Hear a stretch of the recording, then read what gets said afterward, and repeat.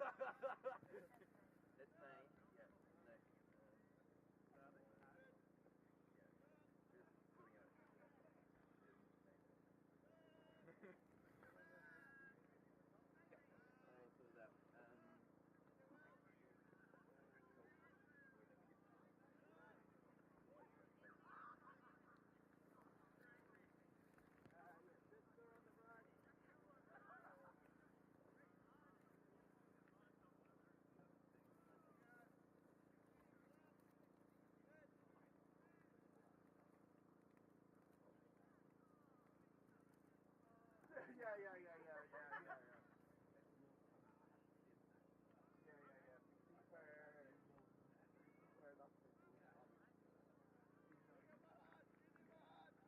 Yeah. Are you on the graphic, Rich? Yes.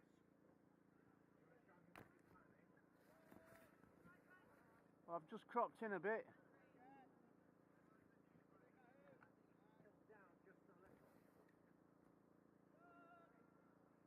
Yeah, I'm probably now zoom in a teeny tiny.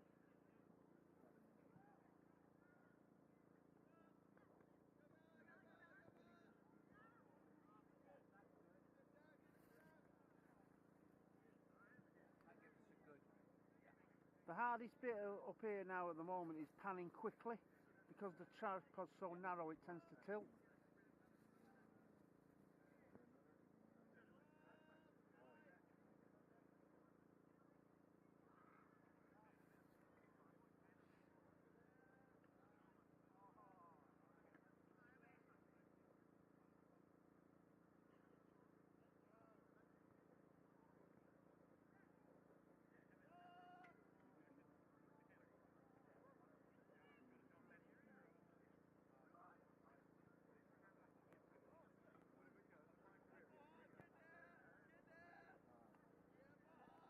That would be awesome. So if you went to kind of almost coast, that would be great. So you don't want to play by play.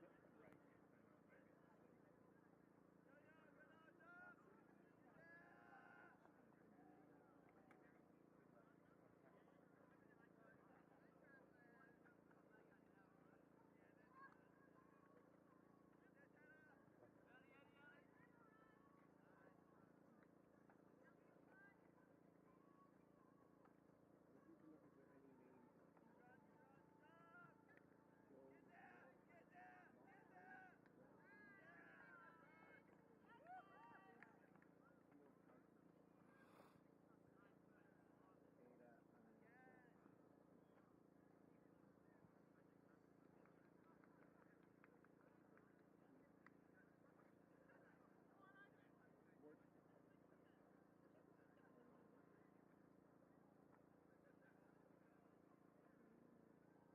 only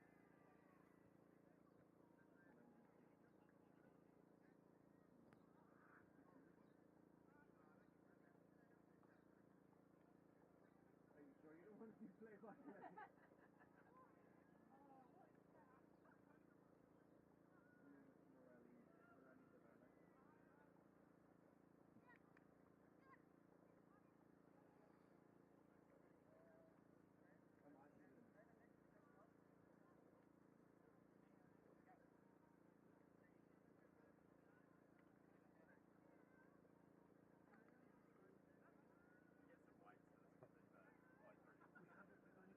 two.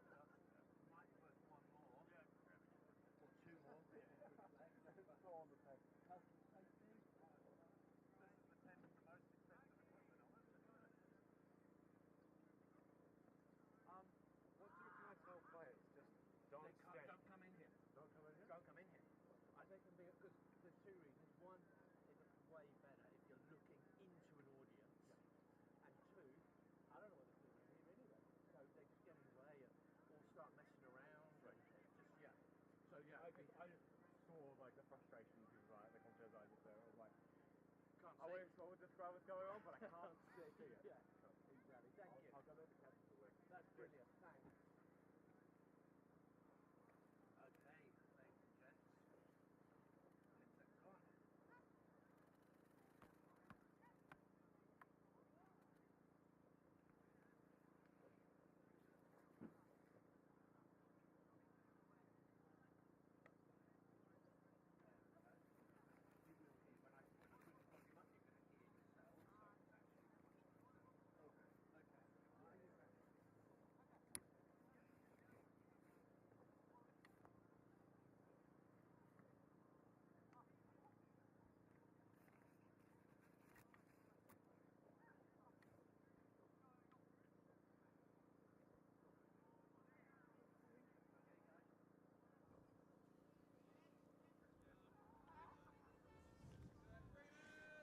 Good morning, everyone. Welcome to Island Fields in Christchurch on this lovely Sunday morning. I'm joined by Liv here for a game between UC Pythons and UC Iguanas. So, Liv, what are you expecting from this game? Expecting lots of high energy from these teams. They normally bring a lot of hype, a lot of pep, and they're really fun to watch. So expecting lots of stuff to go up and get some really cool frisbee out there. Nice. And is there any players you're looking forward to see in this coming up? Expecting Nick Fuller. He's a bit of tall timber out there. He's probably going to come down with a few sky battles today. Michelle Lee, probably likely to clean up in a few blocks and potentially put some long throws out there, which will be exciting. There's not much wind this morning, so hopefully that long game comes out pretty early.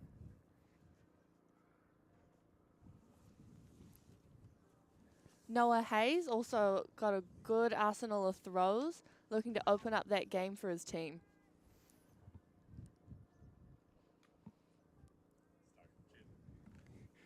Cool. So we have the Pythons who will be playing in their light jerseys, and we have the Iguanas in their dark jerseys. So yeah, looking forward to this game.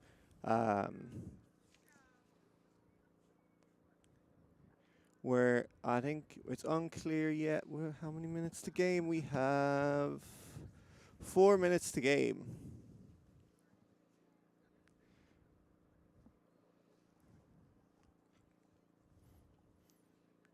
So, Liv, I know you were commentating yesterday. Is there any highlight plays that you saw yesterday? How did you feel yesterday went in terms of the challengers and teams that are in the lower bracket?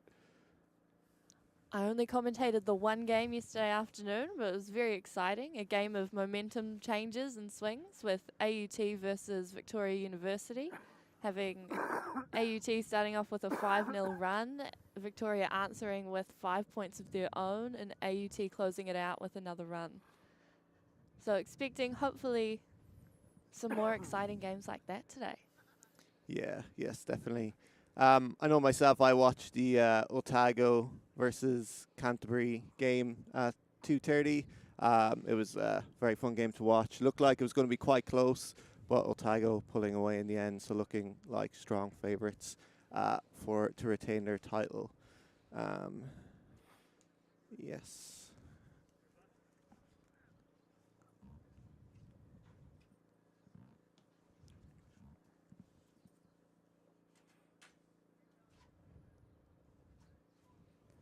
Now, these two teams have probably played each other quite a bit leading into this campaign. Probably lots of trainings with each other potentially.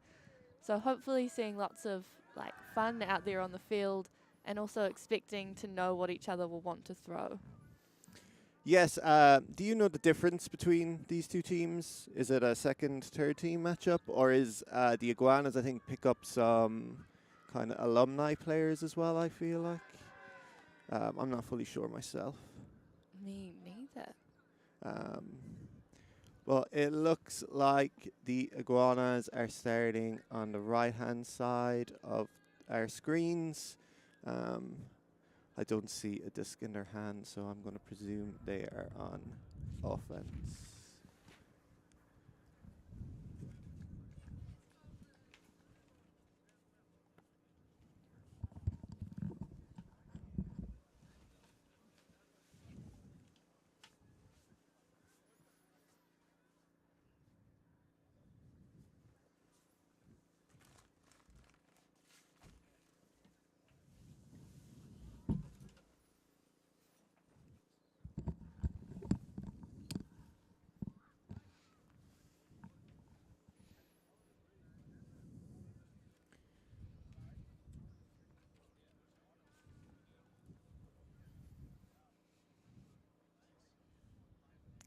Okay, so we have the pythons in light on our left. We have the iguanas in dark on our right. Iguanas about to send up the pull. We are male matching player, 4 male matching players, 3 female matching players. So let's see if pythons can get a clean hold to start this game.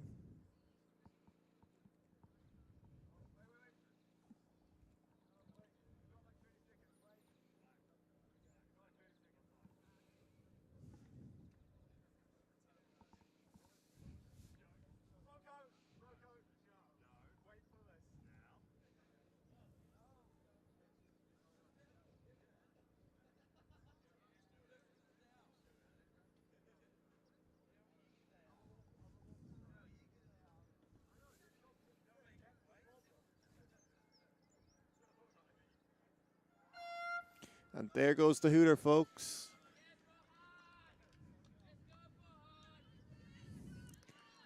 Pull goes up, out to around midfield to the brick mark. We have Tapuni picking it up. Cuts from the back, hook goes up. Tall matchup versus tall matchup, and that is a goal.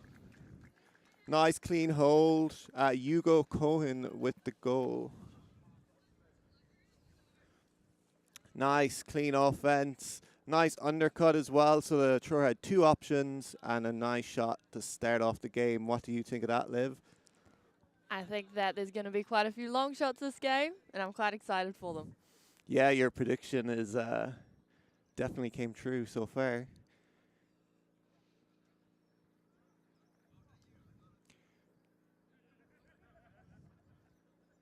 So on this point, we will have 4 female matching players and 3 male matching players.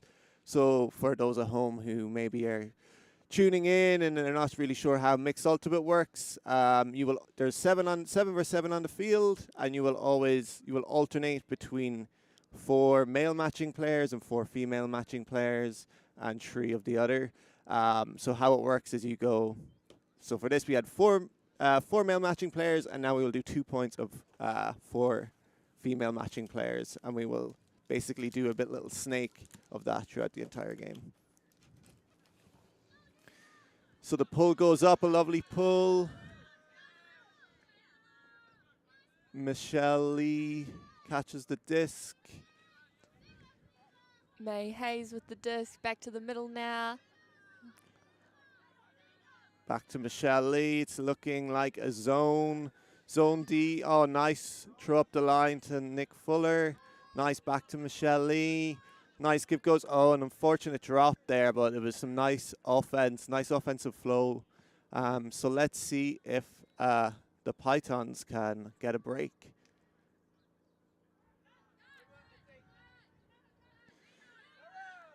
Oh, nice grab by Noah Hayes. Real strong grab. He's looking deep. Oh, nice undercut. Oh, an unfortunate drop.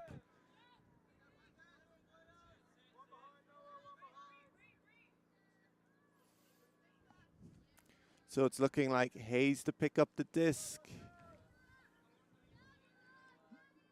They're sticking with their zone. The swing. Can we get pressure on this? Oh, nice pressure by the defense. Short field turn. Can the Pythons make this count? Hayes to the end zone, and that's a goal for number 24 of the Pythons, Sawyer.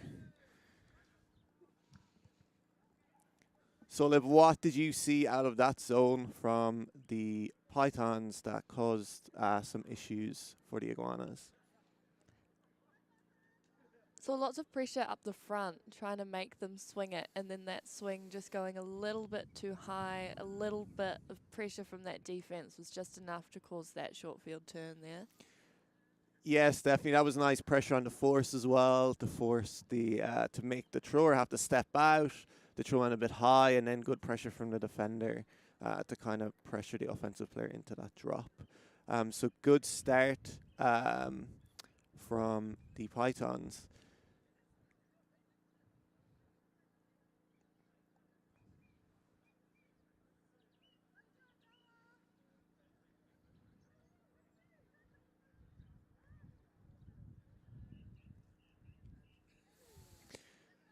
So the D-line is giving a hand. There'll be 4 female matching players again this point.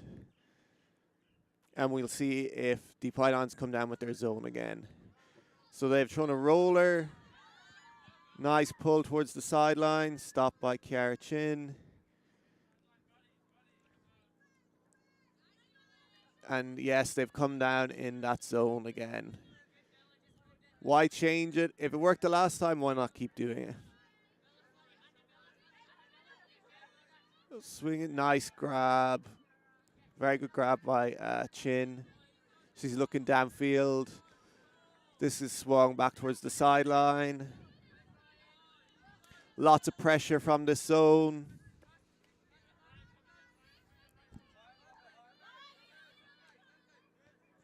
Michelle Lee back into the middle. Oh, unfortunate turn there.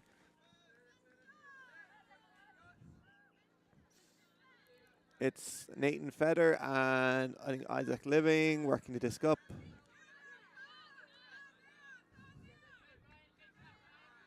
Oh, and another unfortunate turn.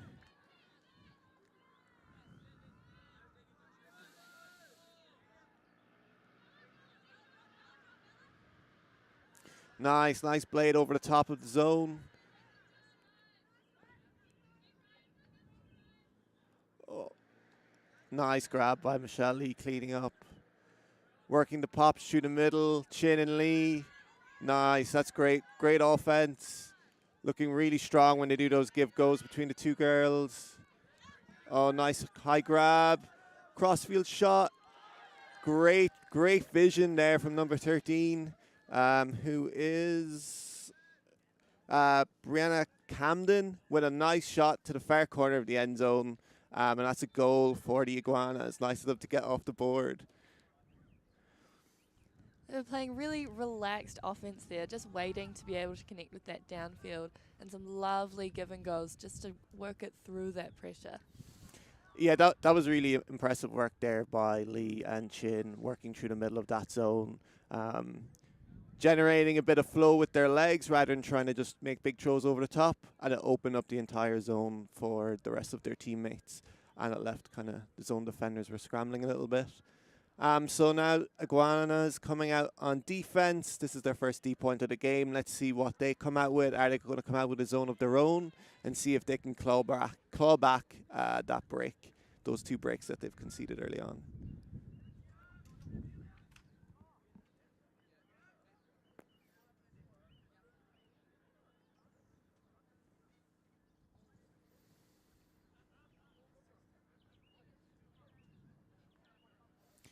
So we are now 4 male matching players, and it is Nick Fuller with the pull.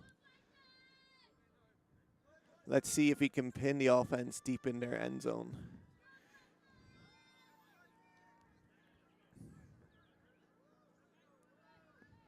Disc is centered to carries. Oh, nice grab. Disc was a little behind, but pulled it in. Reset into the middle of the pitch. Nice, a player wide open. Oh, an unfortunate short field turn. Can Iguanas make this count? Will they get a break back?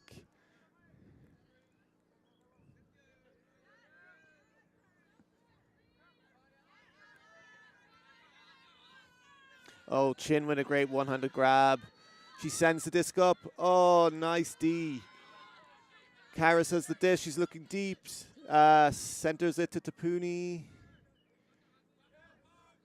Oh, another nice. Karis has the disc again, going every second pass.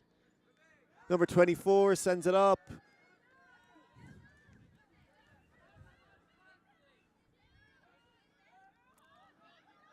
Oh, lovely. Great grab by Ella Jones-Rosthorn.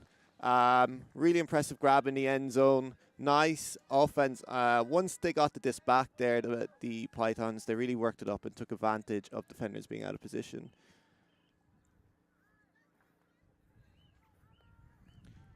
So I think we saw kind of a mix and match of different style of defenses so far, with the Pythons coming out in zone and the Iguanas were more matching their players. So Liv, for people at home who are maybe new to the sport, can you give a brief description of the difference when we talk about zone defense and when we talk about kind of match defense or person defense? Sure. So when we talk about zone, what we mean is that instead of running after a particular player, players are responsible for an area. And so they require a little bit more heads-up defense instead of the match defense where you're locked in on a player. Yeah, so that's a good explanation. Match defense, you're trying to basically beat someone one-on-one, don't let them touch the disc. Whereas in zone, you're just marking your area and trying not to let anyone in that area kind of come in and get the disc in that space. So thank you for that explanation, Liv. The wind is definitely picking up a little bit here. So we'll see if the Pythons come out in their zone again, or will they switch to match?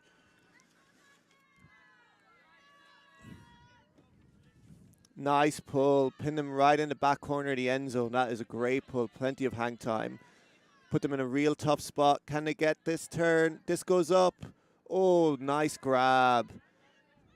Fuller swings the disc. Looks to get it back. Has the disc in the middle of the field. Nice. This to number 49. A nice collection there on the defense. Shot goes Puck up. goes up.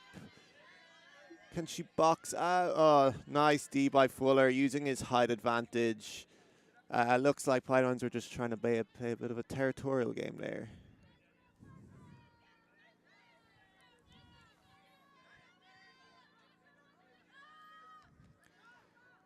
Oh, nice grab by number 16. Throws the hook.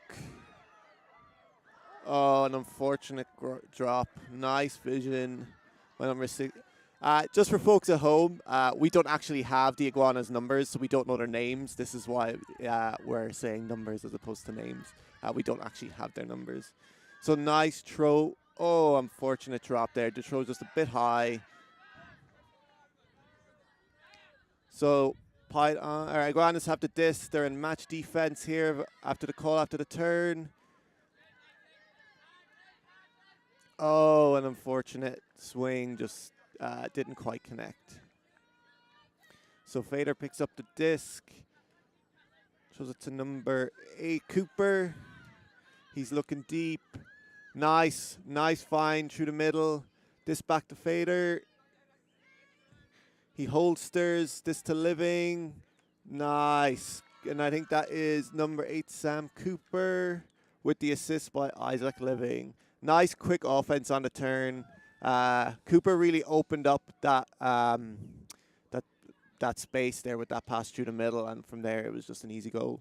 Nice to see both teams having good flow options, not scared to just hit that next receiver with who's in open space. Yeah, an unfortunate missed opportunity for Iguanas there with the short field turn from the Pythons. They could have maybe got a break back, but not to be. So let's see if they can come out now on offense, score a clean hold, and get back out in D and see if they can claw back this deficit.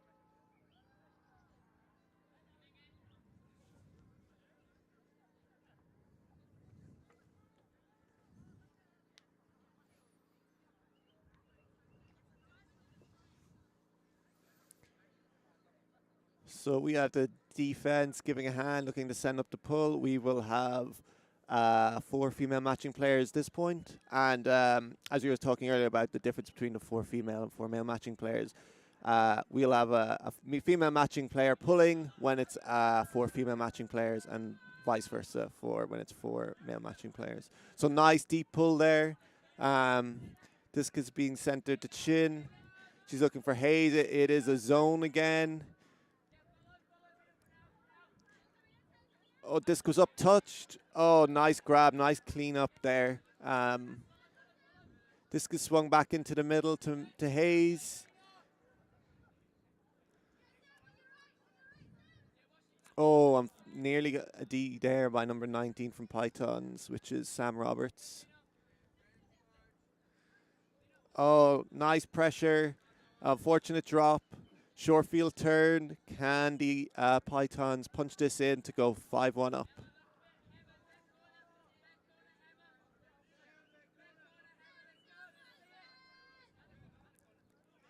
Oh, big hammer, but it looks like it's helixing back.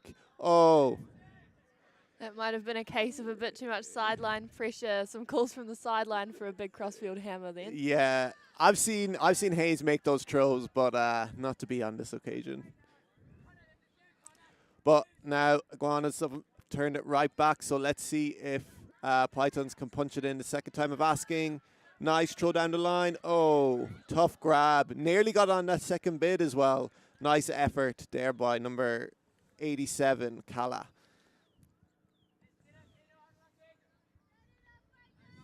So Lee is walking the disc up to the line.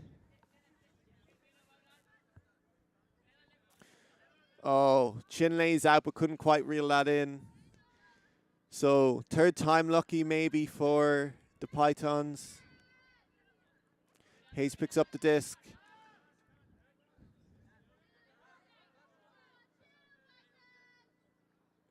And so we have an injury call.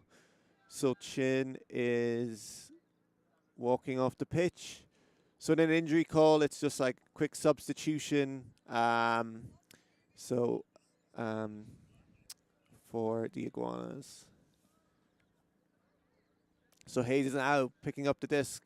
We'll see with Chin no longer in the backfield, how will the Iguanas get on? Trying to work up against this zone. Lee gets free up the line.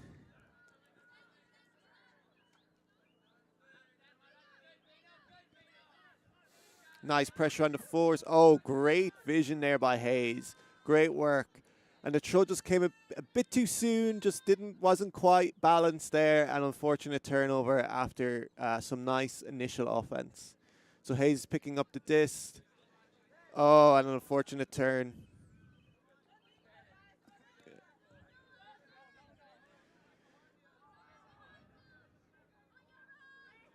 So Hayes picks it up. She's looking downfield. She throws a deep shot. Oh, that's great defense. Good positioning there by number 8, Ella Jones Rawsthorne. So Hayes, he's looking nice pass to the Pooney. That was an around flick break, almost to the open side. Tapooni's looking dump. Hayes is free, puts his hand out, gets the disc into the middle of the pitch. Oh, nice D by Hayes. May Hayes, that is. I don't think they're related, but who knows. But nice defense there. Standing in the lane, getting her hands up and getting that disc. Oh. Lee makes a great layout grab there to save possession.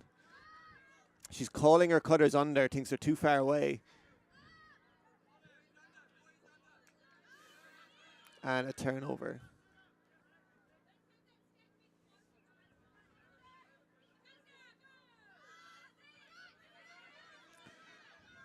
Pylons are looking to go fast here. Lovely throw. Oh, and that's a goal. So we have an assist for Jones Rawsthorne to Taylor Tapooni for the goal. That's 5-1 to Pythons. They've really taken control of this game. Their zone is quite effective. So, Liv, what are you seeing out there from their zone? And if you were coaching Iguanas, how would you look to attack the zone? Their handlers do have the patience and the throws to get through that zone. So it looks like just a bit more work connecting with that downfield, maybe a second more thinking about those throws and securing them. But the groundwork is there to break through. It's just piecing it all together. Yeah, and Iguanas have now taken a time out here to try and maybe discuss exactly what you've just said.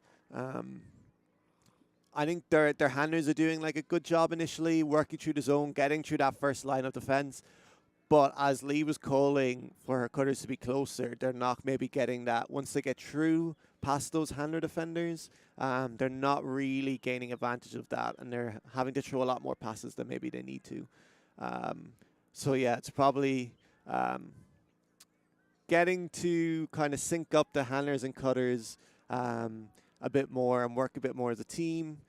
So now hopefully out at this time out, they're going to discuss these things, come out now fresh and ready to get a clean hold and get that D-line back on to try and get some breaks back. Yeah, it'd be nice to have a fresh look at this for them. And for the Pythons, would you change anything at all? Probably not. Probably not, no. The zone's working well. They're applying a lot of pressure. The defenders downfield are doing a good job clogging up the space as well, so there isn't that many options if they do get through the handler defenders. So yeah, for the Pythons, it is probably more of the same, seeing if they can maybe keep up the focus level so that they can, I guess, keep scoring, taking advantage of the opportunities they're being given. For the Iguanas, we'll see if Chin will come back on after her injury. She would be a big loss for that team.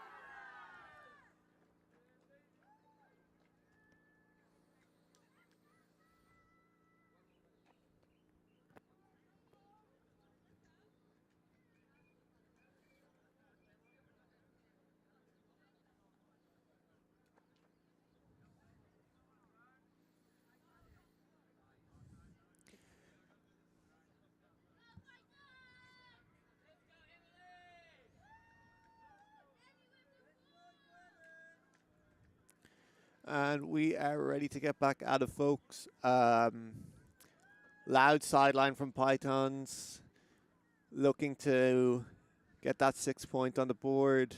Coming out quite energized. So let's see if they can get another break. We are going with 4 female matching players this point. So pull, hand is up, pull goes up, roller pull going to roll down the center of the pitch.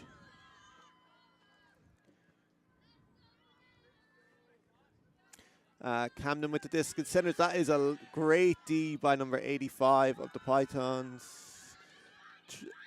Oh. Great defense. Almost with a layout grab. That would have been a sick way to come out of that timeout, but unfortunately just quite couldn't reel that in. So as we kind of predicted, the Pythons come out in their zone again. Discus swung over to the side. Nice grab under pressure.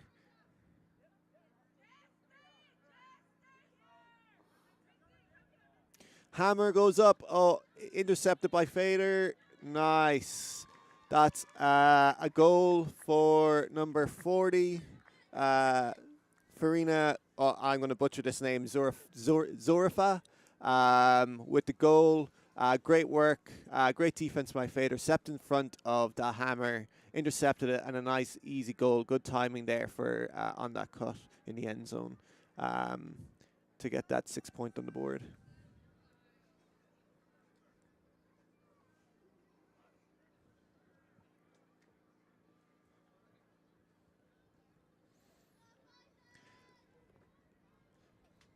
So, yes, I'm fully expecting that zone to keep coming out from the Pythons.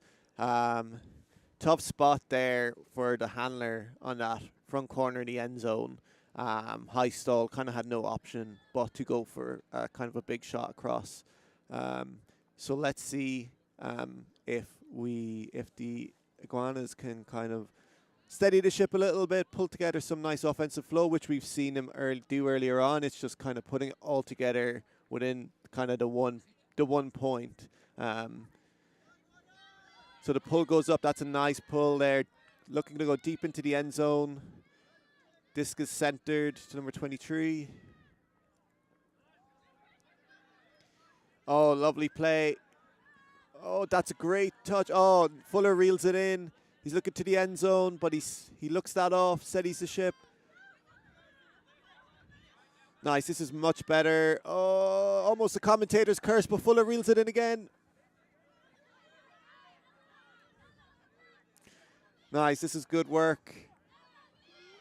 Oh, great. That's great work from number 23 there.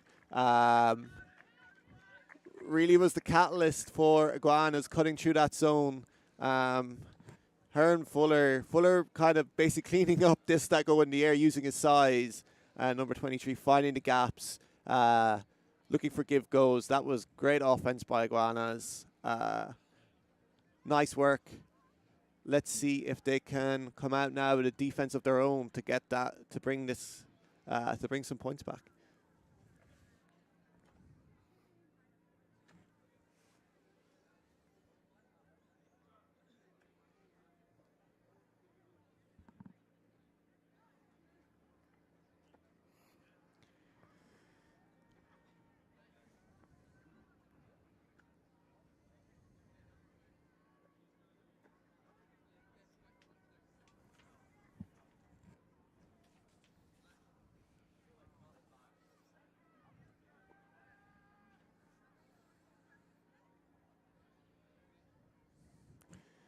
So offenses giving a hand, signaling they're ready for the pull.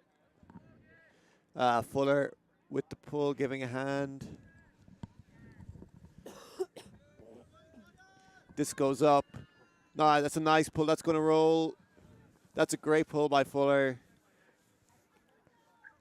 So the offense is going to have to take this at the front corner of the end zone.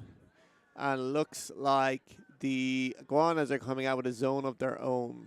So let's see if they can be as effective as the Python zone.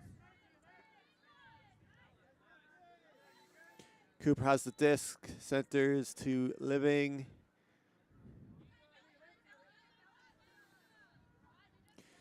Two handlers working it around the back. Looking at downfield a lot to try and get the cutters involved. But the zone is really effective, really stifling the flow of Pythons. Oh, wow, that's a fantastic throw by Cooper. Finds the space. Great grab by Gordon. Back to Living. He's looking deep. Throws it back to Gordon. Nice. Don't think she's in the end zone yet. Oh! That was very nice offense from the Pythons there. Like, took the time in the end zone, worked it up, but just an unfortunate turn just outside the end zone after all that hard work. Short field turn, Living picks it up, throws it right up in the air. And Fuller, as he's done all game, cleans up. Oh, heavy pressure there. Nice defense from number 1.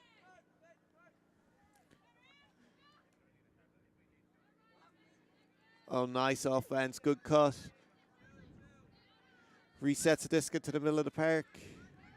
Oh. Iguanas are looking. Oh, just a miscommunication there. Cooper picks it up. Looking deep.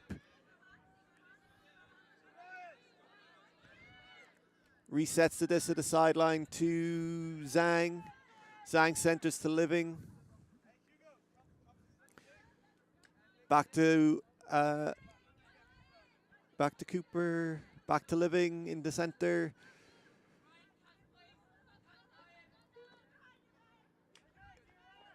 Nice zone defense from the Iguanas so far. Really stifling the flow of the Pythons.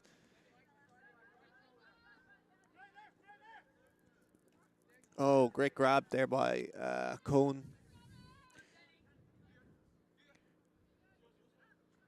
Nice. When you're that tall, those little high shots, that's like a little nice pancake for that man. He's so big. Great work from Cooper and Living. Battle of the big men in the end zone, and Fuller reels it in. Let's see if Iguanas can go the full length of the pitch. Oh, and I'm just thrown away there. Not much options downfield, so just had to get the disc out of their hands before they were stalled out in the end zone. So Living is going to pick this disc up, walking in, take it from the sideline. Let's see if they can take advantage of this short field turn. Nice. Cooper was wide open up the line. He's looking to the end zone, and that is Cooper to Gordon for the goal. Great work there by Cooper, getting free up the line, throwing the goal. Gordon getting free in the front corner of the end zone. Real impressive cutting as well. So good job from the Pythons getting that score on the board.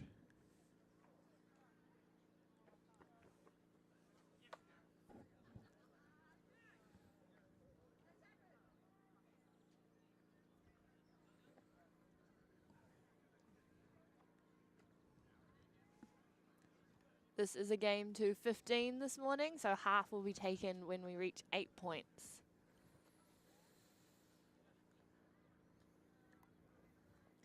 Yeah, so let's see if Pythons can, get that point on the board, continue this break train, keep it going.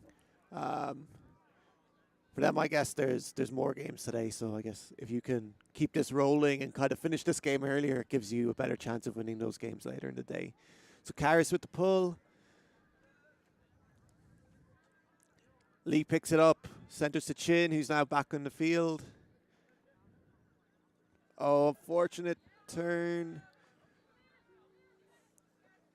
Hayes has the disc. Noah Hayes.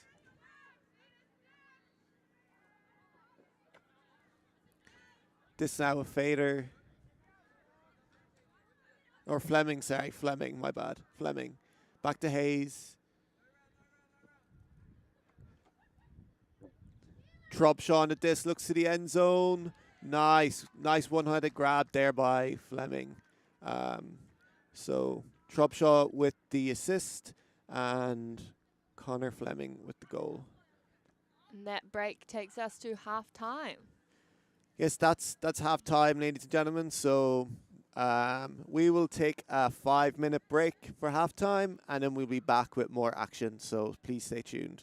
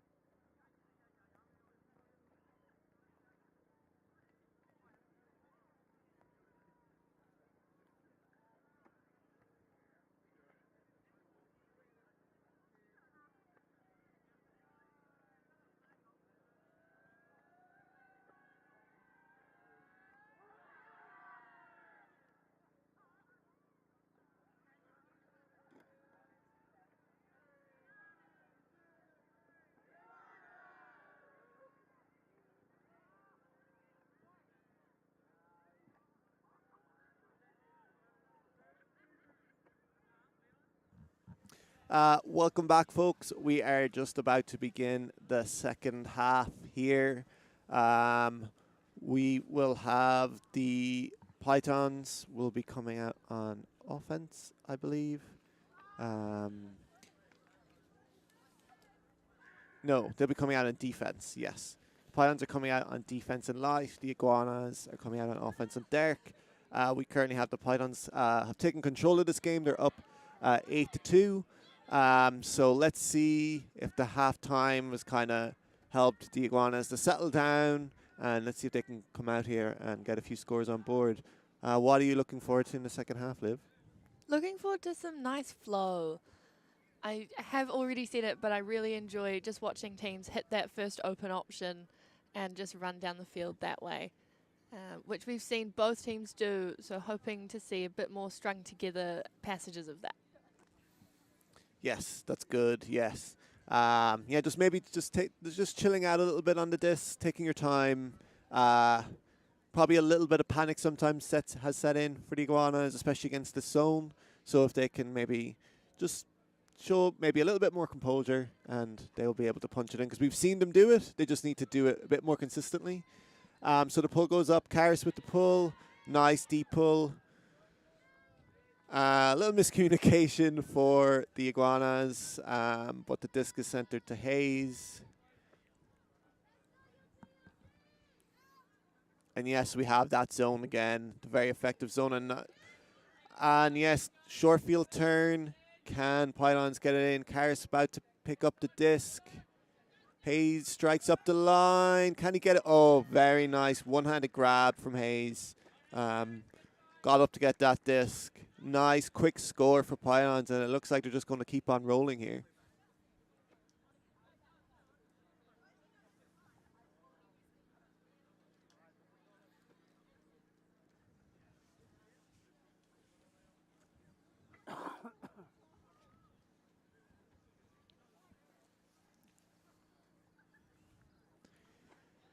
So there is a little bit of a breeze here today. Maybe it's kind of slightly gusty going from your screen, maybe from left to right. Maybe sort of kind of almost most kind of left to right, but kind of more crosswindy. But it's definitely making some of those shots pop up a little bit, some of those short field turns. With a little bit of wind and applying a lot of pressure around with the zone, and the Pythons are really stifling the Iguanas' offense and not allowing them to generate any flow here. So let's see. Fully expect them to keep out with this zone, and let's see if Iguanas can find that answer.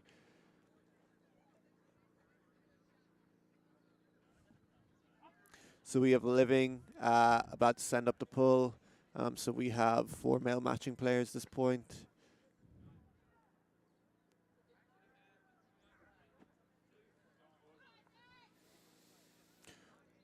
Have a fast, low pull down the center of the pitch, fielded by Chin, who centers this to Lee. Back to Chin.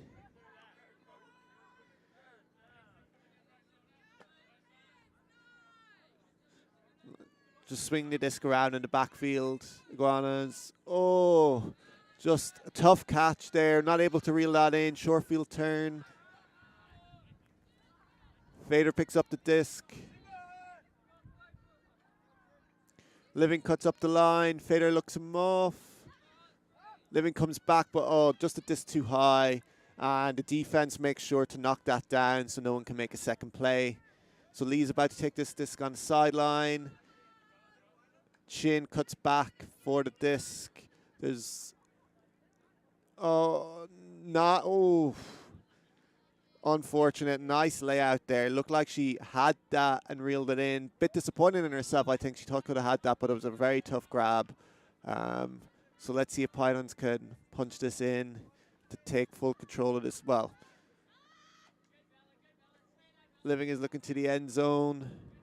Center resets the fader. Takes a shot to the end zone for Zorifa.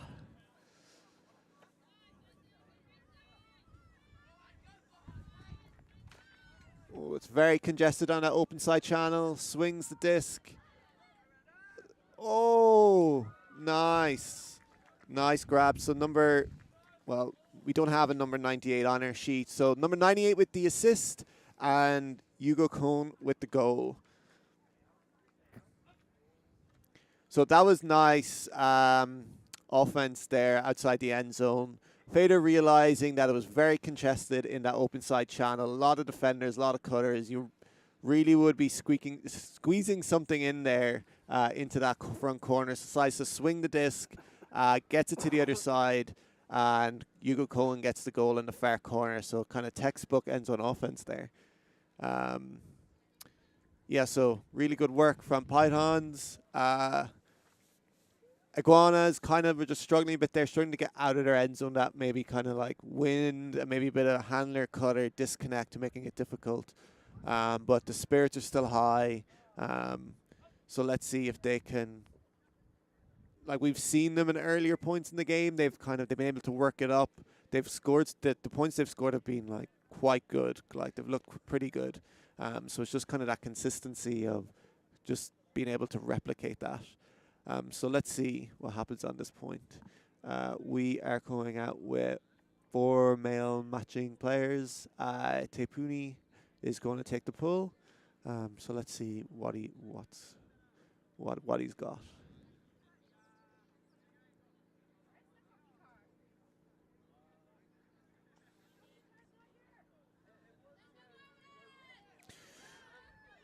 Pull goes up. Disc is centered to number 30. Oh, that's a great throw. Nice find in the middle through the zone. Oh, big shot. But Trubshaw gets the D. Good positioning. Tepuni picks it up. Finds Trubshaw again. Nice high grab. Oh, he sends a big hook, but that disc is fading the wrong direction, and unfortunately he's gone out of bounds. Trubshaw was feeling the flow there, but unfortunately wasn't able to get that disc towards the end zone. So now the zone is back. Oh, very nice throw down the line. Oh, just a fortunate turn, just a bit rushed, but nice initial throw by the Iguanas. And that is a goal from number 9, Emily Grunes.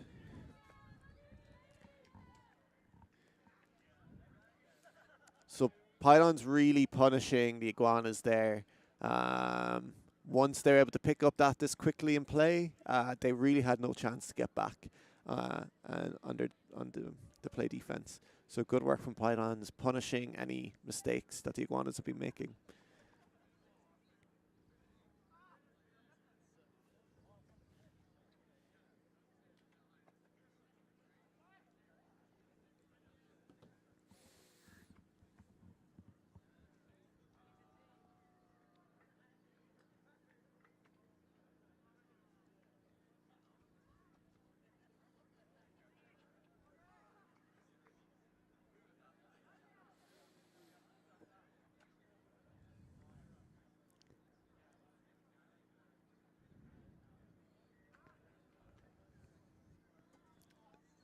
So we have the Pylons coming out on defense again.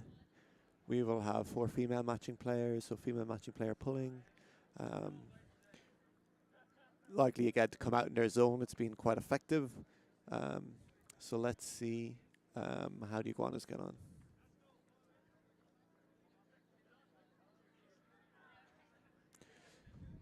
So what sort of zone are you seeing them play, Liv, in terms of like the structure and what they're trying to like achieve with this zone? Looking pretty aggressive up the front. The front 3 people in this zone working quite hard to put those handlers in the backfield under pressure, which is where a lot of the turns are coming from at the moment. So I'd say it's doing a good job. So the pull goes up, stopped around the brick mark. And it is that zone again. So yes, we have the 3 handler defenders up front looking to put a lot of pressure, almost like marking them one-on-one up front. And then downfield, so it's kind of like, as people call it in New Zealand, a junkie zone. Whereas downfield, they're looking to switch take away any threats that they see. So we have Living kind of in the middle, looking to look around, see and take any space. And then we have a person deep protecting the deep shot. Oh, great grab by Chin. And then 2 players protecting the sidelines, the wings. So great grab by Chin. She's in a tough spot. Nice reset. Let's see if they can get it off this sideline. Nice swing into the middle of the pitch. Oh, this pops up. Oh, great grab. Oh, can they get... Oh, nice defense by Fader. Gets up and gets that block. Living with the disc. Swings the disc to Cooper, who fakes back off Living. Number 85, who we don't have on our list, catches this and throws the reset.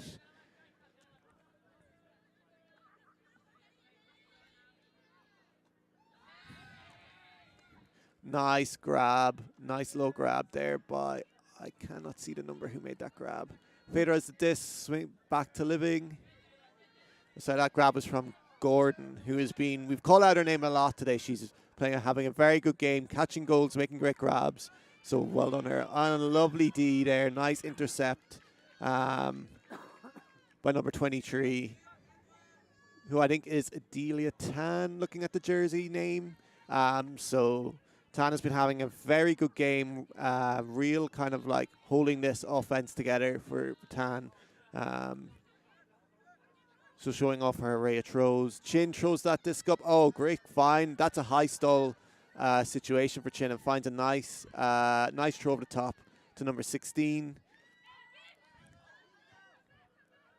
Hammer goes up, but whoa, just maybe into traffic, maybe at the wrong player there. Living is looking deep, but fakes it off.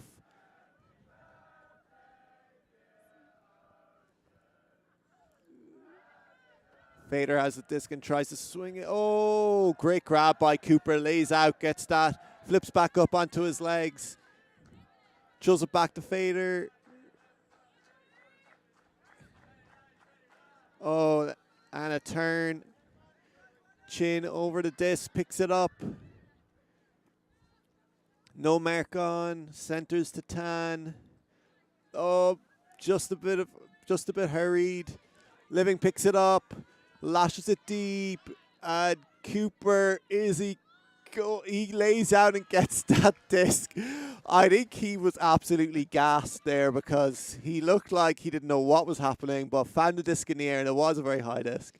Lays out, gets it. Nice play, nice recognizing there from Living to run up, pick that disc, and take that shot into the end zone.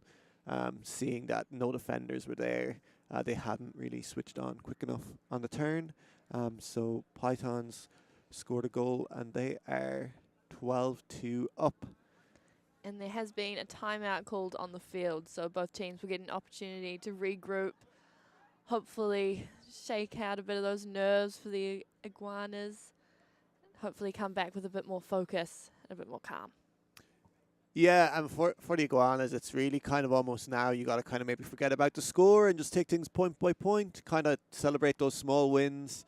I know they didn't get the score that there. They didn't get the goal, but there was some real nice offense between Chin and Tan there, working the disc out up towards the end zone. So, yeah, take it point by point. Let's see if they can get some goals on the board. For Pythons, it's really just kind of keep this rolling. They're playing really well. They maybe have a bit more experience than the Iguanas, so they kind of just keep rolling, keep with the zone on the turn, just find your open player and score. Really, that's kind of been the name of the game for them. But impressive showing for them on the stream. And Pythons have been doing a nice job of winning most of those sky battles. When the discs go up, they've had a good number of people under that disc. So hopefully they continue to come down with that. Yeah, and if you look at the two huddles right now, the difference in height is noticeable. Outside of maybe Fuller on Iguanas, a lot of the Pythons players are taller. And in this kind of zony game with a little bit of wind, when this pops up, that height really comes in. Like, as I say, you can't really teach tall. So they're taking advantage of their height there, reeling in those kind of 50-50 sky ball shots, and then punishing the Iguanas on the turn. So been good work for Pythons. So let's see, we have Ella Jones-Rawsthorne coming out on the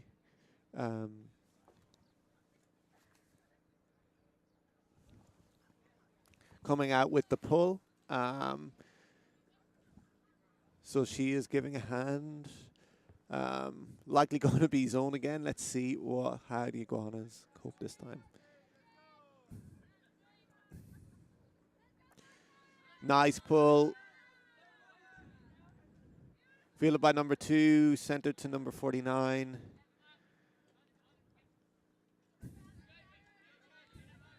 Again, we have this zone. Oh, tough grab for Lee. Wasn't able to reel that in. Carrie's about to pick up the disc.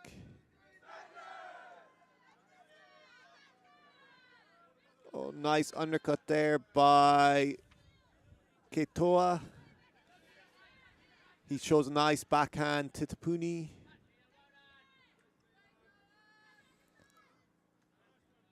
Tapuni sends this back to Hayes, who's looking into the end zone here. Takes the shot to Ketoa, and that is a goal. Nice work from Pythons. Good end zone offense. They've shown in this game they can be clinical, and I think that is game. So 13-2 for the Pythons. Very impressive performance. Real standout performance from the likes of Living, Cooper, Hayes, for Pythons, as well as Gordon and Jones-Rawsthorne. Like catching goals, looking pretty good out there for the Iguanas. Delia Tan, Kiara Chin, Michelle Lee, Nick Fuller looking pretty good out there as well. So thank you for joining us for this game, folks. Our next game is at 10:30, which is a semi-final, which is UC Honey Badgers versus Auckland Flood. So that'll be a great game. Be a real battle. Really looking forward to it. So please join us then. It's not to be missed. So thank you for joining us, and see you at 10:30.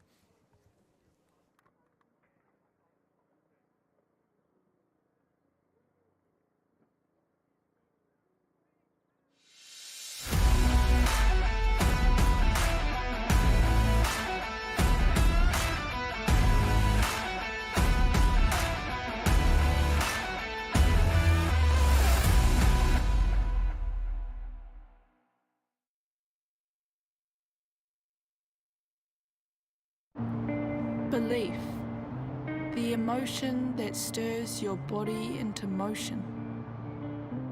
One small drop contains the power of the oceans. And yes, with all this chaos and commotion, you'd be forgiven for thinking, what's my personal motivation? The new normal's so abnormal that now normal's an abstraction. What happened to civilization? This world is a distraction. But still, belief will never fail to cause a chemical reaction, fizzing up your synapses with purpose and possibilities to put into practice. Yet those ones. And so you pause, breathe, and say, what do I want to do for me? The future me. The one who needs me to believe that I can make a difference unequivocally, in whichever way I deem. Even if that's flipping me into we. You see, that really is living the dream. So yeah, it's a pretty simple plan. Believe you can.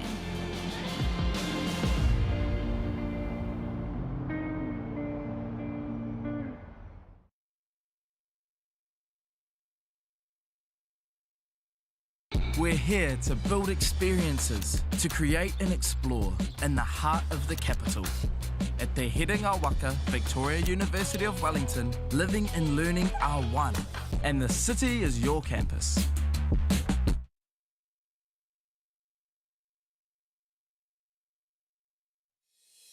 you want to study with world leaders in future thinking? New Zealand has been ranked the #1 English-speaking country for preparing students for the future, and all of our universities are in the top 3% in the world. Start your journey to a high-quality New Zealand education by choosing a recognised study option available in your country. Take the first step towards your New Zealand education now, because the world needs new.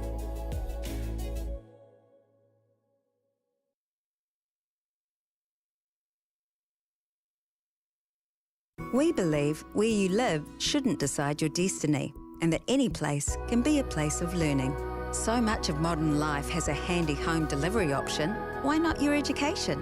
Maybe you'll start your degree in the same space you share with your whānau, or from that corner of the spare room that catches the most sun. Start your new what at the place where can be anywhere, online or on campus. Massey, New Zealand's leading online university. Apply now at massey.ac.nz.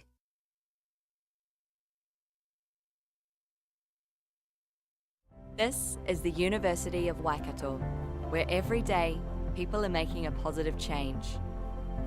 Where research helps tackle global challenges and elite athletes can compete at the top of their game. A place where people are given the tools to protect their whenua for future generations. Where talent is nurtured and excellence is celebrated.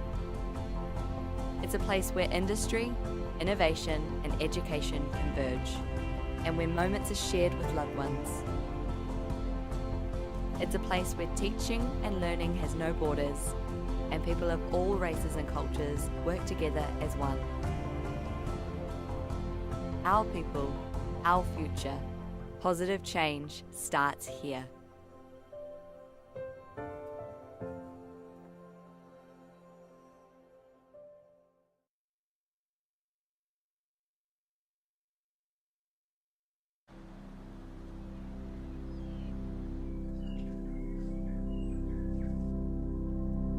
This is a big moment for the University of Otago.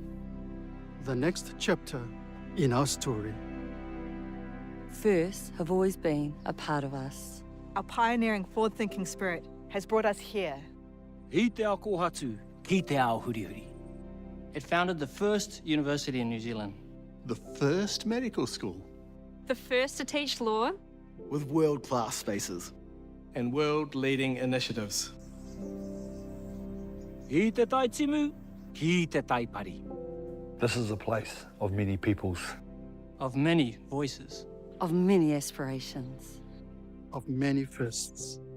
University of Otago. Otako whakaihuaka.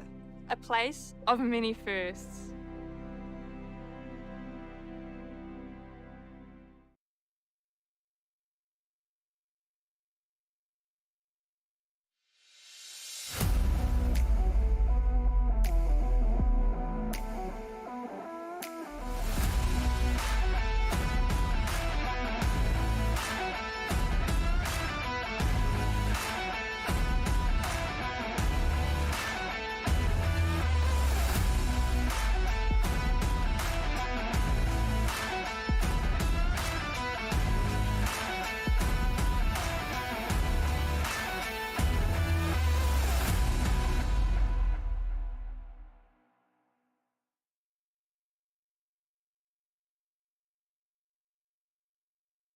We're here to find our futures in the city of influence and opportunity, to make discoveries and create change. At Te Heranga Waka, Victoria University of Wellington, your next steps are on your doorstep.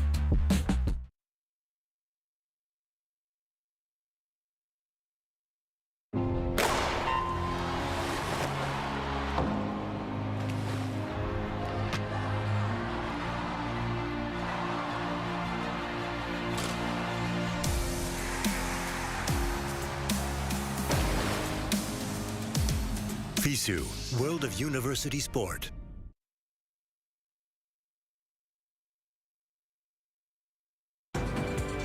Only one New Zealand university is ranked among the top 1% of universities in the world and in the top 40 universities under 50 years of age.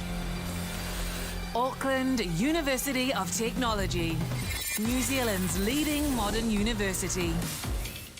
Home to world-class academics, called on for their research expertise here and all over the world, making AUT the New Zealand leader in global research impact. Connected to an extraordinary range of organisations worldwide. Focused on a rapidly changing future where creativity, curiosity and collaboration will only become more vital. We inspire, nurture and find the greatness in every single one of our students. We are AUT, New Zealand's leading modern university.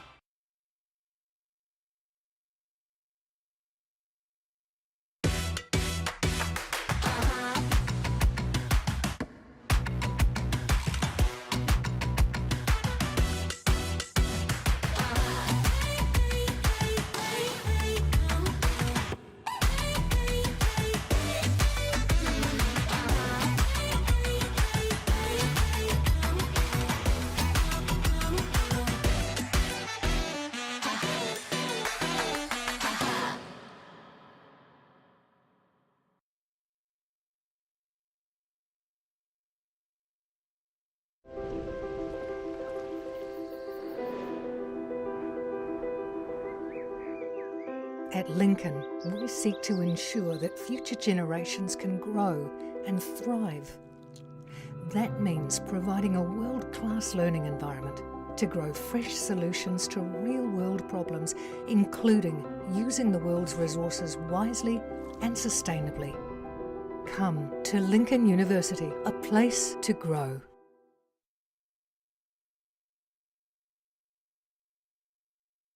My world is my storytelling. My world is diverse. Our world. My world is astrophysics. It's always been a dream of mine. I don't know what my career pathway will be. I approach architecture from the point of view of my culture. I want to contribute to my people. It's a way I can give back. I want to change the perception of engineers. I want to take my tohu home when I graduate. Right now, it's about me. And this is my chapter.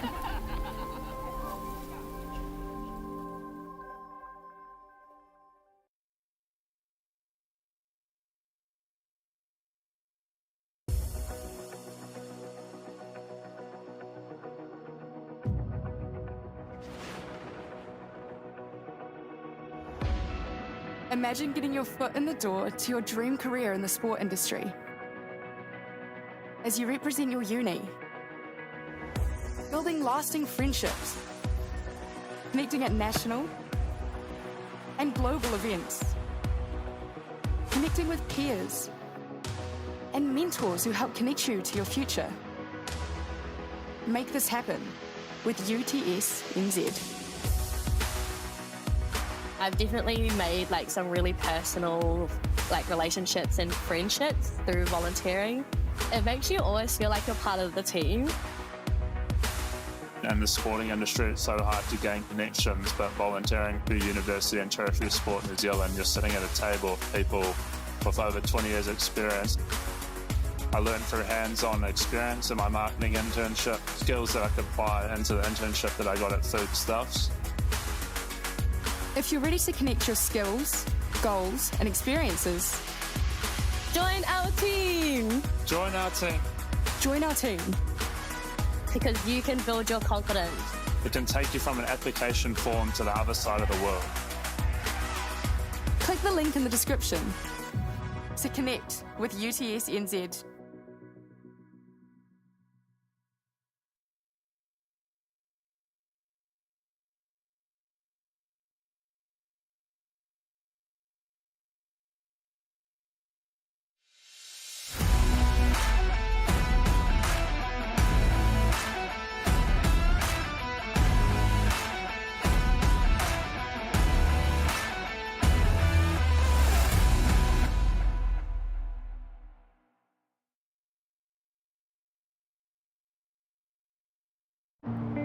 Belief, the emotion that stirs your body into motion.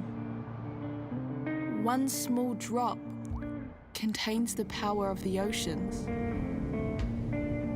And yes, with all this chaos and commotion, you'd be forgiven for thinking, What's my personal motivation? The new normal's so abnormal that now normal's an abstraction. What happened to civilization? This world is a distraction.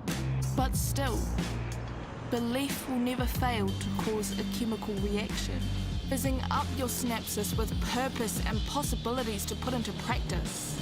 Yet those ones. And so you pause, breathe, and say, what do I want to do for me? The future me. The one who needs me to believe that I can make a difference unequivocally, in whichever way I deem. Even if that's flipping me into we. You see, that really is living the dream. So yeah, it's a pretty simple plan. Believe you can.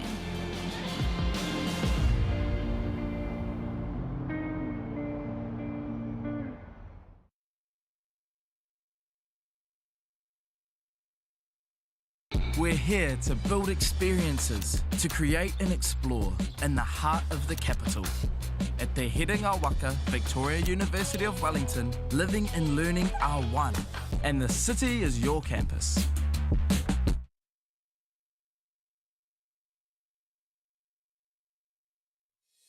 Do you want to study with world leaders in future thinking? New Zealand has been ranked the #1 English-speaking country for preparing students for the future, and all of our universities are in the top 3% in the world. Start your journey to a high-quality New Zealand education by choosing a recognised study option available in your country.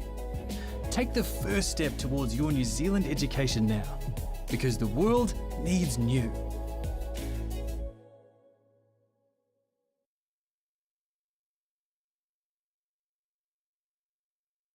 We believe where you live shouldn't decide your destiny, and that any place can be a place of learning. So much of modern life has a handy home delivery option. Why not your education? Maybe you'll start your degree in the same space you share with your whānau, or from that corner of the spare room that catches the most sun. Start your new what at the place where where can be anywhere, online or on campus. Massey, New Zealand's leading online university. Apply now at massey.ac.nz.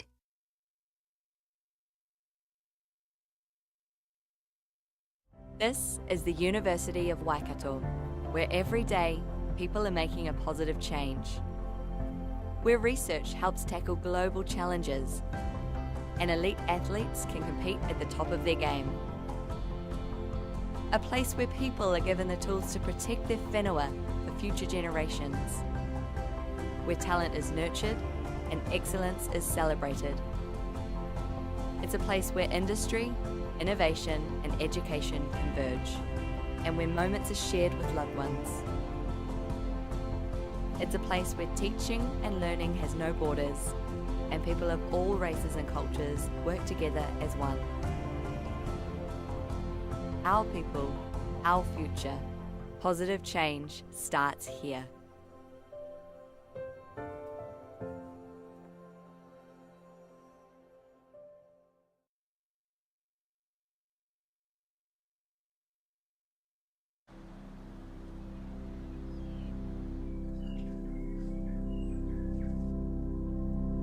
This is a big moment for the University of Otago.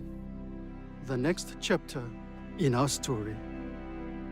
Firsts have always been a part of us. Our pioneering, forward-thinking spirit has brought us here.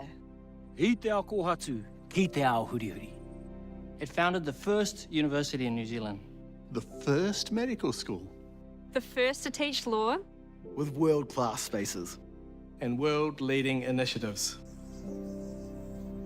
I te tai timu, ki te tai pari. This is a place of many peoples. Of many voices. Of many aspirations. Of many firsts. University of Otago. Ōtākau whakaihuaka. A place of many firsts.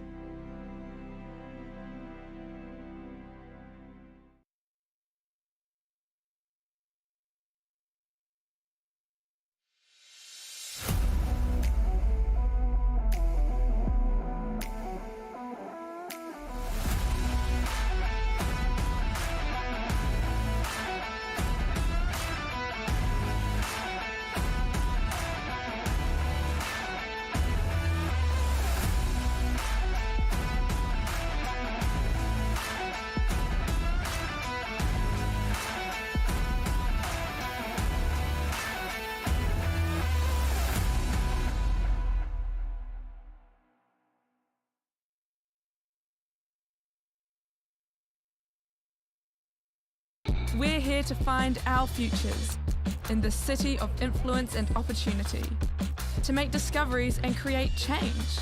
At Te Heranga Waka, Victoria University of Wellington, your next steps are on your doorstep.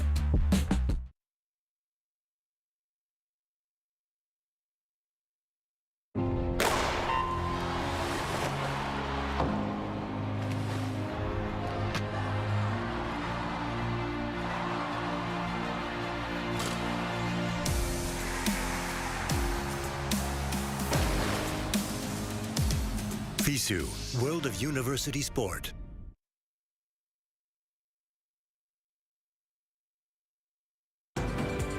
Only one New Zealand university is ranked among the top 1% of universities in the world and in the top 40 universities under 50 years of age.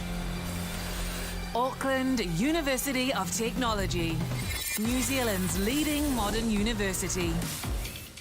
Home to world-class academics, called on for their research expertise here and all over the world, making AUT the New Zealand leader in global research impact. Connected to an extraordinary range of organisations worldwide. Focused on a rapidly changing future where creativity, curiosity and collaboration will only become more vital. We inspire, nurture and find the greatness in every single one of our students. We are AUT, New Zealand's leading modern university.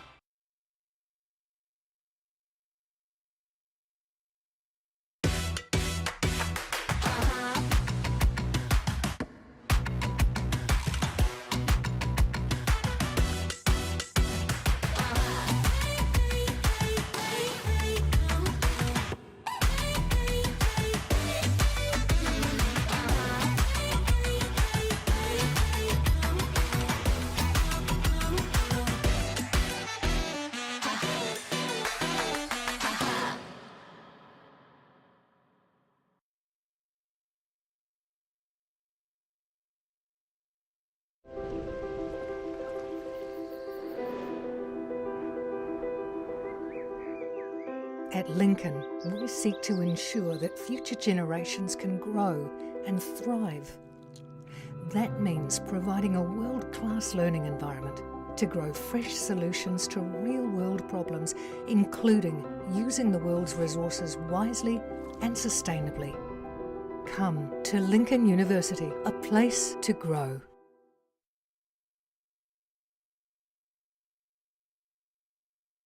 My world is my storytelling. My world is diverse. Our world. My world is astrophysics. It's always been a dream of mine. I don't know what my career pathway will be. I approach architecture from the point of view of my culture. I want to contribute to my people. It's a way I can give back. I want to change the perception of engineers. I want to take my tohu home when I graduate. Right now, it's about me. And this is my chapter.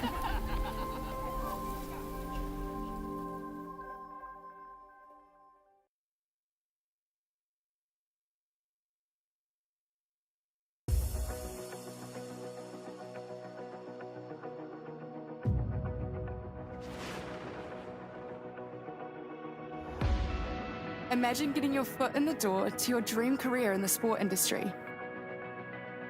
As you represent your uni, building lasting friendships, connecting at national and global events, connecting with peers and mentors who help connect you to your future. Make this happen with UTS NZ. I've definitely made some really personal relationships and friendships through volunteering. It makes you always feel like you're part of the team. In the sporting industry, it's so hard to gain connections, but volunteering through University and Tertiary Sport New Zealand, you're sitting at a table with people with over 20 years experience. I learned through hands-on experience in my marketing internship, skills that I could apply into the internship that I got at Foodstuffs. If you're ready to connect your skills, goals and experiences, join our team! Join our team! Join our team. Because you can build your confidence. It can take you from an application form to the other side of the world. Click the link in the description to connect with UTS NZ.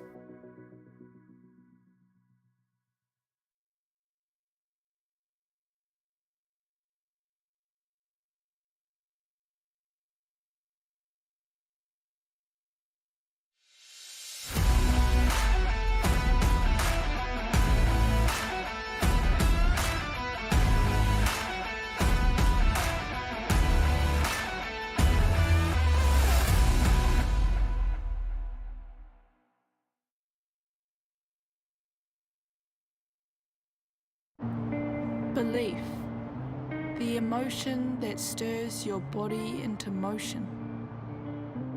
One small drop contains the power of the oceans. And yes, with all this chaos and commotion, you'd be forgiven for thinking, what's my personal motivation? The new normal's so abnormal that now normal's an abstraction. What happened to civilization? This world is a distraction.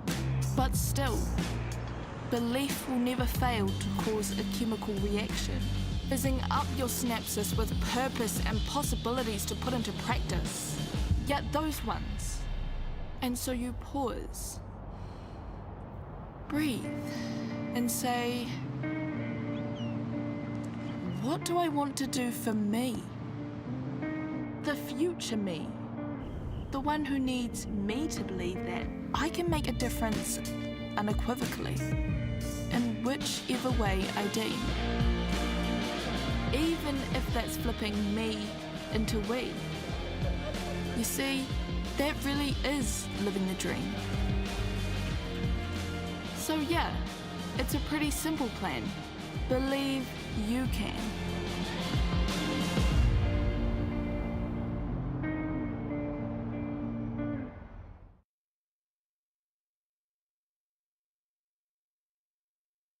We're here to build experiences, to create and explore in the heart of the capital. At Te Herenga Waka, Victoria University of Wellington, living and learning are one, and the city is your campus.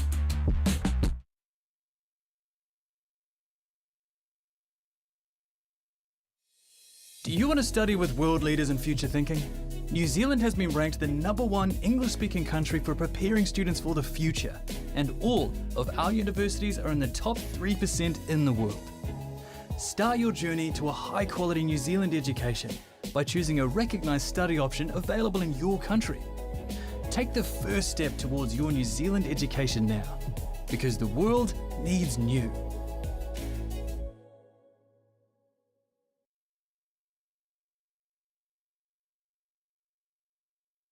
We believe where you live shouldn't decide your destiny, and that any place can be a place of learning. So much of modern life has a handy home delivery option. Why not your education? Maybe you'll start your degree in the same space you share with your whānau, or from that corner of the spare room that catches the most sun. Start your new what at the place where can be anywhere, online or on campus. Massey, New Zealand's leading online university. Apply now at massey.ac.nz.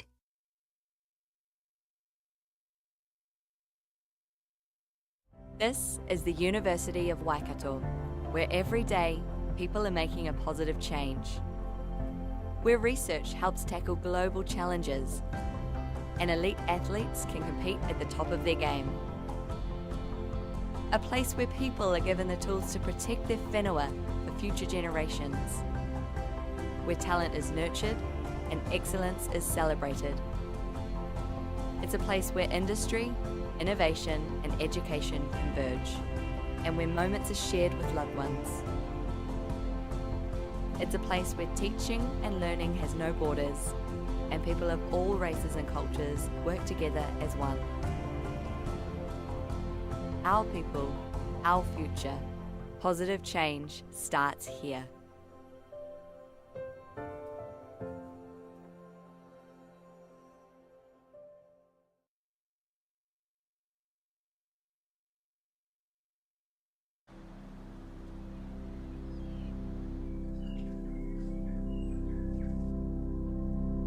This is a big moment for the University of Otago. The next chapter in our story. Firsts have always been a part of us. Our pioneering, forward-thinking spirit has brought us here. I te ao kohatu, ki te ao hurihuri. It founded the first university in New Zealand. The first medical school. The first to teach law. With world-class spaces. And world-leading initiatives. I te tai timu, ki te tai pari. This is a place of many peoples. Of many voices. Of many aspirations. Of many firsts. University of Otago. Otako whakaihuaka. A place of many firsts.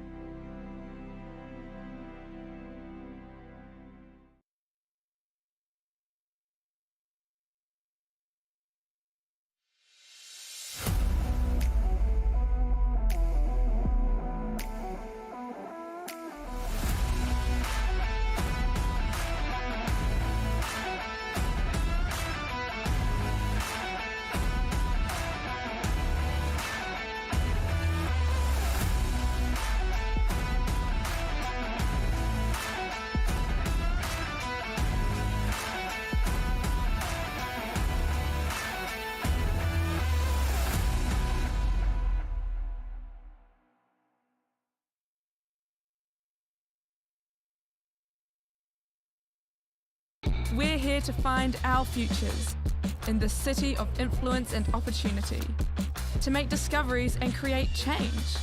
At Te Heranga Waka, Victoria University of Wellington, your next steps are on your doorstep.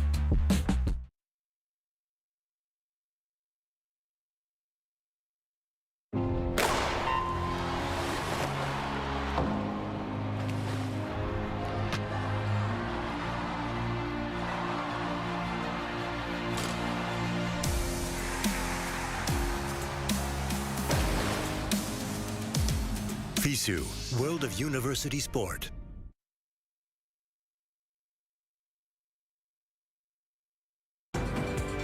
Only one New Zealand university is ranked among the top 1% of universities in the world and in the top 40 universities under 50 years of age. Auckland University of Technology, New Zealand's leading modern university. Home to world-class academics, called on for their research expertise here and all over the world, making AUT the New Zealand leader in global research impact. Connected to an extraordinary range of organisations worldwide. Focused on a rapidly changing future where creativity, curiosity and collaboration will only become more vital. We inspire, nurture and find the greatness in every single one of our students. We are AUT, New Zealand's leading modern university.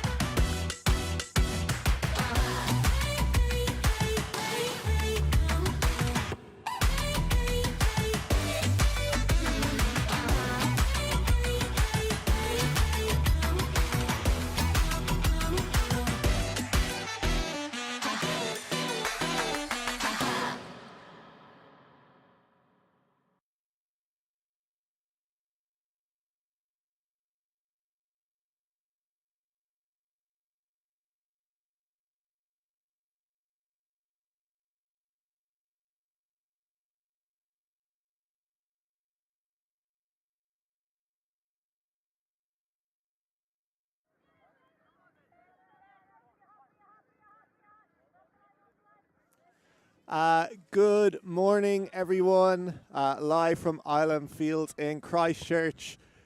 We've got a really exciting matchup here between the UCUC Honey Badgers and the Auckland Flood. So this is a semi-final. So firstly, I spoke to both coaches earlier this morning. So I spoke to Coach Adam Chung, and for what it's worth, all the Honey Badgers coaches are all decked out in their suits, so it's looking pretty good. Spoke to Coach Adam Chung about how yesterday went for the team, and he was speaking about how they had good wins against kind of more the opposition they expected to beat, and then they had a tough loss to Otago. Spoke about how there was moments in the game, particularly around halftime, coming out of half, getting 2 breaks, where they were really able to pull it together, put Otago under a lot of pressure, get some breaks in the board, and they looked like that Otago really rattled. But then maybe some unfortunate drops, so they weren't quite able to pull that game together. And the coach also spoke about like some adjustments they will have learned after that game yesterday. So for them today, it's going to be seeing about can they pull together a performance over an entire game. And then I spoke to Coach Ben Chong from Auckland Flood. He spoke yesterday about how essentially no team scored more than 3 points against them. So they're maybe a little bit kind of nervous about their first competitive game this morning, in terms of like they know this is the team that they would have to beat to make that final. So kind of could come in potentially a little undercooked early on. But he spoke about how, when I asked him about any standout players, he spoke about how everyone on the team is contributing and everyone on the team did their fair share of work yesterday. So exciting game. I'm joined by Tavish Dempster, who will be our play-by-play commentator. So Tavish, what are your predictions for today? Yeah, honestly, at this point, really, really hard to tell. Auckland coming off a very, very strong performance yesterday, as you said, winning all 4 games convincingly. Badgers facing a tough Otago opposition, couldn't quite come away with the win, so they'll be looking to bounce back today. Despite the loss, I think there's lots of positives that they can take out of that game. Their offensive flow is looking very strong at points. Just a few small connection errors making the difference yesterday. Otago's offense after the turn looking really, really strong. So we'll see how Canterbury can come and recollect as a group and see any adjustments that they make, particularly on offense. But going to be a very good game regardless. Really looking forward to this one. Yeah, should be a good game. So for those at home, we have a little bit of wind. So it's coming from it's a crosswind coming from essentially where the camera is to the far side. So it's not up and downwind, it's more of a crosswind. And we probably will see our fair share of zone and junk defenses throughout the game. I watched the Auckland Flood game yesterday, and they're really strong zone. So let's see if they break that out again today, and what do the Honey Badgers have to counteract that. In terms of the players on both teams, Tavish, who are you looking out for? Who's going to make those big plays? From Badgers, I'd give a shout out to Zara Bowen. I'd give a shout out to Ollie Taylor, Finn McKenzie, Morgan O'Hara. You know, there's no shortage of strong players on that roster. And the same goes for Auckland. I don't think this is a team that is worried about using everyone on their team. I think they're comfortable, everyone playing roles all over the field. But for sure, looking forward to Owen Son as always. Just a menace on defense, both on the mark and in the deep space.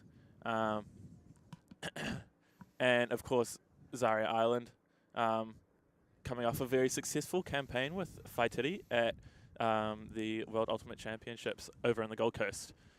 So yeah, and we have a number of players, I think, who've been over the Gold Coast. I think we had Owen Son, Ollie Taylor.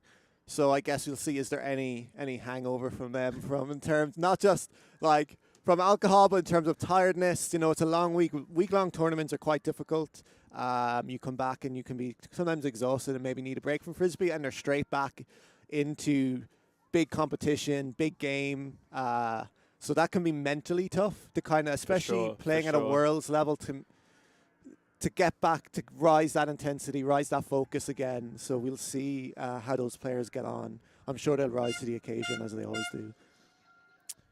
And that's the siren. So we should be seeing the first pull coming up shortly. We'll get confirmation on who is starting on offense and who's starting on defense shortly. Both teams just having their final discussion before the first ball goes up. Looks potentially like Auckland is going to be starting on defense, so we'll see a pull going up from the right to the left. We will have Auckland in their dark jerseys, or are they switching? Yeah, Auckland will be wearing their light jerseys, and we will have the Honey Badgers in their dark jerseys. So yeah, looking forward to this game. Hopefully, pull will go up soon.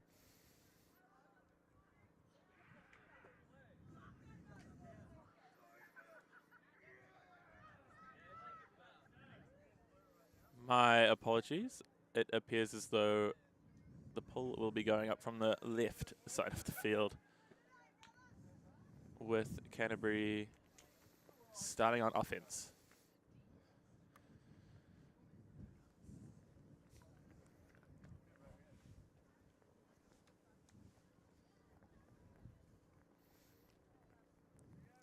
All right, Tavish, I'm going to put you on the spot here. Give me a prediction. What's the final score going to be? Who's going to be the winner?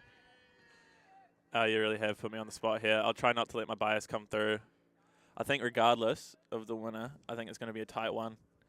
But I will go Canterbury 13-11 win. Nice. It's bold. It's bold. It's bold, but I don't think we're reaching soft cap. I think this game's going to go...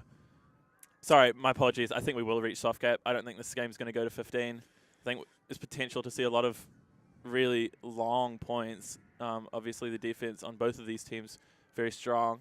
Flood coming out with a lot of zone yesterday, particularly on the stream game against AUT. So if we see that, could see some long points, some really high passing number points, which I think is going to draw this game out. But, you know, it could go either way. I'd be just as confident saying 13-11 Flood. So nice. So yeah, so let's see who can grind it out, who can kind of retain their composure in big moments in the game. So I think we are about to start.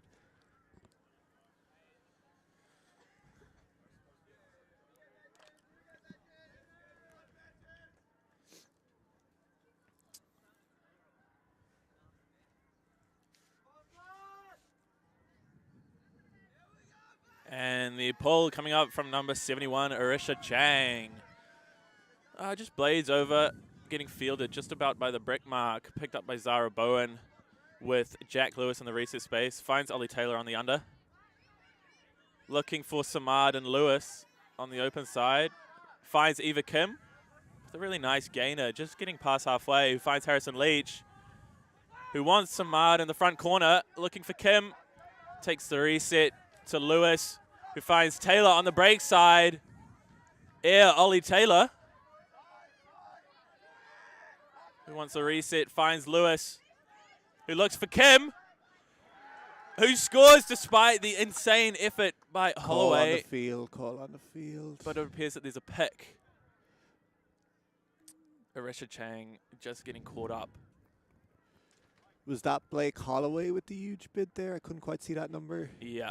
That was big bid, nearly got that. That's the sort of plays that are going to try and, get you to that final. So this has come back to Jack Lewis, just in front of the AUC Flood brick mark. Finds Ollie Taylor on the break side, who looks back to Lewis, but Woodward with the massive D. That's number 9 for AUC Flood.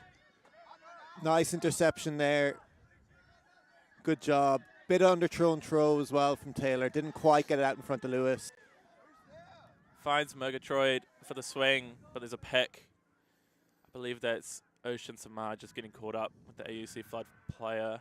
Can't quite keep up with her defender. So the disc is going to come back to Murgatroyd with a Bowen on the mark.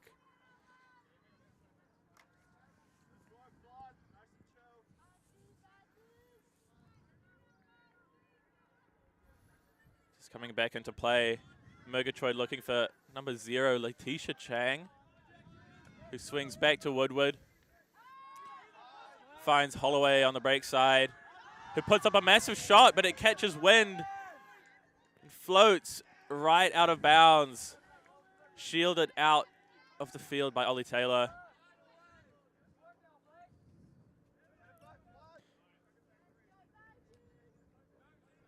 Being brought back into play by Jack Lewis, marked by Woodward. Looking big to Ollie Taylor. Can he chase it down? He can. And that is 1-0 to the UC Honey Badgers. Yeah, that's a great shot by Jack Lewis there. Jack, who was the MVP of the Open Division Div 1 Nationals in March of this year, and showing his talent there and why he won that. Nice throw out in front of Ollie Taylor. Taylor just off a campaign at Worlds, showing his speed and athleticism. Nice start. Redeemed himself there, Taylor, after that throwing error. Got the goal. Good work from the Honey Badgers.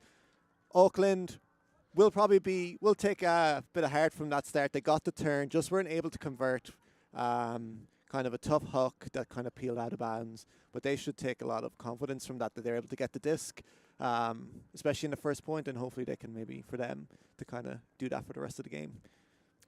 And I think that combination of Lewis and Taylor is something to watch out for going forward in this game.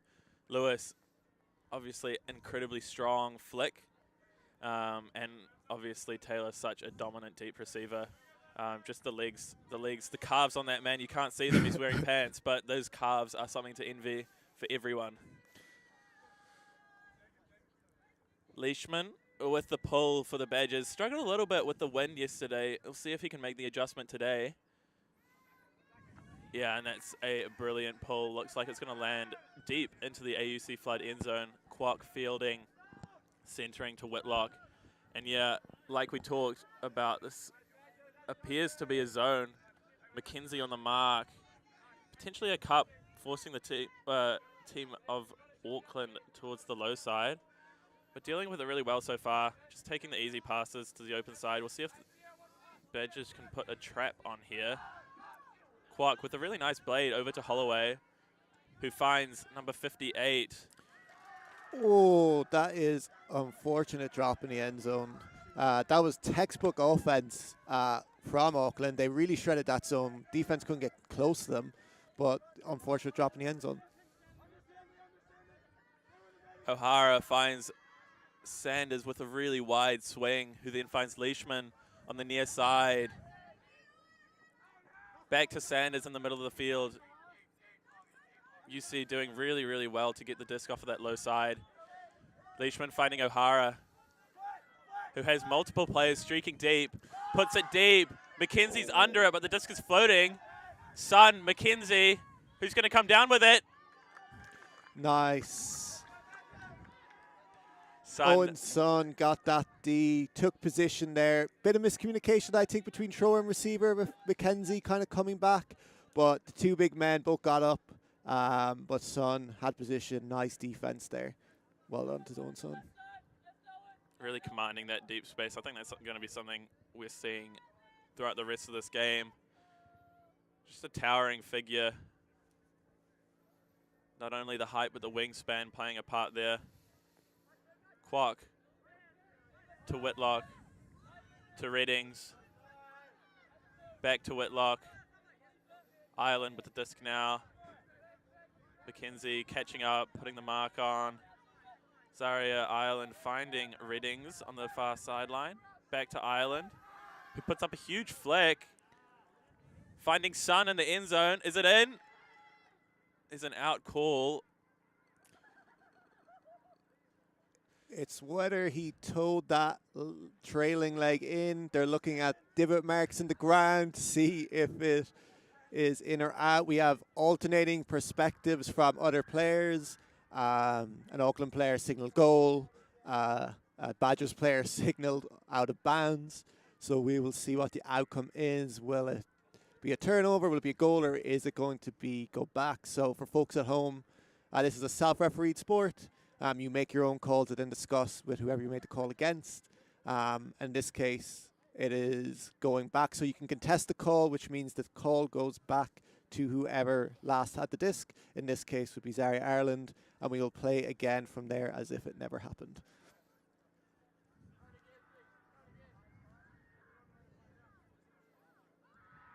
Ireland with the disc sitting just on the halfway line. Leishman will be ready for that shot to come up.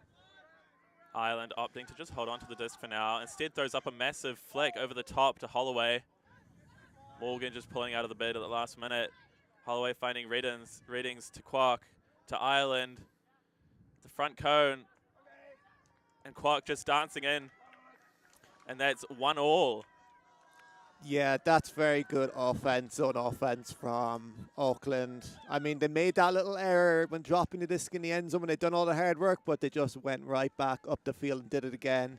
The blades around the zone, over the top, across the pitch are really good. I'll give credit to O'Hara there for pulling out of that chance of a bid. It would have been heavy contact and it could have got both players hurt. So well done O'Hara on that. But that was very good offense. The zone really struggled to slow them down, and even when they were trying to trap on that side, they were able to get it off no problem. So that was a real strong first offensive point for Auckland. Tavish, you spoke about in the point about the low side and the high side. So can you give our viewers at home, maybe those who aren't quite as used to Ultimate Frisbee, what do you mean when you mention low side and high side? Yeah, so obviously, with the presence of this wind, we're looking at a crosswind going from where the camera is positioned across to the far side of the field, which means any disc on the far sideline being swung back towards the camera has the potential to pop up and float just as it catches the wind. Obviously, that's a big advantage to the defense. If they can force the disc to the far sideline, that's a much harder shot for the offense to make. Which is what that UC Honey Badgers zone was trying to do. Mackenzie just standing on the near side of the player he was marking to force them towards that far sideline. Woodward with the massive pull being fielded by Lewis. Swung to Bowen. Looks like a side stack coming out from Honey Badgers. Bowen finding Taylor, who finds Lewis again. Just can't quite find his little sister, Georgia Lewis. And that's a turn. Yeah, unfortunate turn there. I also saw a defender had peeled off, so the disc had to stay low and be fast. Otherwise, Owen's son might have got a bit on that disc, but unfortunately he was just thrown a bit too far ahead of Georgia Lewis. Jacob Woodward, number 9 for Flood, bringing the disc in on the far end zone corner. Finds Owen's son for a nice undershot. Son looking upfield, opts for the reset instead. Woodward currently marked by Craddock, both teammates for the New Zealand Katapo side. Zaria Ireland putting up a massive flag with Lewis and Son under it, and Son comes down with it, reaching over the top of Jack Lewis for the AUUC Flood break, 2-1. Yeah, Owen's son dominating the skies at the moment, gives the too small celebration to Jack Lewis after earlier giving the denied celebration to Finn McKenzie. So yeah, not letting that man go deep to the end zone is something that the Honey Badgers are going to need to take, adjust for. Even like that was D-line offense, you can't let him go deep. He's shown he's dominating the skies. So let's see if they can adjust for that. For offense, I guess it was just that hook turn. The shot was probably on just a bit overcooked. So let's see if they come out. Are they going to maybe a bit more cautious with the disc and try and work it up, throw a few more passes just to steady the ship? Or are they going to just forget about it and let it fly again? We shall see. Yeah, I mean, I don't think there was a problem with the shot selection there by Lewis. The deep receiver was open. I think the shot was just slightly undercooked. So just an adjustment, potentially the wind pushing that disc down. You can't give it too much edge, otherwise it'll drop before it reaches its receiver. But a really strong line coming out from Badgers. We've got O'Hara, Lewis, Kim, Sanders, Samad, De Serval, and Leach coming out on offense. Potentially calling up a play here. A lot of discussion about the downfield positioning. If I were to hazard a guess, I think we might see a side stack Flood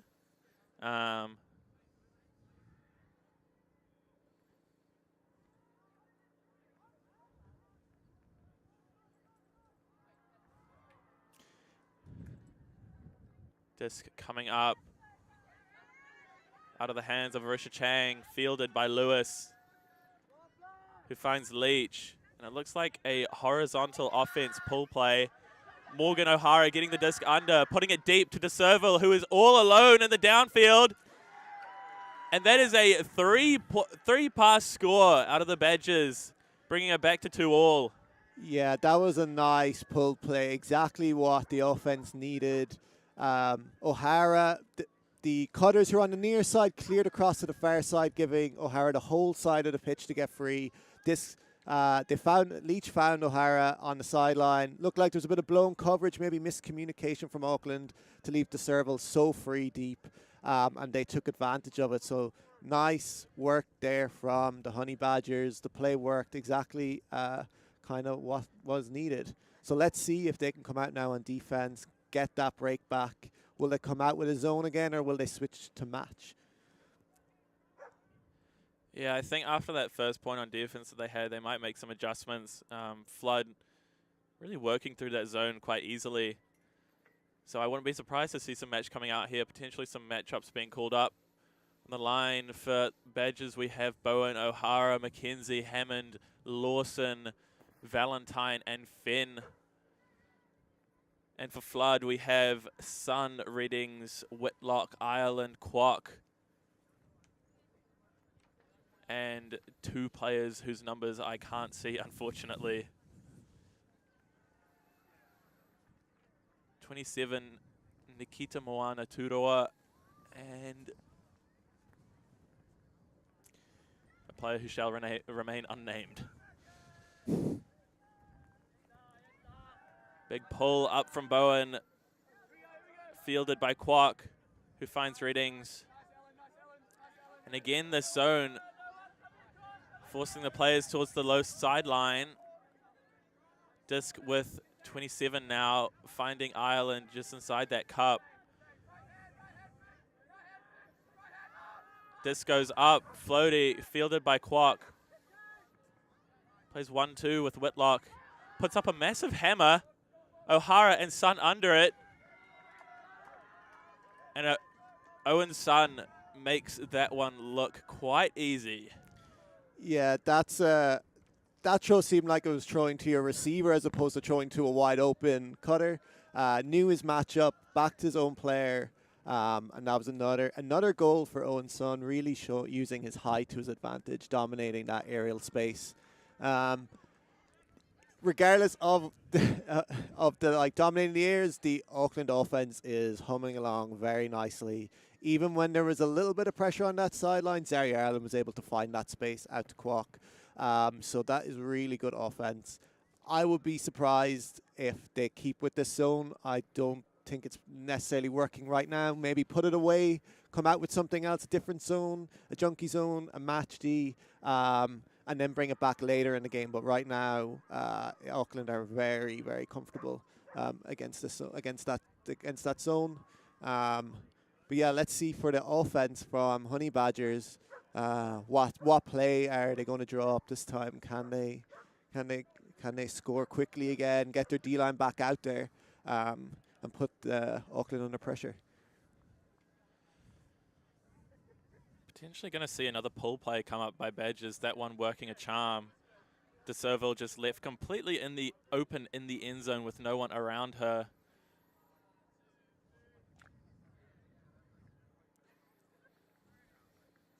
Pull coming up from Woodward. Really nice, floating, riding the wind, landing deep in the end zone, but it's just too far. Yeah, that was close. That was very close. A few more feet in bounds, and it would have been Callahan territory for Auckland. Looks like a zone from Auckland after two previous match D points. Starsh on the mark. Lewis finding Bowen. Swung back to Lewis. And back to Bowen. Playing a game of catch. Double team call coming out from Lewis there. Finding Rogers. Bounced back to Lewis. Back to Lewis. To Leach. Badger's just really content to keep swinging the disc back and forth, waiting for an opportunity to come up. Leach on the near sideline. Finds Lewis. The floaty, high release backhand. Lewis finding Bowen. Craddock in the backfield, open for the reset. Lewis just wanting something downfield. And there we go. Leach with a low release backhand finds Bowen. But the zone doing really well to catch up with the disc, prevent any continuations from going.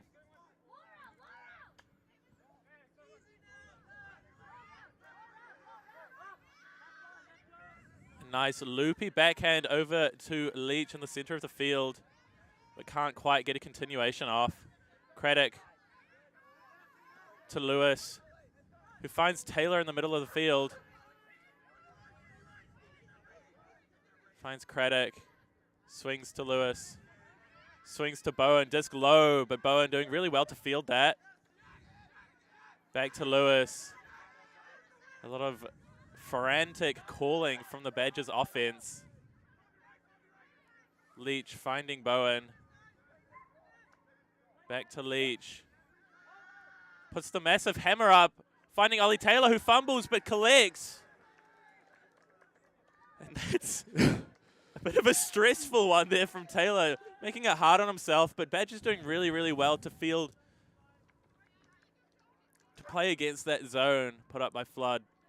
Yeah, I think Harrison Leach did a great job there. He was looking and he was pivoting through the zone, getting to this downfield past the first line of defense, the handler marks.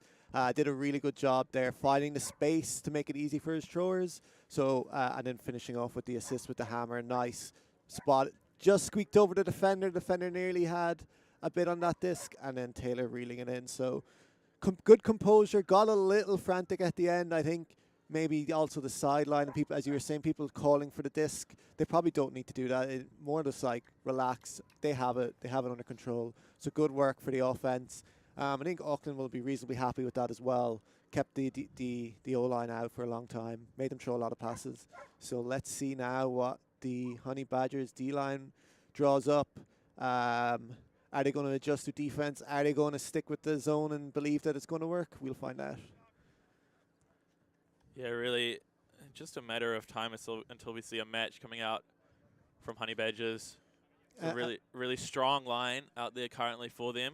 And no Owen Son out for Auckland, so we'll see if some of the other male matching players will step up. Leishman just making an adjustment with his pull, landing deep into the Flood end zone. Readings finding Quark, who finds Holloway on the near sideline. And another zone coming out from Honey Badgers. McKenzie struggling to keep up with the disc. Flood doing really well to move the disc quickly. Whitlock finding Jones on the far sideline. Coming across to Holloway just by the brick mark, marked by Hawthorne, who nearly gets the block with his foot. And it seems as though Honey Badgers have moved into a match, but Locke just struggling to find Holloway, tipping the disc off of his fingers. I won't make any comments about the length of his fingers today, but just unlucky there. Can't quite bring in the disc for the score.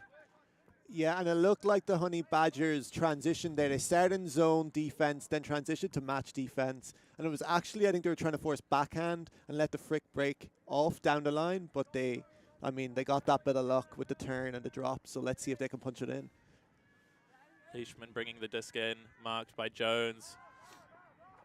Can't quite find Valentine. Lock, Quark peeling off his assignment to collect the disc. Finding Whitlock for the reset, who finds Ireland, marked by Sanders. Resets over to Holloway, but the disc floats up, does well to collect. Finds Ireland back on the open side. Swung back to Holloway, who finds Quark for the upline. And Flood make it look easy. Yeah, that was nice composure. They had that drop in the end zone, but once they got it back, they took their time, swung the disc well between Ireland and Holloway, and finding Kwok in that front corner of the end zone with a nice around flick. Unfortunate missed opportunity from Honey Badgers. That's their second chance of a break, and they couldn't convert. Tough spot coming off that front corner of the end zone, so one pass turn. But hopefully, I think they should take a little bit of heart from the transition. Seem to fluster Auckland just a little bit to force that error. So we'll see if they can convert chances later on in the game. This is still a very close game. For Auckland now coming out on defense, the question is, are they going to come back out with a zone? Are they going to match up? We shall see.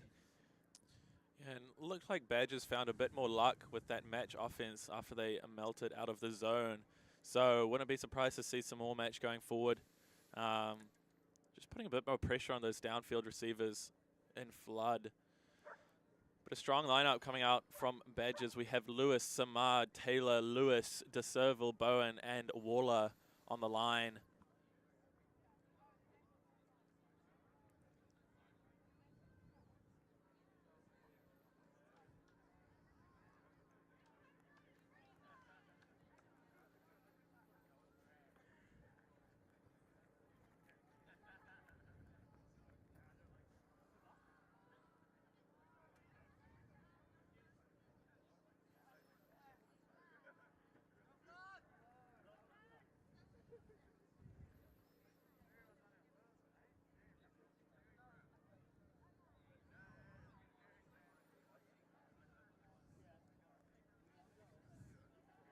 The disc goes up.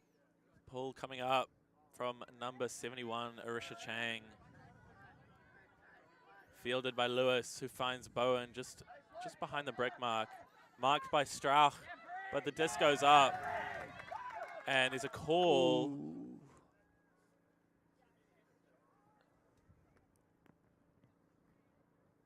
I think it might be a blocking foul. From my point of view, it looked like defender number 13. Murgatroyd, I believe. Murgatroyd was in position, but she has to make a play on the disc if you're boxing someone out. So we shall see what the conclusion they come to. But it was number 15 from... No, number 77 from Flood, Blake Holloway, coming in there with the D.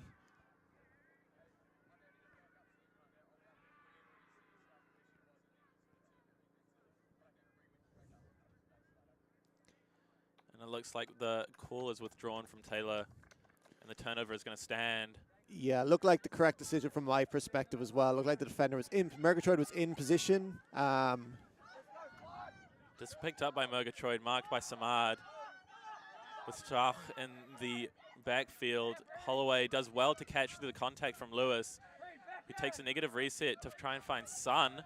Sun with the disc, finds Chang, looking back for Sun, but Ollie Taylor making up for the mistake before with a great run through D.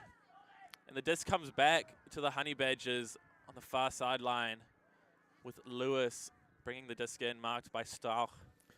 Yeah, it looks like Auckland are in their zone, disc on the sideline where they want it to be. So let's see if they can get a quick turn here.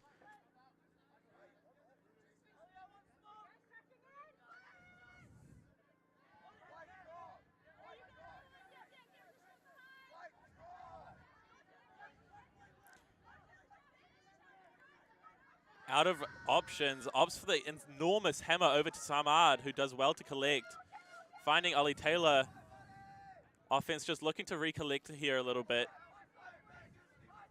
Lewis with the beautiful lefty inside to find Taylor, who resets back to Lewis. We see another hammer going up. No, instead back to Waller, who finds Bowen. Back to Lewis with a great flick inside to find Taylor. Who finds Lewis again. Lewis just commanding this offense. Waller with the flick upline finds Samad.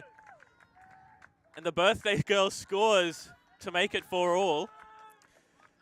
Yeah, that was a great point from Samard there. That catch from that hammer, that was a very high hammer. That was a tough catch. She did a great job of reeling that in and then eventually catching the goal. Jack Lewis as well, showing his playmaking ability. Back deep in the end zone, got the disc to the far side with that hammer, got them out of pressure, and then went every second pass and worked it up into the end zone. So, yeah, Lewis showing his array of skills. Samard with some nice catches. So good job from the Honey Badgers. Taylor getting the disc back with a really nice D on that up the line cut from Sun. So that was a key point early in the game to stay in touch and not fall too far behind. And they can get their D-line back on now, and let's see if they can get another turn and this time actually punch it in, work it up and score. Looks like Lewis is crossing over for this D point. So let's see if they get the turn, if his offensive playmaking abilities can come to fruition on the turn. Yeah, and a point here from Badgers would make it their first break of the game, putting the game back on serve, which is something that they really need to do sooner rather than later. Sanders with the disc, looking to put the pull up. Readiness signaled from the Flood offense. Kwok fielding, finding Whitlock for the centering pass. Who finds Reading on the near sideline, marked by Lewis. And it looks like some match coming out, finally. Kwok fielding the upline, puts up a really floaty backhand. McKenzie reeling that in for the turn. Yeah, good boxing out from McKenzie. Took position, didn't give it up, got the D. McKenzie finding O'Hara. Lewis coming under, but the disc floats up. Read really well by Readings, and that's a turn. Finds Kwok for the swing, but McKenzie peeling off his and taking about 12 steps. Finding O'Hara upline, who launches the backhand. Can Lewis reel it in? And a call made. We were just blocked, so can't exactly quite see what happened, but it looks like Lewis went up to reel it in. And Readings just pushing through on his back, I believe. Yeah, I think it was that second bid. I think Lewis originally overran it, but then when he went to make that second bid, they kind of collided, and then Lewis couldn't make it. So, uncontested foul. Bringing the disc in at the end zone line. McKenzie in the isolation space. Lewis wanting McKenzie, opting to swing instead. O'Hara now with the disc. Finds Samad at the front of the end zone, and that's 2 for the birthday girl, number 21, Ocean Samad. And that is a break for Badgers. Yeah, exactly. We were talking about before this point, Tavish, that, you know, they got the disc 2 times previously. They weren't able to work it up. There was the turn on the initial one. It looked like a little miscommunication. Lewis was going deep and then didn't fully read the disc, and the defender did a great job of getting in there. But Finn McKenzie did a great job peeling off, getting that block.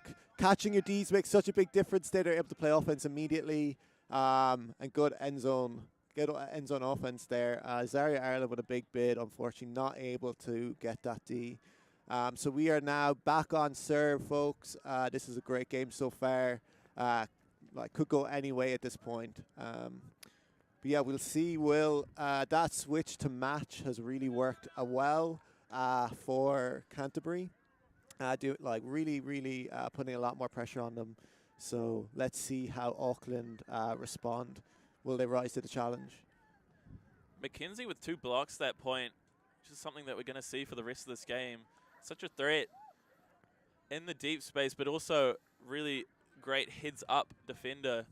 That second block, just being a peel-off, poaching off his assignment, recognizing that the pass was going to go up, and preempting to get the block there. Yeah, and I wonder if they go match. Will we see a McKenzie versus Sun matchup? Two players dominant in the air. So let's see if what Honey Badgers are going to do on D.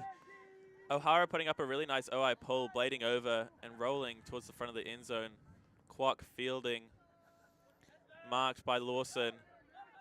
Wants the upline for Whitlock, but can't quite find it.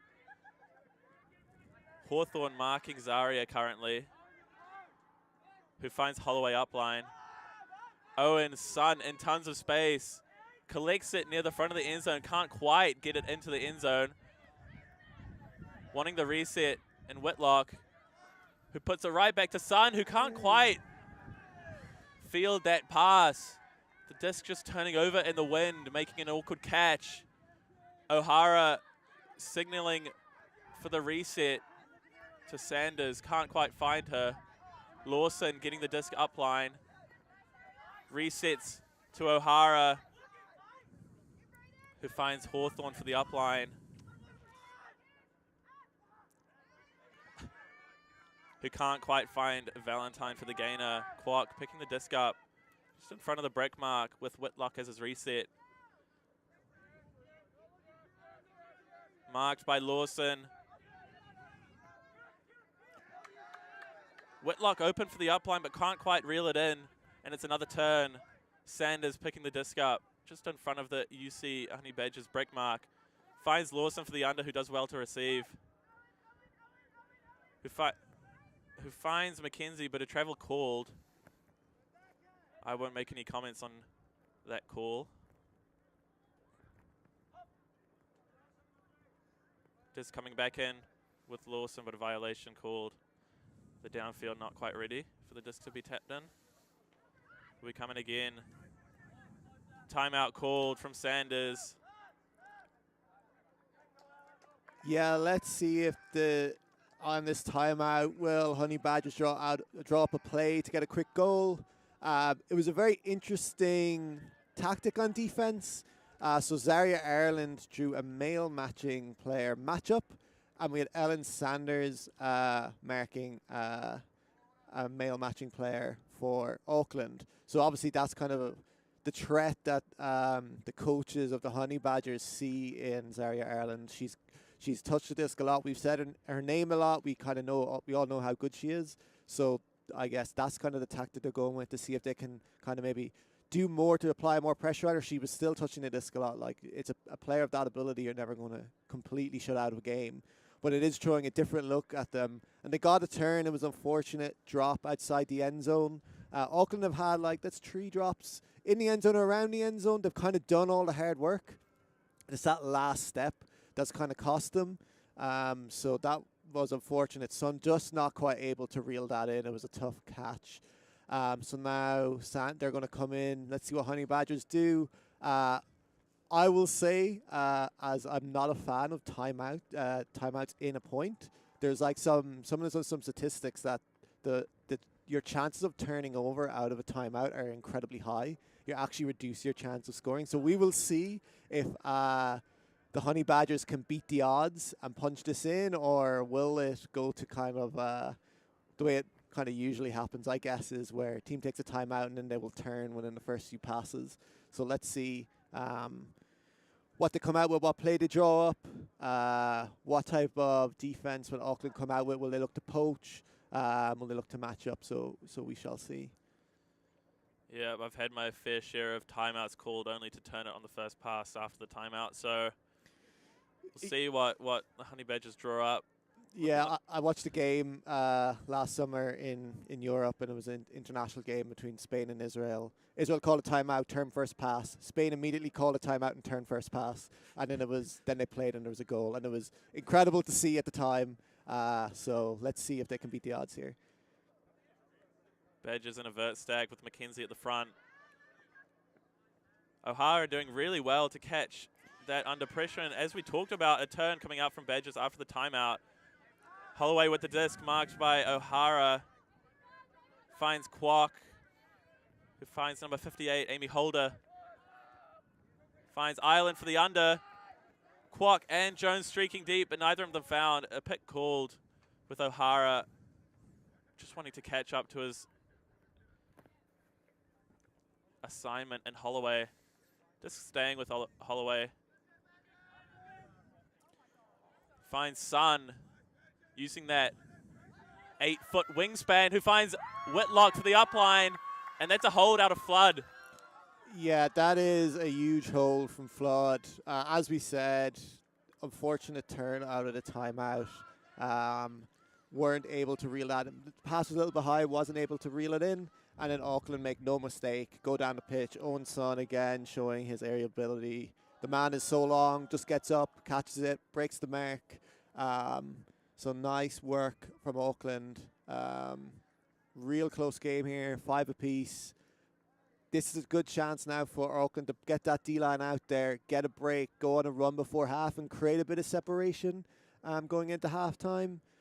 Or will the Honey Badgers come out on offense and punch this in and get their D-line out and go on a run?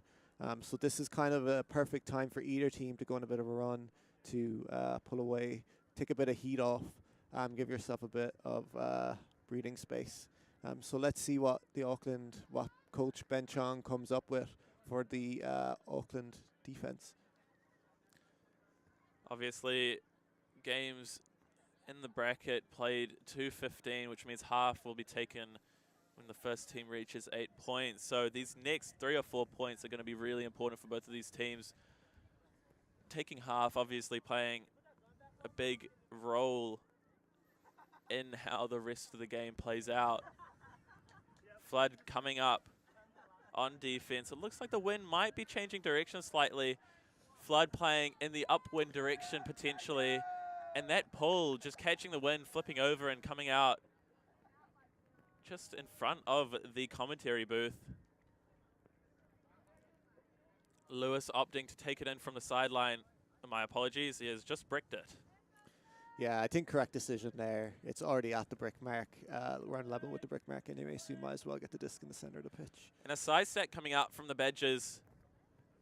Players opting to stick near the right far sideline, flooding across, finding Taylor on the under, wide open. Fakes the big up line.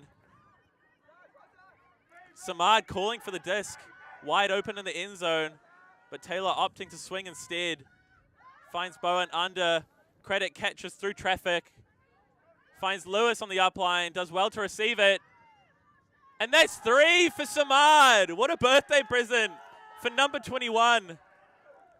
Yeah, that was really good offense from the Honey Badgers. Came out with that kind of side stack to flood play. I actually thought the defender had read it. He kind of stayed in the lane. I couldn't see the number, but he stayed in the lane, and then he actually ran across the field and gave up that space. So they actually killed the play and then kind of let the pass off to Taylor. It looked like there was a few high stall, high pressure moments on that kind of low side where like the wind is kind of pushing you down. But they were able to kind of get free on that up the line space, and eventually Smart being wide open in the end zone with a layout grab. Kind of like Smart, that's her third goal, like real poacher in the end zone. Catching those goals. For me, probably the most important player on the pitch is the goal scorer. And Samad proving again that she's a great goal scorer. That's 3 goals on her birthday. So let's see now, can the defense come out here, get a turn and kind of get that lead into 7-5, or will Auckland get that hold and come back out and put the Honey Badgers under pressure? And like for Auckland, I think there was actually, it felt like you could feel the pressure from the sideline. So they kind of they maybe need to like not be too worried about conceding that point and kind of keep at it, because again, really close game, could go either way still. So yeah, let's see what the Honey Badgers do on defense. Yeah, and these initiating movements from the Honey Badgers offense really working wonders for them so far. We saw a pull play coming out in a horizontal stack, finding DeServille downfield completely unmarked, and again that point just gone with the initiating play of a side stack flood coming across, working wonders yet again. Sanders with the pull. Landing just in front of the brick mark, fielded by Whitlock, who centers to Kwok. Swings to Reddings. It looks like another zone coming up from the Badgers defense, just forcing the disc to go to the low side. The marks doing really well to recognize that crash through from Whitlock. Disc now with Kwok, who wants Island upline. Finds her, getting free with ease. Who then finds number 78, who has the disc currently. Throws a flick down line to Whitlock. Marked by Sanders. Wants Holloway for the reset. Opts for the upline, and Zaria Island wide open yet again, making it look easy. Yeah, Zaria Ireland there, really when the pressure was on, the disc was on the sideline, you felt like could Honey Badgers get a D, she just gets free, wide open up the line, goes every second or third pass and catches the goal in the end zone. So it's real, having a player like that on your team really lifts the when the pressure is on, you want your best players around the disc, getting on the disc, and Zaria Ireland's doing that, kind of putting on her team on her back at the moment a little bit, and that's great work. Good work as well from Whitlock. Catching that disc, towing it in on the sideline. So yeah, good team offense. So let's see now. This is a key point here. If can Auckland get that break? What will they do on defense? Will they come out in a zone or will they come out and match? Let's see what Ben Chong is going to dial up. Badgers coming out with Samad, Lewis, Bowen, Leach, Lewis, DeServille, and Waller. Obviously, Samad with 3 points already. Can she make it 4 to take UC Honey Badgers to 7 with the opportunity to take half on the next point? Or can Flood get their first break in a number of points?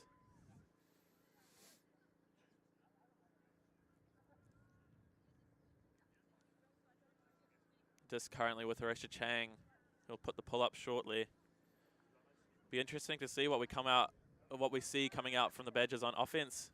Potentially another pull play. See what magic Mr. Adam Munang can work. Pull coming up. Just blading over, touching down just past halfway and rolling. Collected by Waller. Looking like a zone. Flood coming out with the zone. Just a wayward pull being fielded by Lewis, who finds Leach. Throws a nice flick over to Bowen, making it look easy. Breaking that cup with ease. Who gets it back from Bowen. Just in front of those front defenders. Lewis surveying. Can't quite find Bowen, but opts to throw a nice backhand to Leach up line. A big trap on the sideline. Not many options, but that same flick coming out of Leach. Finding Bowen. Lewis currently with the disc. Back to Bowen, back to Lewis. Playing a game of catch currently. Opting to swing to Leach. Not many options currently for Leach. Finds Lewis on the near sideline. Samad at the back of the end zone calling for it. She wants that 4th point. But a flick thrown over to Lewis. Leach diving through but can't quite field it. And Flood get the turn. Can they make it a break? Murgatroyd picks up, finds Stroch.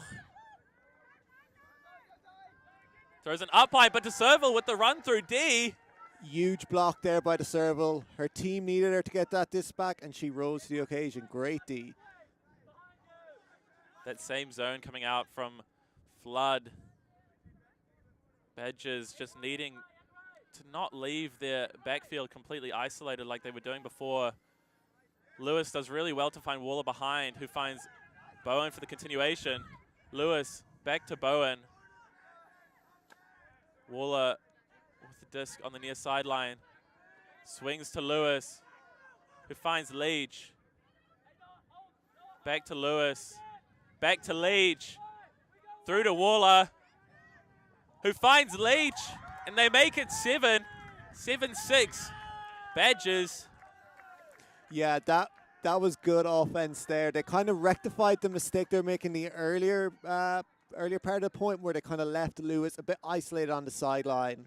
But yeah, they always had that reset in the backfield. They were able to get the disc off the sideline, and they used their give goes really well, particularly Leach coming through the middle. So yeah, that was good pressure from Auckland, good zone. I think they had the Honey Badgers in real tough spots on the sideline, and they got that turn. But the Honey Badgers were able to punch it in the end. Good work. In particular, Zara Bones having a really good game so far.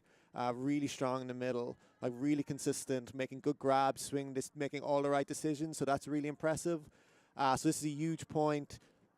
I'm going to say they're going to call a power line here, get their best players on, get your best 7 defenders out in the pitch, and let's see if you can get that break into half. This is a huge moment for Canterbury. If they get this, it's like a 2-point swing, so let's see if they can get it done.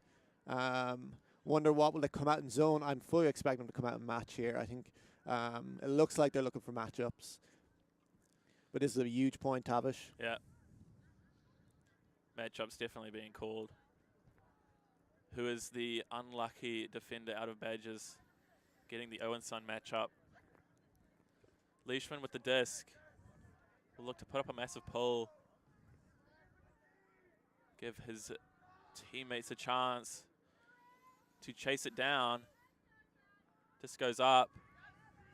And that's possibly the best pull we've seen all day today. Disc floats, just landing at the back of the end zone. And it's in.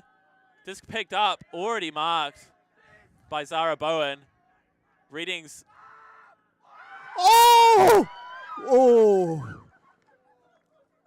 Potentially a Callahan, a call being made a from strip Sun. Call. Oh. That might have been the most insane play we've seen. Just Mackenzie and Sun discussing. Definitely fair to say that we do not have the best perspective from here in the booth. A lot of discussion going on, but that was a full extension layout out of Mackenzie. So if this is withdrawn, then that might be the most insane play we've seen so far in this tournament.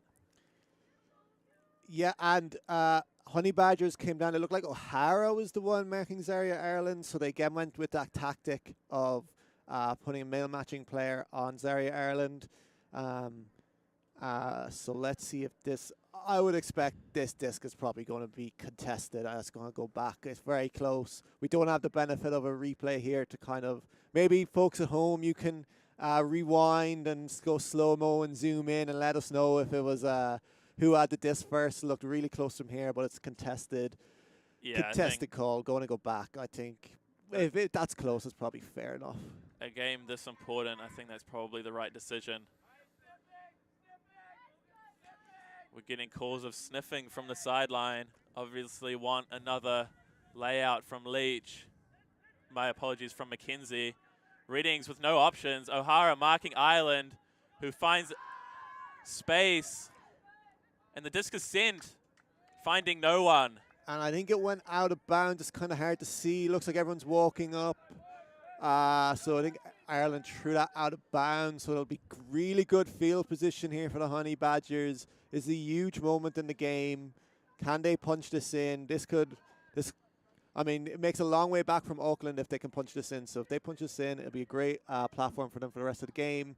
Yeah, O'Hara walking the disc up. Looks like it's going to be brought in right at that front cone. Marked by Readings with Ollie Taylor in the isolation space. What magic can he work with those fast feet of his? Holloway marking currently. And he's found with the upline from O'Hara. And you can see how much it means to them. 8-6. Honey Badgers take half. Yeah, huge moment in the game. Let's see when we come out of half. Will Honey Badgers be able to keep that momentum going? Will Auckland be able to bounce back? They definitely have the players to do it. I think in particular, shout out, who was that puller? Tavish, was it Leishman? Stephen Leishman. That pull was incredible. Like that break is all down to Stephen Leishman's pull. The pressure Auckland were under immediately meant Honey Badgers went sniffing. Finn McKenzie nearly with the layout. Ireland had to hook the disc under pressure. Good field position. So yeah, well done, Stephen Leishman. That's all you there, Force, getting that turn. And then Ollie Taylor getting free in that short space, front cone. So yeah, we're going to take a 5-minute break here. So make your cup of tea, do whatever you need to do, coffee, whatever, get some food. But be right back in 5 minutes, folks. We are not done yet.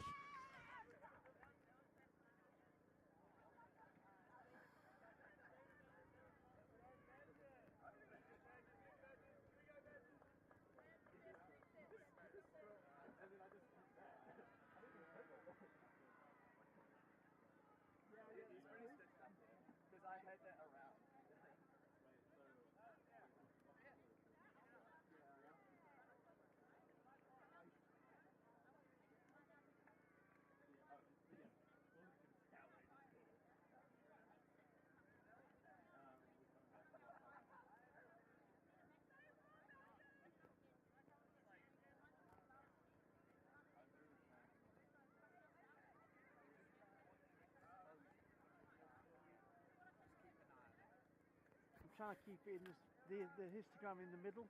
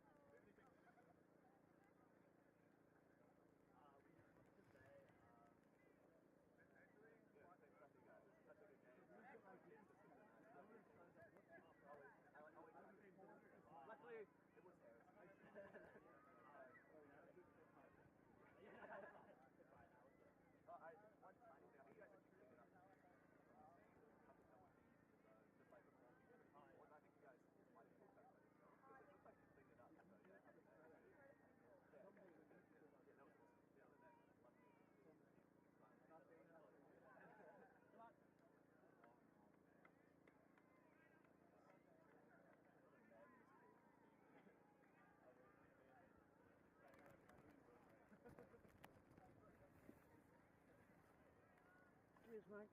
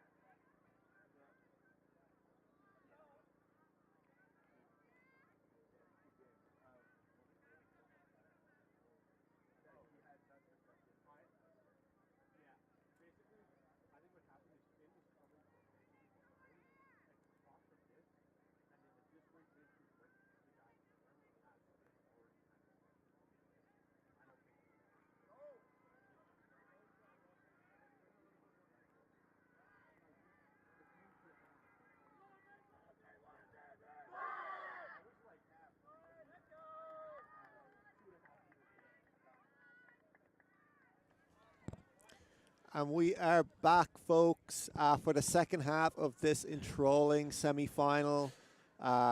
Real good game so far. So the Honey Badgers getting a break just before half to go up 8-6. I was just looking at the two teams during the half time. Obviously, Honey Badgers, everyone's excited, a lot of energy. But I think Auckland, they look really composed, no sign of panic on their sideline, just kind of chatting a few things out, still looking pretty happy, still looking pretty confident they can pull this back. So they'll be out on offense here. So real important point coming up. Need to pull this out.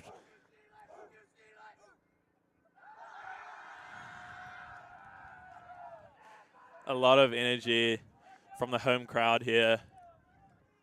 My apologies from the home team here. Badgers really excited. I think that's exactly what they were hoping for from the first half. Taking it 8-6. Down a break early in the game. They did really well to work it back. And a couple of late breaks there, taking half. But Flood in no way, shape or form out of this game. We've seen what they can do. And it looks like a really, really strong line coming out from them here. With Holloway, Sun, Kwok, Jones, Whitlock, Ireland, and number 78,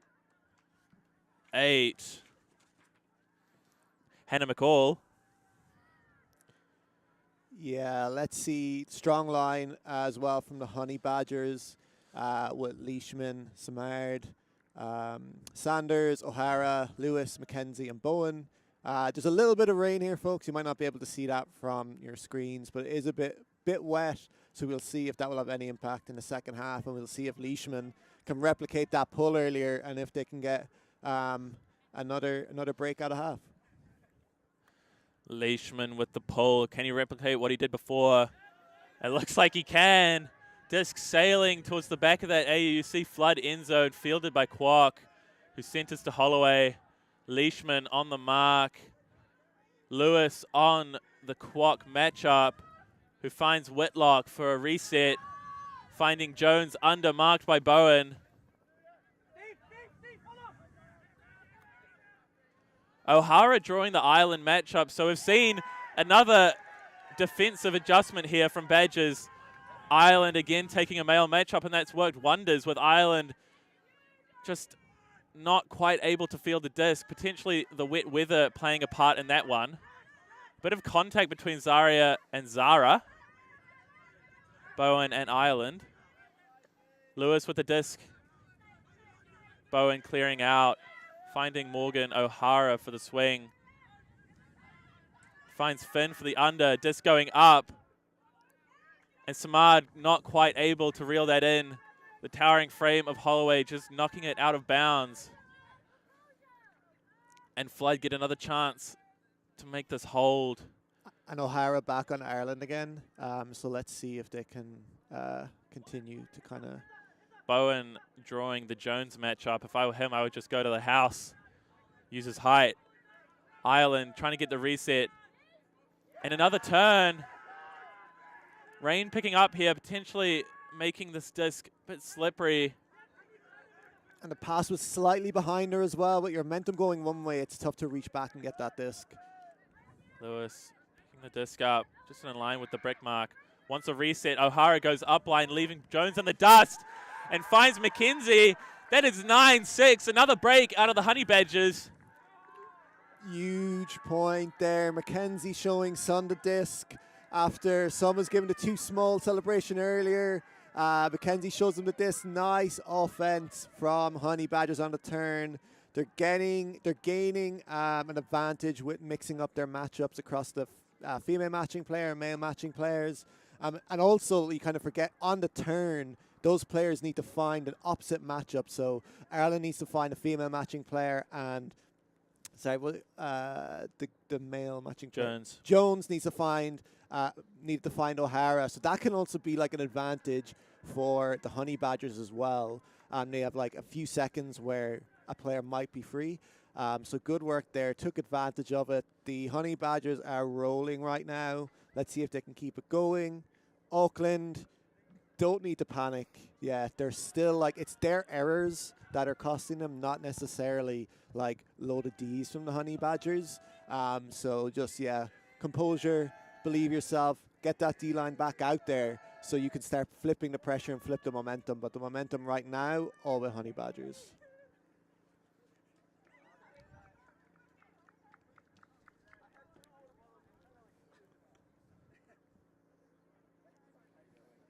Yeah, and another break here would see a Flood with their backs against the wall. 10-6 is not a position they want to be in this game. We know how strong they are. We know they're capable of making this hold. But the momentum is for sure with Honey Badgers currently. Sanders with the big pull. Fielded by Whitlock, who finds Kwok with the centering pass, marked by McKenzie. In a zone out of the Honey Badgers with McKenzie, Lawson, Valentine up front, potentially an arrowhead with the two side marks sagging in the throwing lanes, making it difficult to get any gaining yards. Content to just let the Flood handlers swing the disc laterally. Holloway with the disc swings to Kwok, marked by Lawson. Finding Holloway, who finds Ireland. Holloway puts it through to Whitlock, but the throw is just in front of her. She can't quite field it. O'Hara on the pickup. Can they make it 10? Sun signaling for the home force. Whitlock marking Sanders in the reset space, but she goes up line. O'Hara putting up a massive flick, but no one can quite bring that down. Really good job from the Flood players to poach off and make that reset really difficult. O'Hara just left with no options. Call coming out from Coach Adam Chung. Same again, Morgs.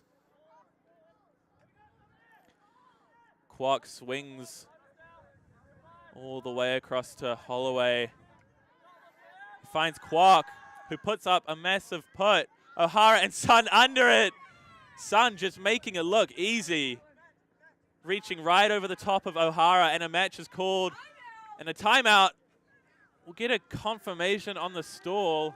Yeah, that stall's got to be high, but that was a great grab from Owen Sun. I was looking in the deep space. I'm not sure if you were able to see in the camera, but Owen Sun was standing in the end zone the entire point with O'Hara as kind of the deep defender, and I was like, how long before they just chuck it deep? Because at worst case scenario, you're playing the territory game, which we see those short field turns are a killer. So yeah, getting the Kwok throwing that deep shot, a little bit undercooked, but if you have a receiver like Owen Sun in the deep space, he makes the play, takes the timeout. We already spoke about timeouts earlier. Let's see if Auckland can defy the odds and punch this in, or will it kind of go the way it went earlier for the Honey Badgers with a quick turn out of the timeout? And although he was marked, if there was ever a favorable matchup, it would be Sun on O'Hara. Sun with at least a foot on O'Hara. Maybe that's a bit rough on O'Hara, but definitely a favorable matchup in the deep space. Sun bringing that disc down. We see some raincoats coming out from the sideline. The rain is definitely picking up quite a bit, which could explain those cold drops out of Flood. Disc getting hard to catch and hard to throw. Call being made. The UC defense, we'll see what they come out with. Like looking for an early reset, I think. High stall, you have Zaria Ireland in the backfield. I think Sun is going to get maybe half a second looking downfield just to see if someone gets wide open. Otherwise, I think he's just going to look for Zaria Ireland in that backfield. Just to reset the stall, keep the disc, and then play your offense from there. Sun with the disc with Kwok at the front of the stack.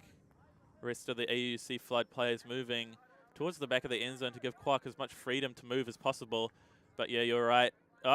And a stall called. I wouldn't be surprised to see a fast count call made by Sun.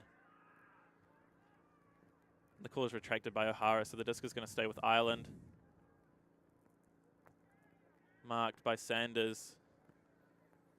That's definitely the right decision from Sun, just forcing that reset to reset the stall count.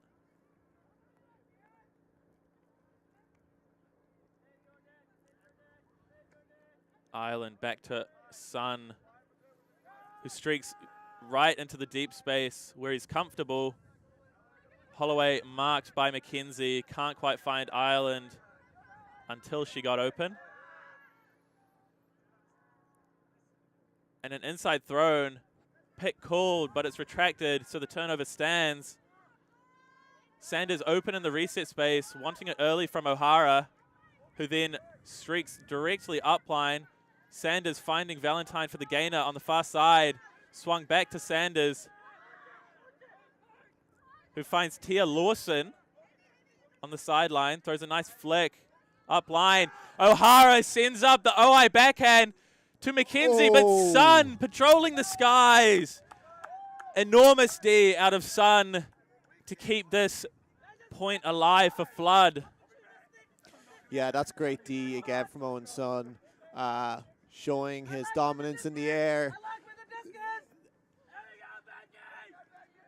A lot of shouting on the sideline. Coaches saying they like where the disc is. Let's see if the Honey Badgers get a short field turner. Will Auckland steady the ship and work this up and punch it in?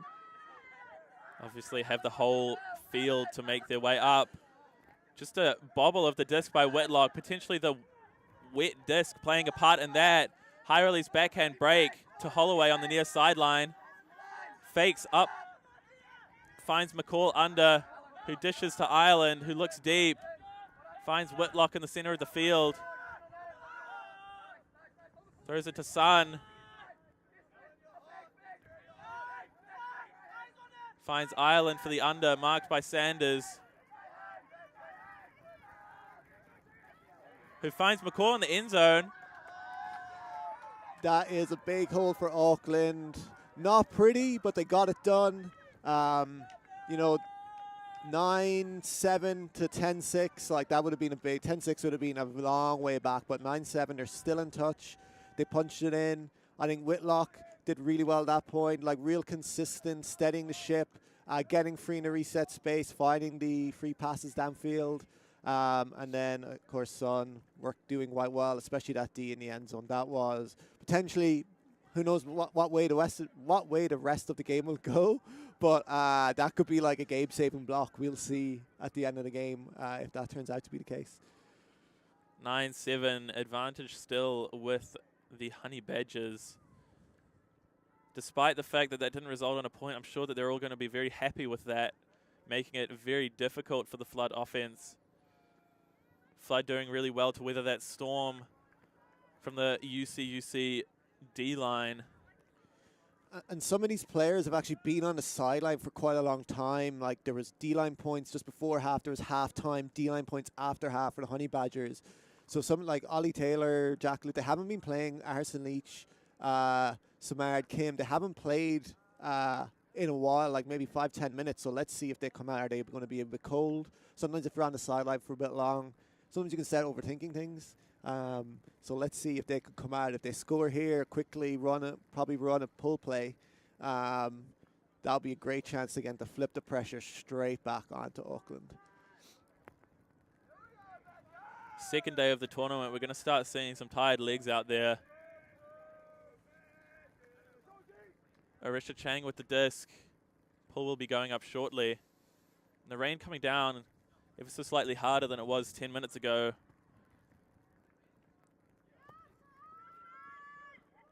On the line for UC, we have Taylor Lewis, Samad, Lewis, Bowen, Kim, and Leach. Pull goes up, blading over, touching down just about halfway, but a really long roll. Bit of miscommunication out of the UC O-line. Disc is centered to Bowen, who finds Leach with a really nice upline, who puts it deep to Samad, who is in for her fourth point. Birthday girl Samad with the man of the match, or woman of the match performance so far. Leach with the binoculars. What a play by the Badgers. Finn McKenzie putting up the dot symbol. Congratulating Leach on that amazing huck. Yeah, that's exactly what the doctor ordered for that offense. Looked like there was a little bit of pressure around the disc, but Bowen found a nice reset up the line to Leach, who used that power position. Lovely throw out into space for Samar to use their speed, athleticism to reel that in. Kind of sliding catch there. Incredible play, incredible offense. The pressure is now right back on Auckland. So let's see if they can come out here with a clean hold of their own and get their D-line back out there to flip that pressure. Samad did really well to read that disc, catching it right in front of the end zone line. Any further and the disc may have dropped down because of the wind. So did really well. What a performance from her so far. 4 points out of the UC 10.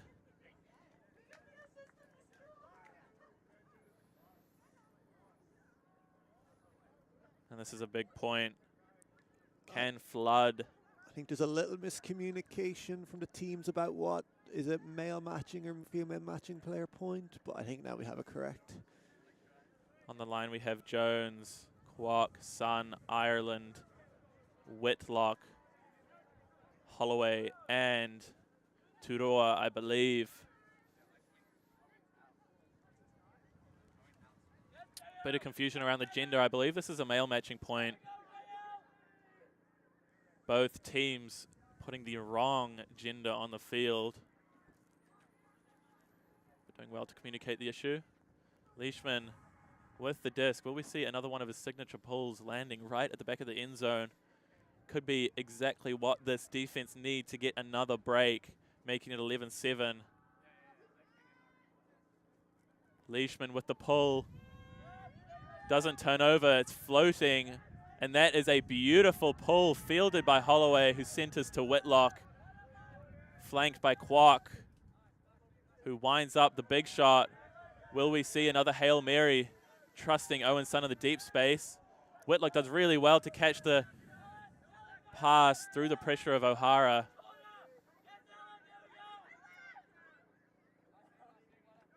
Holloway with the disc. Swung to Kwok. Getting it back.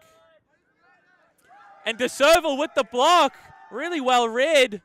Finn currently with the disc. O'Hara throws the inside, but just slips out of his hand, and Whitlock manages to collect. Toroa back to Ireland, who puts up the big shot. Can Leishman read it through the two defenders? None of them touched it. Yeah, that's good. Good holding your ground there by Leishman. You know Son has the ability to come in over the top, but you can make it really difficult for him. He had the position, did enough to put him off, and then I think Holloway couldn't come over around the back of them and make that play. But as well, great D earlier on from DeServille. Huge D. O'Hara finds Leishman for the reset. Who finds the gainer to Finn. Looks to reset. Can't quite find Leishman. My apologies, he can quite find Leishman, who finds Finn McKenzie for the gainer. Puts an upline to O'Hara. One-handed grab marked by Kwok. At the front corner. Finds McKenzie for the reset. Surveying. Back to O'Hara. Finds. Can't quite find Sanders, my apologies. McKenzie finds Leishman. O'Hara streaking upline. Leishman puts it through, and UC make it 11. Spike coming out from O'Hara. And energy is high for UC as they get the 4-point advantage. Yeah, that is a huge moment in this game. UC really using their legs well, like running Auckland into the ground. Auckland have had to play their best players a lot early on in this game, and they're looking maybe a little bit tired at the moment. So they are running on their D-line offense. Particularly John-Luke Feng had a lovely backhand break up the line to Leishman. Looked like he couldn't get it off. And as soon as they started going down that break side, Auckland were struggling to kind of regain their defensive pressure. It looked a little bit like it was getting a little stagnant outside the end zone, but the composure was fantastic from O'Hara and McKenzie, and then strike cut down the line to the back corner of the end zone for the goal. UC are in control of this game, so let's see if they can keep this going.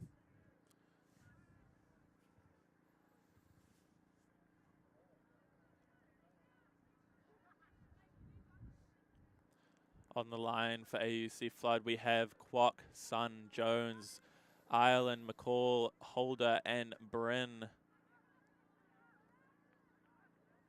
Will we see another zone come out from the UC D-line, or will we see some matchups being called? Leishman, Craddock, DeServille, Sanders, McKenzie, and Krieger, the American import.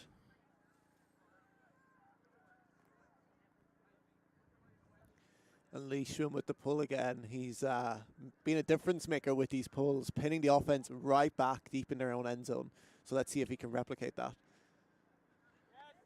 And again, what a pull out of Leishman.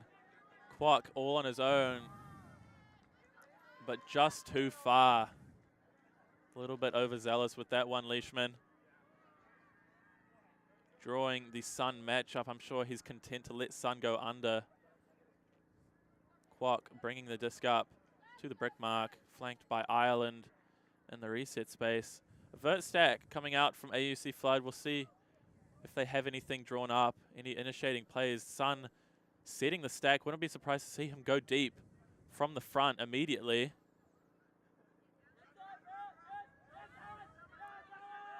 Kwok finding Ireland with a nifty left hand high release. Ireland can't quite find Sun, and there's another turn. Can UC make it 4 breaks in a row? Actually, I think they've got that completely wrong. I don't think there'll be 4 breaks in a row at all.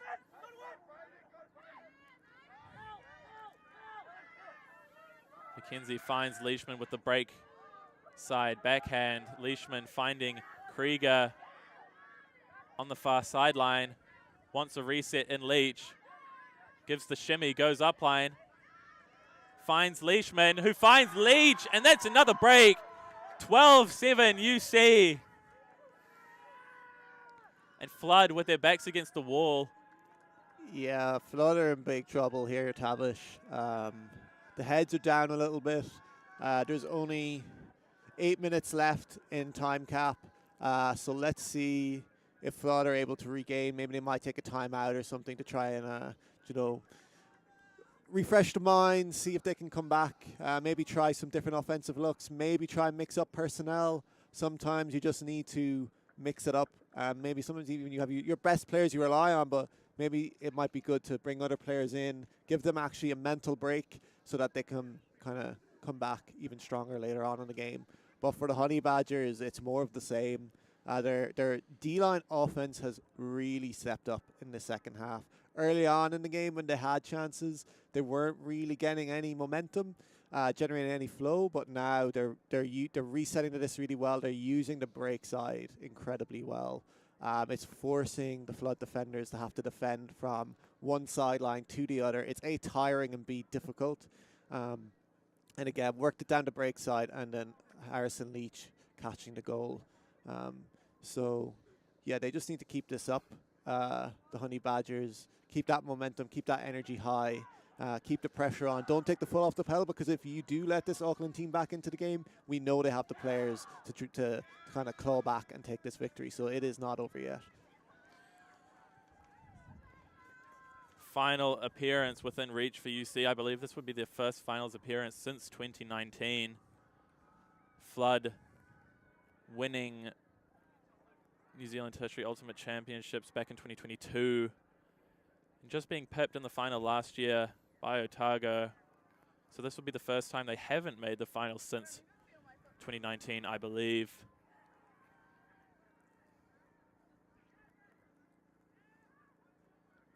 And that would be huge for this Honey Badgers side. A chance at redemption against Otago Toroa, which I'm sure they are all after. A really strong line coming out. Difference in personnel. We see Bowen, Lewis, Taylor, Craddock, Hammond, Lawson, and Lewis chasing the pull down. What a pull from Zara Bowen, fielded by Whitlock, who immediately looks to reset to Kwok, who gets a nice upline marked by Craddock. Does well to catch up, but can't stop the upline to Ireland, who finds number 27, Turoa. That's more like it from Auckland. Really good offense. Nice resetting the disc initially, and then Cutter's getting free on the open side, and then a nice throw to the goal to number 27, which is Toroa. So lovely cutting there. Real great offense. Exactly what Auckland needed. Now let's see what they can come out with on the D-line. They need to start getting these breaks now.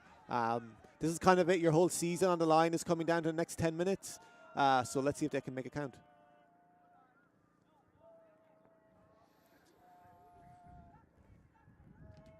first O point for the Honey Badgers we've seen in a while.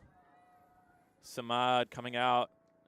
Can she make it 5 on her birthday?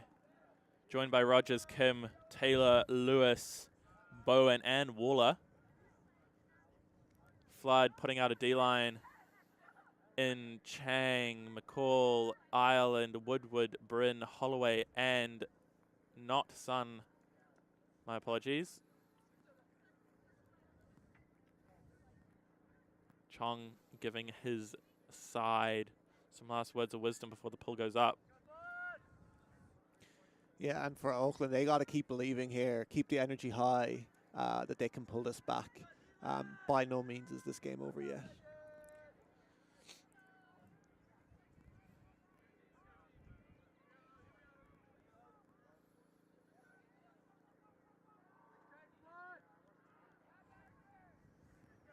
Big blading pull potentially being aimed to go out on purpose, but didn't quite touch down before it went over the heads of the observers. So the disc is being bricked. Holloway awaiting Lewis with the disc at the brick mark, flanked by McCall and number 22, Jasmine Goulanes. With Bowen and Waller in the backfield. Waller with the disc finds Lewis dancing around the arms of Holloway. Puts a huge flick over to Kim, but catches the wind and goes over her head. Definitely not what Bowen was aiming for there, which gives this Flood D-line a chance. We've seen Woodward and his hucking ability, so I'm sure Lewis will want to get in front of the disc here. Stop any deep options from coming off. Ireland marked by Bowen in the reset space. Wants the reset, can't quite get it. Woodward low on options. Finds Holloway on the break side with a nice flick, who bounces back to Woodward. Holloway marked by Waller, does well to stop any continuations going off. Lewis getting juked by the fast feet of Woodward, who puts up a big shot, which floats perfectly for Ireland, who receives to make it 12-9. That's 2 in a row from Flood. Are they making their way back into this game? That was an incredible throw from Woodward. He put that disc out where only the receiver could get it. Immense throw, like from probably around the brick mark area. That's a break for Auckland. 12-9. Can they keep this going? A lot of energy. They flooded from the sideline in when that goal was scored. So let's see if they can keep this going and turn the screw on Honey Badgers, because make that momentum flip, and all of a sudden, even though when you're winning a game and it's only 2 or 3 points, you can feel like the weight of the world is on your shoulders sometimes. And for the Honey Badgers, let's see what the coaches dial up. Is it going to be some pull play? We have O'Hara coming in, McKenzie coming onto the line. So yeah, let's see how this goes. Game ain't over yet, Tavish. For sure it isn't. 3-point difference so far. A hold would see it become 4. Your 13-11 prediction is still on.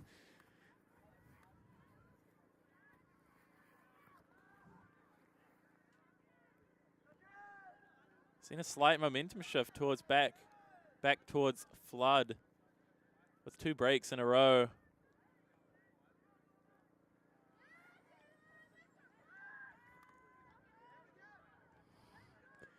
Auckland came down in his zone last time, but I would be surprised if they didn't come out and match here. I feel like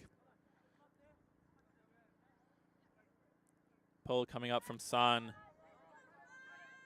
Executes a nice roller pull out of bounds. Can Bowen break this force to get the disc back towards that high side? Lewis gets a nice reset, who finds Sanders on the far side. Back to Lewis. Oliver Taylor streaking deep. Finn McKenzie striking back towards the disc to try and get involved. Swung to Sanders, but a travel called.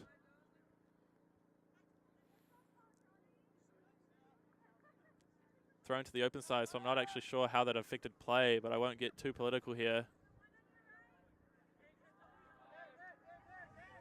Dished over to Bowen, who finds Lewis directing play.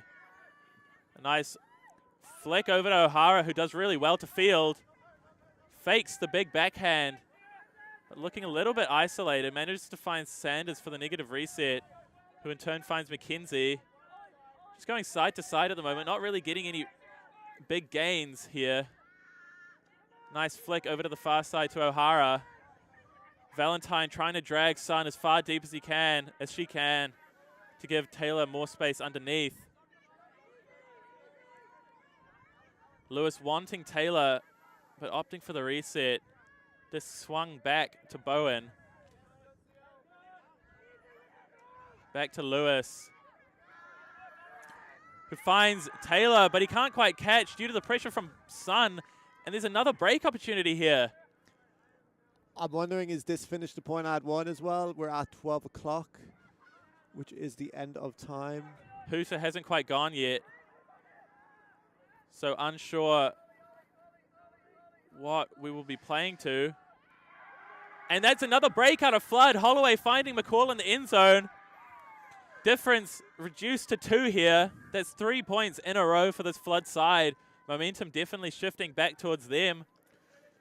Yeah, and momentum is such a huge thing in Ultimate. It can swing different ways all throughout the game, but it is definitely on Auckland's side at the moment. They are rolling a huge bid from Owen Sun. Didn't quite get the disc, but put enough pressure on Taylor that he couldn't quite reel in the catch. Even before that, though, the zone was working really well. UC were struggling a little bit to work it downfield, but now Coach Tom Warden took a timeout, which I think might be a bit of a discussion about that. But either way, it looks like they're trying to kind of kill the momentum of Auckland, settle down their own offensive players, and punch this in. So we are unsure yet of, is it a game to 13 or is this finished point at 1? We will let you know at home, folks, once we know ourselves. We haven't quite heard the hooter from inside the booth, but we're just getting some clarification now. Pardon me? 12-10. Yeah? Just a clarification on the score here. It appears that they will be playing through, so potentially the timeout call being retracted. We'll just try and get some clarification around where the soft cap has gone.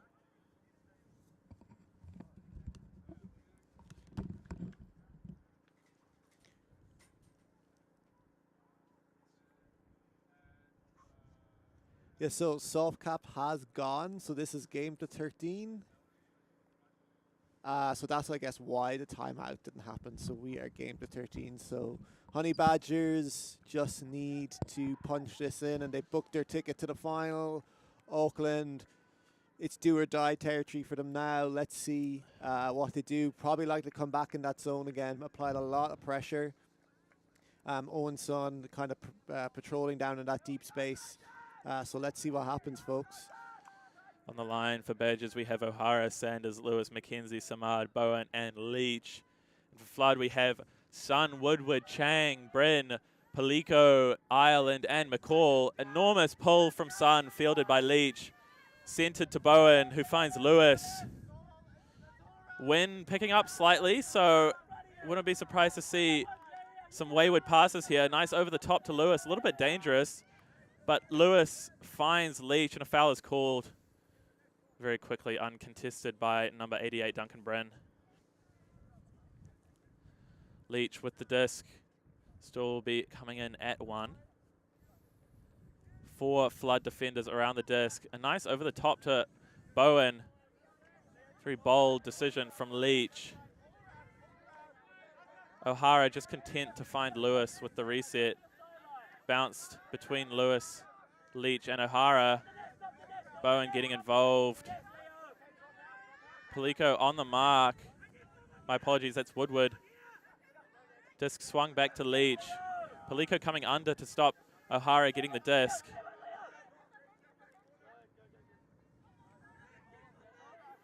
Disc worked really well by these Honey Badgers handlers. getting moved right across the field towards the low side, swung back towards the high side as they try and keep it away from that far side of the field. O'Hara finding Leach, wants it back, wants to go every other. Another hammer over the top from Leach. Ice in his veins. Scuba over the top. Finding O'Hara, and they make it 13-10. And that is game, folks. They're shaking hands. What a matchup. Great performance by the Honey Badgers. Got it done again. Really impressive last offensive point. Under pressure against the zone. O'Hara, Leach, Lewis, Bowen. Great job working that up. Didn't look phased whatsoever. So great job. Momentum swung both ways. I think it just swung Canterbury's way at the right time. Before half, after half, and it just was too much for Auckland to pull it back. Hard luck to Auckland. They will be back at 12:30 for the 3-4 playoff. Unsure yet who they will be playing, as we don't know the score of the other game. A bold prediction will say that will probably be AUT, given how strong Otago looked yesterday. Yeah, so likely to be AUT versus Auckland, which was a repeat of a game yesterday. So please tune in at 12:30, folks. And, of course, we'll have the final later on today. So thank you for joining us, and see you soon.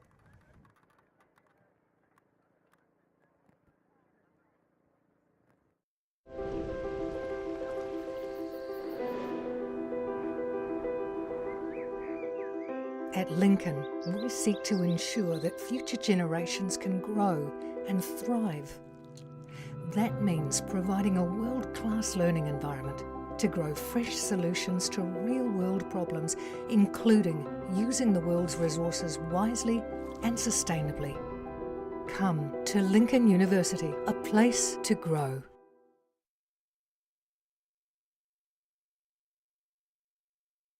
My world is my storytelling. My world is diverse. Our world. My world is astrophysics. It's always been a dream of mine. I don't know what my career pathway will be. I approach architecture from the point of view of my culture. I want to contribute to my people. It's a way I can give back. I want to change the perception of engineers. I want to take my tohu home when I graduate. Right now, it's about me. And this is my chapter.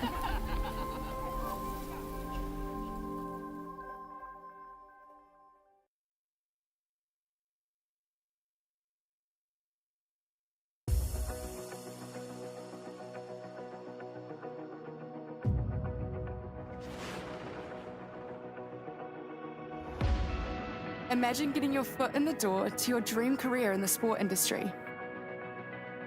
As you represent your uni, building lasting friendships, connecting at national and global events, connecting with peers and mentors who help connect you to your future. Make this happen with UTS NZ. I've definitely made some really personal relationships and friendships through volunteering. It makes you always feel like you're part of the team. In the sporting industry, it's so hard to gain connections, but volunteering through University and Tertiary Sport New Zealand, you're sitting at a table with people with over 20 years experience.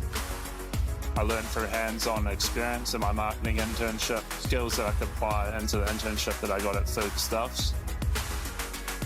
If you're ready to connect your skills, goals, and experiences, join our team! Join our team. Join our team. Because you can build your confidence. It can take you from an application form to the other side of the world. Click the link in the description to connect with UTS NZ.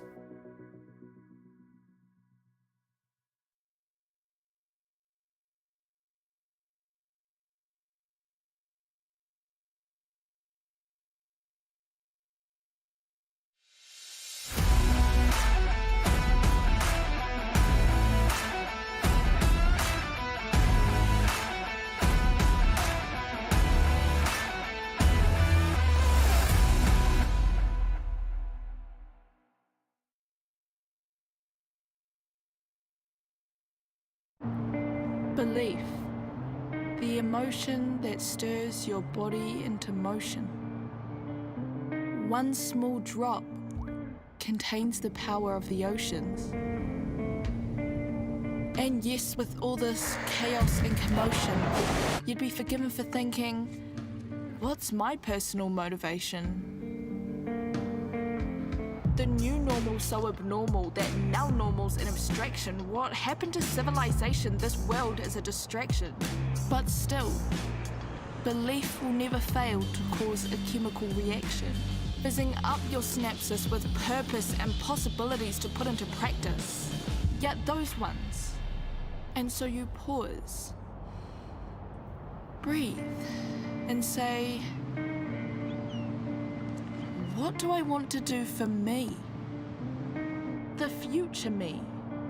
The one who needs me to believe that I can make a difference unequivocally, in whichever way I deem. Even if that's flipping me into we. You see, that really is living the dream. So yeah, it's a pretty simple plan. Believe you can.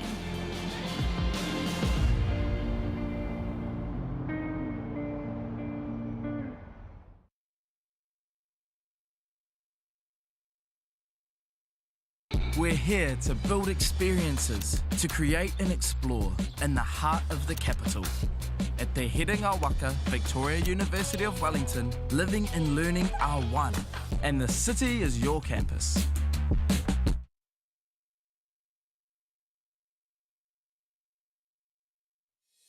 Do you want to study with world leaders in future thinking? New Zealand has been ranked the #1 English-speaking country for preparing students for the future, and all of our universities are in the top 3% in the world. Start your journey to a high-quality New Zealand education by choosing a recognised study option available in your country. Take the first step towards your New Zealand education now, because the world needs new.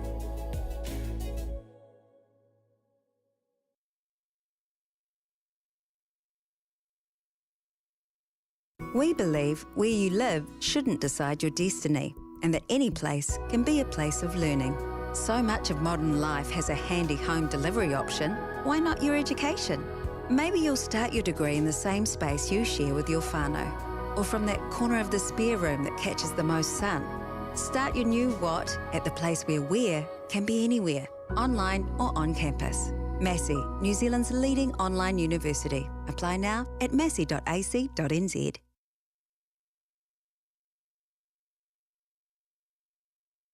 This is the University of Waikato, where every day people are making a positive change. Where research helps tackle global challenges and elite athletes can compete at the top of their game. A place where people are given the tools to protect their whenua for future generations. Where talent is nurtured and excellence is celebrated. It's a place where industry, innovation and education converge, and where moments are shared with loved ones. It's a place where teaching and learning has no borders, and people of all races and cultures work together as one. Our people, our future. Positive change starts here.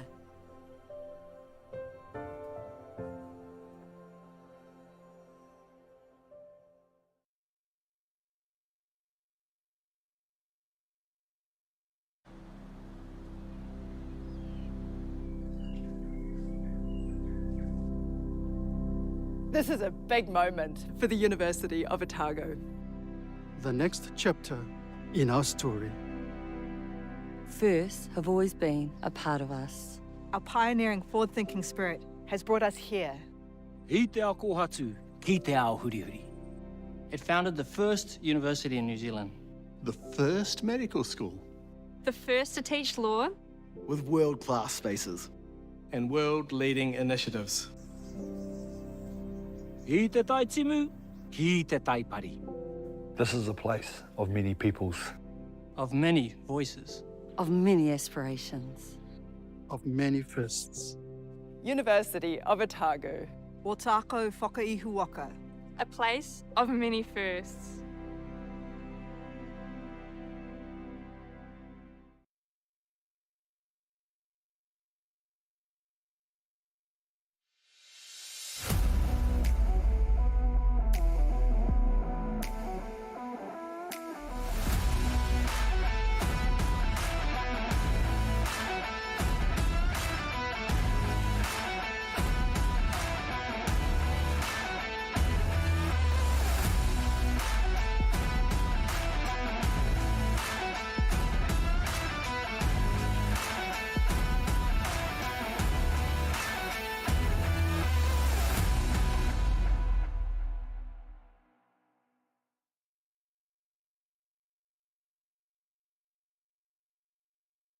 We're here to find our futures in the city of influence and opportunity, to make discoveries and create change.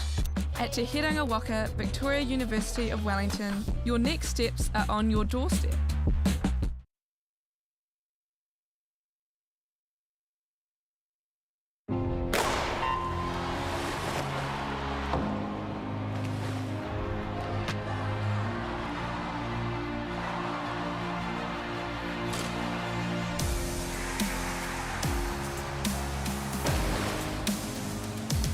FISU, World of University Sport.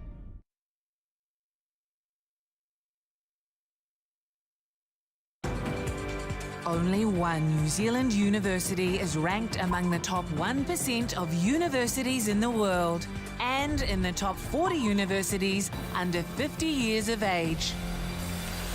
Auckland University of Technology, New Zealand's leading modern university. Home to world-class academics, called on for their research expertise here and all over the world, making AUT the New Zealand leader in global research impact. Connected to an extraordinary range of organisations worldwide. Focused on a rapidly changing future where creativity, curiosity and collaboration will only become more vital. We inspire, nurture and find the greatness in every single one of our students. We are AUT, New Zealand's leading modern university.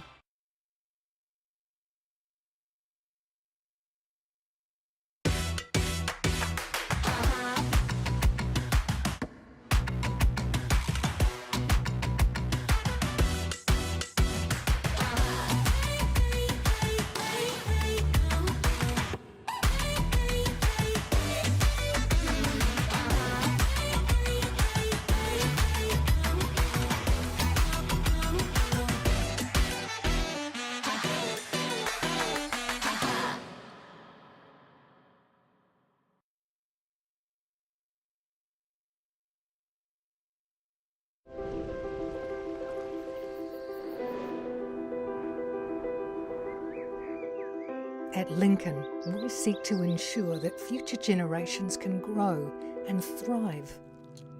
That means providing a world-class learning environment to grow fresh solutions to real-world problems, including using the world's resources wisely and sustainably.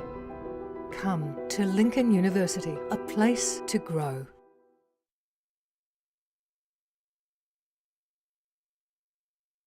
My world is my storytelling. My world is diverse. Our world. My world is astrophysics. It's always been a dream of mine. I don't know what my career pathway will be. I approach architecture from the point of view of my culture. I want to contribute to my people. It's a way I can give back. I want to change the perception of engineers. I want to take my tohu home when I graduate. Right now, it's about me. And this is my chapter.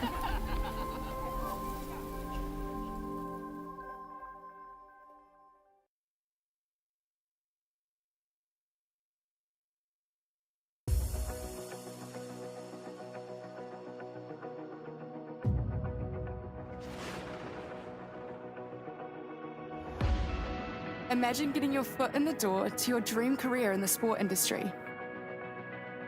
As you represent your uni, building lasting friendships, connecting at national and global events, connecting with peers and mentors who help connect you to your future.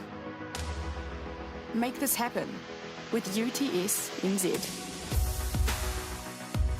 I've definitely made some really personal relationships and friendships through volunteering. It makes you always feel like you're part of the team. In the sporting industry, it's so hard to gain connections, but volunteering through University and Tertiary Sport New Zealand, you're sitting at a table with people with over 20 years experience.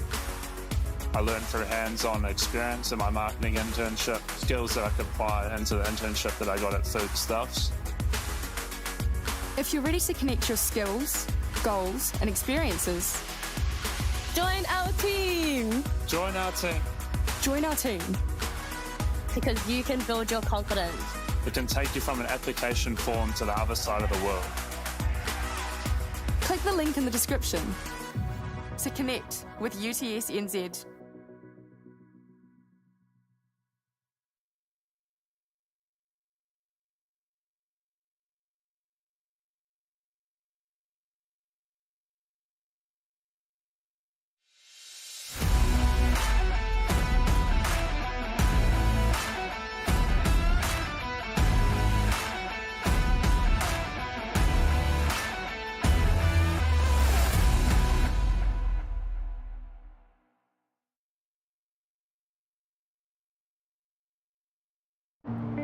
Belief, the emotion that stirs your body into motion.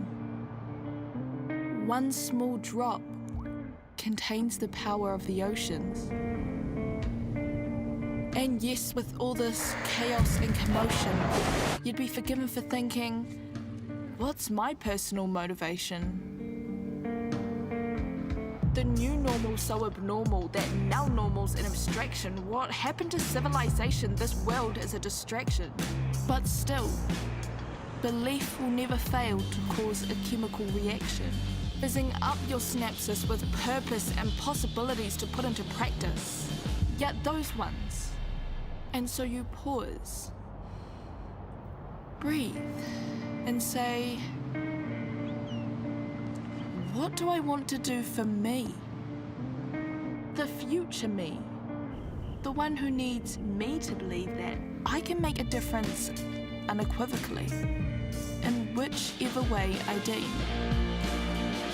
Even if that's flipping me into we. You see, that really is living the dream.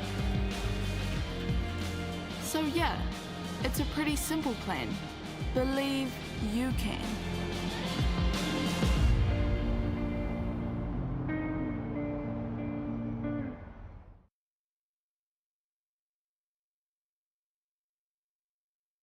We're here to build experiences, to create and explore in the heart of the capital. At Te Herenga Waka, Victoria University of Wellington, living and learning are one, and the city is your campus.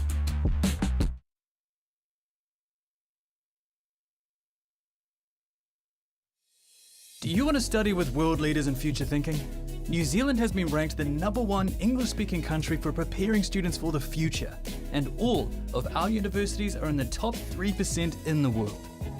Start your journey to a high-quality New Zealand education by choosing a recognised study option available in your country. Take the first step towards your New Zealand education now, because the world needs new.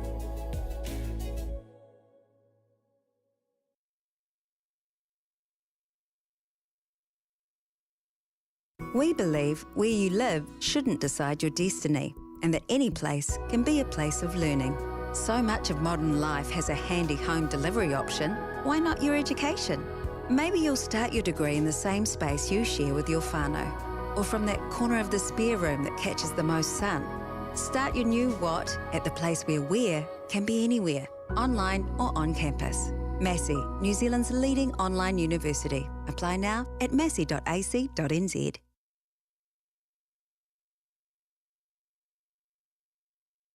This is the University of Waikato, where every day people are making a positive change.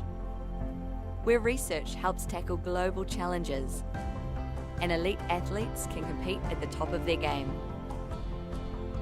A place where people are given the tools to protect their whenua for future generations. Where talent is nurtured and excellence is celebrated. It's a place where industry, innovation and education converge, and where moments are shared with loved ones.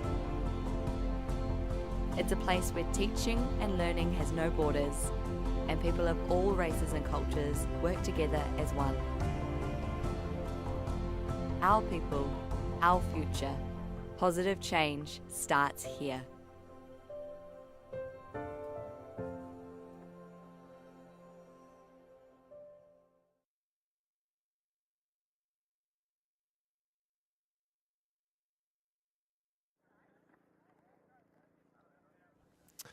Hello and welcome back to the New Zealand Tertiary Ultimate Championships, where here we have a third place game between the University of Auckland Flood and Auckland University of Technology. I am Liam Reynolds, bringing you commentary alongside Peter Mans. Hello, everybody. This game today, we just want to start out by mentioning, is brought to you by University and Tertiary Sport New Zealand, an organization that is committed to bringing smaller sports to the university level around the country. This is the 6th University Tertiary Championship this series, with 2 more remaining, being National Tertiary Basketball Championship next weekend, and the following weekend, the National Tertiary Netball Championship. Peter, we just saw a thrilling semifinal game in between Auckland Flood and the UC Honey Badgers. We did not catch the semifinal game between the Auckland University of Technology and Otago Toroa, but what did you notice out of Auckland Flood from that semifinal game that we watched? Well, Liam, especially in these calm conditions, we've only got a little bit of wind, and the morning rain we had has pretty much dried up. So we've got some good throwing conditions, and Auckland showed that they were not afraid to shoot it. Absolutely. From Auckland, Owen's son, number 52, seemed to be the primary deep cutter downfield, coming up, as if you were watching on stream, I'm sure you saw, with multiple huge catches downfield, even in zone offense, which isn't something you see very often with downfield cutters in zone offense, is handlers unleashing large backhands to downfield cutters, but Son showed that he really dominated that deep space. Definitely. Flood also showed that they were willing to run both matchup and zone defense. Especially in these calm conditions, offenses can have a pretty easy time getting through those zones.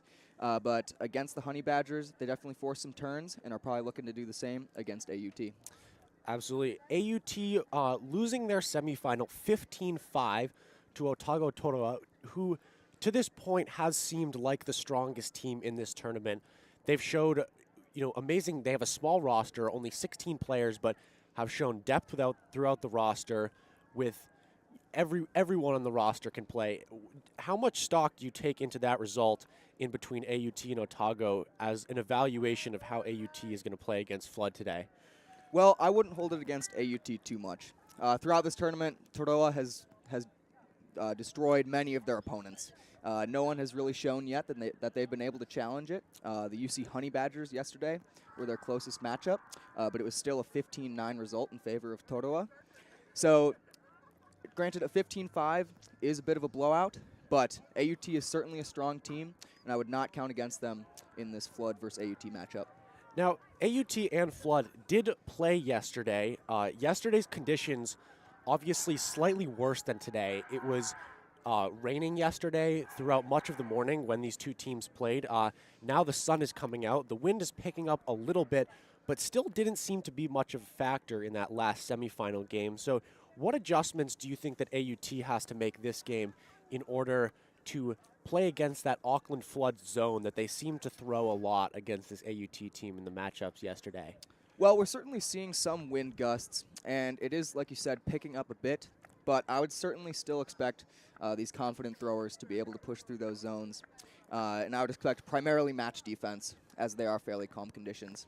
I would expect that as our baseline, as our main defense from both teams, with the occasional zone to mix it up and try and throw off these offenses. We've got a couple of players on AUT worth mentioning. We have Joshua Howe, who has been, throughout the weekend, a solid handler for AUT, working in a pair with, actually, my friend from back home in the United States, Peter Carson Belanger, who is from Amherst, Massachusetts, the birthplace of Ultimate and the Ultimate capital of the world. So great to have one of my friends playing in this game from high school and be able to commentate on him. The horn just went off a second ago, so we should be underway soon. Like you mentioned, we're actually both from the United States. We're studying abroad here at UC. So if you're surprised to hear two American voices commentating this stream, that's why. We're excited to watch the New Zealand Ultimate and see what it looks like compared to the States. Absolutely. There are some differences in between the rules we should mention. Specifically throughout this weekend, we've been noticing differences in the level of contact that is allowed in the game at the university level.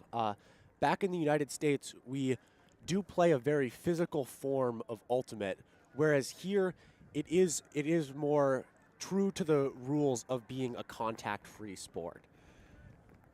That's definitely true. We've seen on these defenses, when it's in matchup, the offense is able to take the space away from the defenders much more easily. So that's allowing both handlers and cutters to get free in those open spaces.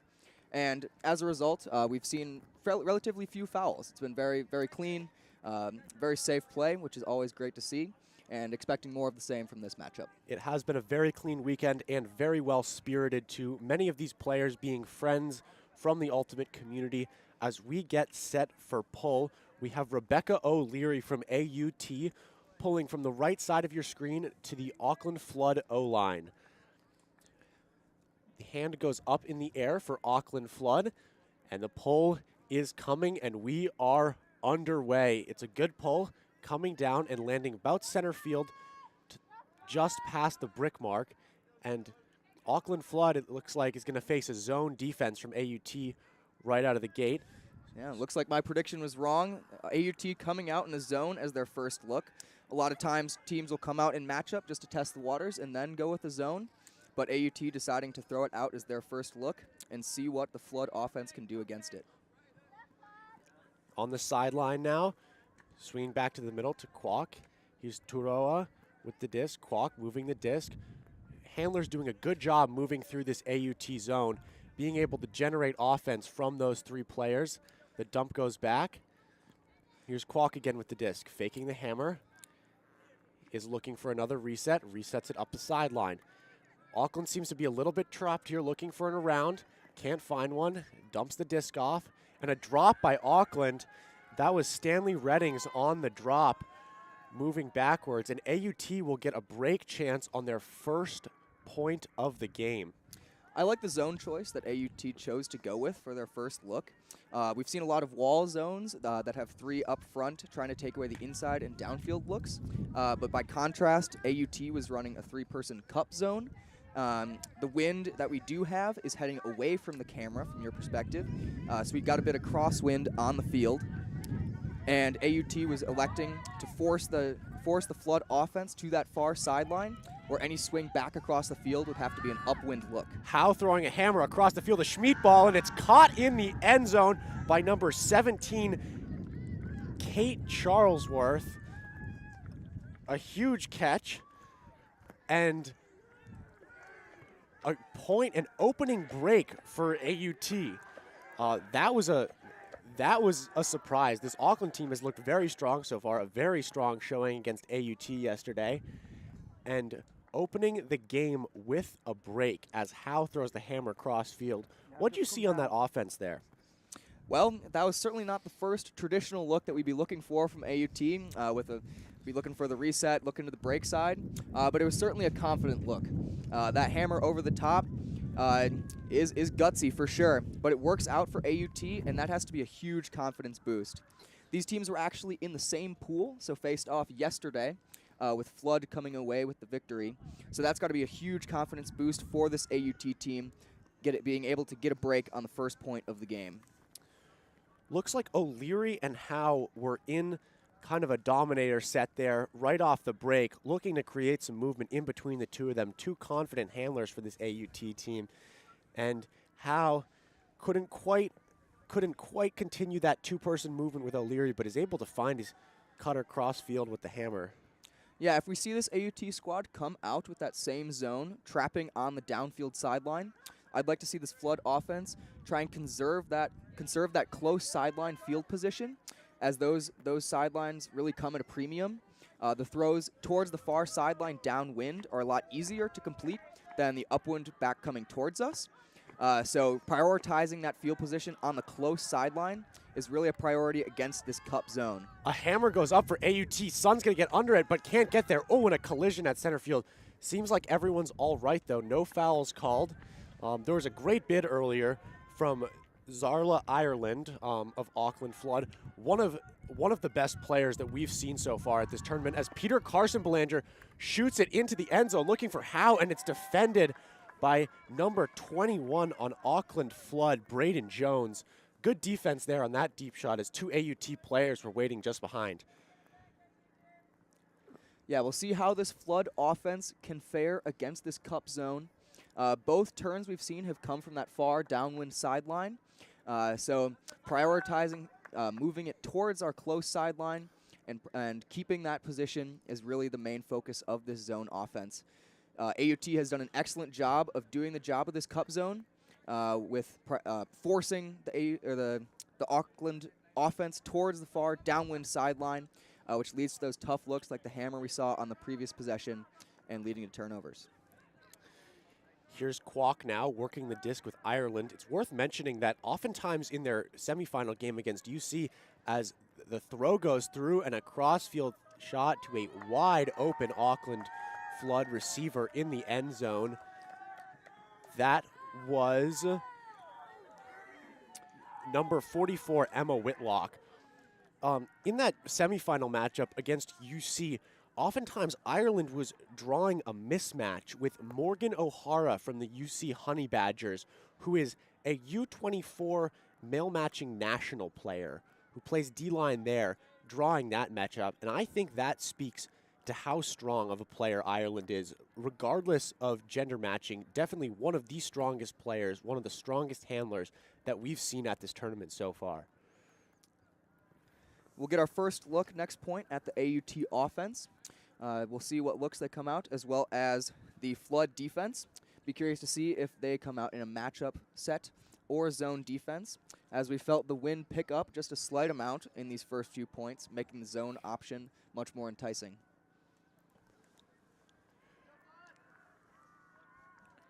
We'll have a pull coming from the D-line here. This is number 9, Jacob Woodward. Jacob has been playing Ultimate for 4 years now, as he's going to launch a pull, assuming he's going to pull inside out with the wind here. And Woodward launches it. He gets good distance as it fades towards the sideline. It's going to keep fading, and it will land out of bounds. So AUT is going to get the disc at the brick mark. And it looks like they're going to be seeing a zone look right out of the gate. So a look that they struggled with considerably in their pool play game. Looking to see if they're maybe able to generate some more offense this time today against this zone. Yeah, this AUT zone offense looks to have 4 handlers back, which is a decision that I like. Having that extra handler back compared to a traditional 3-handler set really enables those easy resets and able to have 2 wide to stretch the field and make that front wall for this Flood wall zone have to run a lot and tire them out. Swinging it across to Howe in this zone, and Howe is going to take a cross-field OI backhand that's going to be caught in the end zone for a point. What a shot. Vision on that one, off the charts. Great throw by Howe, showing really, really amazing edge control. You know, the inside of that disc turned to the wind. He's going to be able to put that in there on a dime. That's a very, very impressive throw from a very impressive player. Yeah, that's 2 confident looks over the zone that we've seen from Howe. So with that hammer being the first break, and then this assist as well. So he's certainly a confident thrower to watch out for as we progress throughout this game. And, you know, maybe AUT showing that it was the rain played a big factor in their difficulty against the zone yesterday. Those hard shots like that one, and especially over-the-top throws like hammers, scoobers, and flick blades, are considerably harder to throw when the disc is wet. And Howe definitely cashing in on having a dry disc there to be able to throw. A lot easier to catch in these dry conditions as well. We certainly saw a lot of just straight-up drops yesterday on fairly routine passes. The wet disc certainly playing a role with that. So far, we've seen a much cleaner game from both of these teams. Worth noting that right now, Sun is in a sweatshirt on the sideline, did not play last point and is not on for this point. A New Zealand Open player, and as we've mentioned, one of Auckland's strongest players, and a significant deep shot. So deep deep threat. So looking to see if AUT is going to have more freedom with how they can defend in the deep space with Sun not on the field for this O point. As picking up under center for Flood is Stanley Reddings, swinging it to the sideline. Back to Reddings. Reddings working against the zone, looking for a dump. Swing can't get off, still trapped on the sideline. There goes the swing. It gets off. There's Lock Kwok with the disc. Swings it over to the near sideline. Ireland has it. Ireland looks upline. Good catch there made by Toroa. Back to the center. We've got the same cup zone look from the AUT defense. This point, however, the Flood is doing a much better job of keeping the disc on this close sideline, which allows for these looks across to be much easier than the upwind coming back towards us. So that's enabled them to move it down the field much easier than previous points and allows them to convert the hold. Kwok with a beautiful inside flick there to the corner and ends up in the hands of number 27, Toroa. That's going to be a hold for Auckland Flood. And after that opening break, they steady the ship with 2 holds, and we are all knotted up at 2 apiece right now.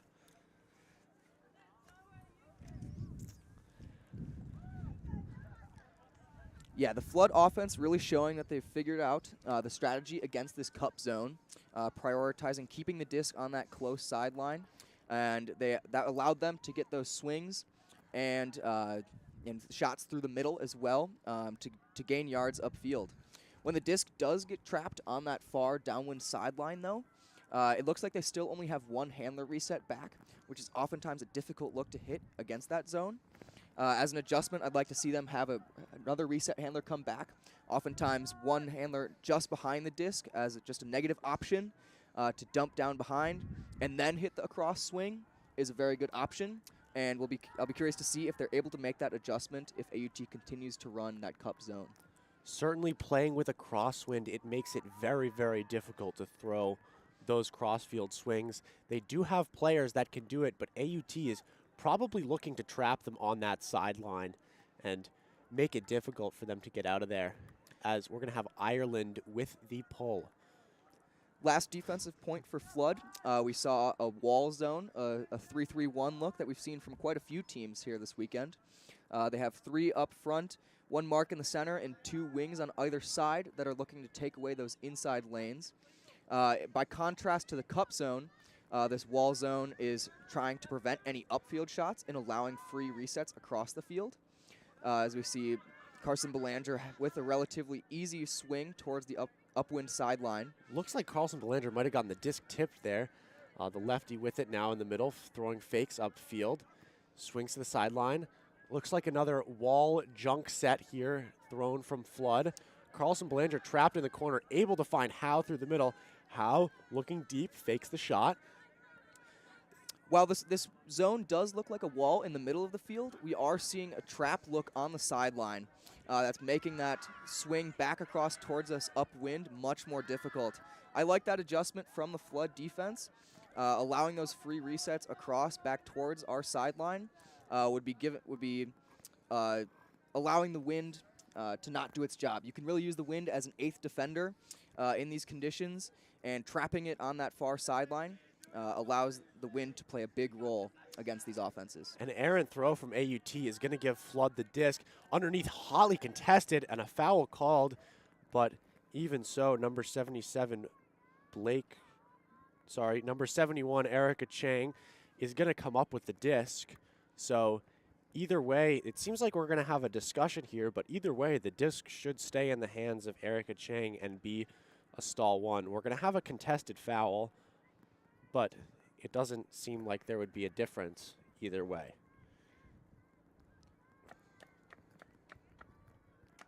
We've got a fairly standard vert stack look against the matchup defense from AUT. Their O-line electing to go with a matchup set as opposed to the zone set we've seen from their D-line so far.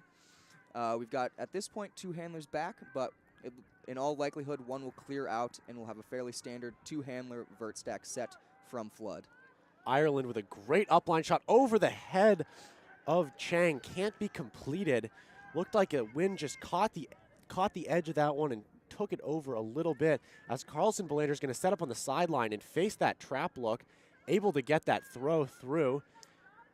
back to Carlson Belanger again on the sideline.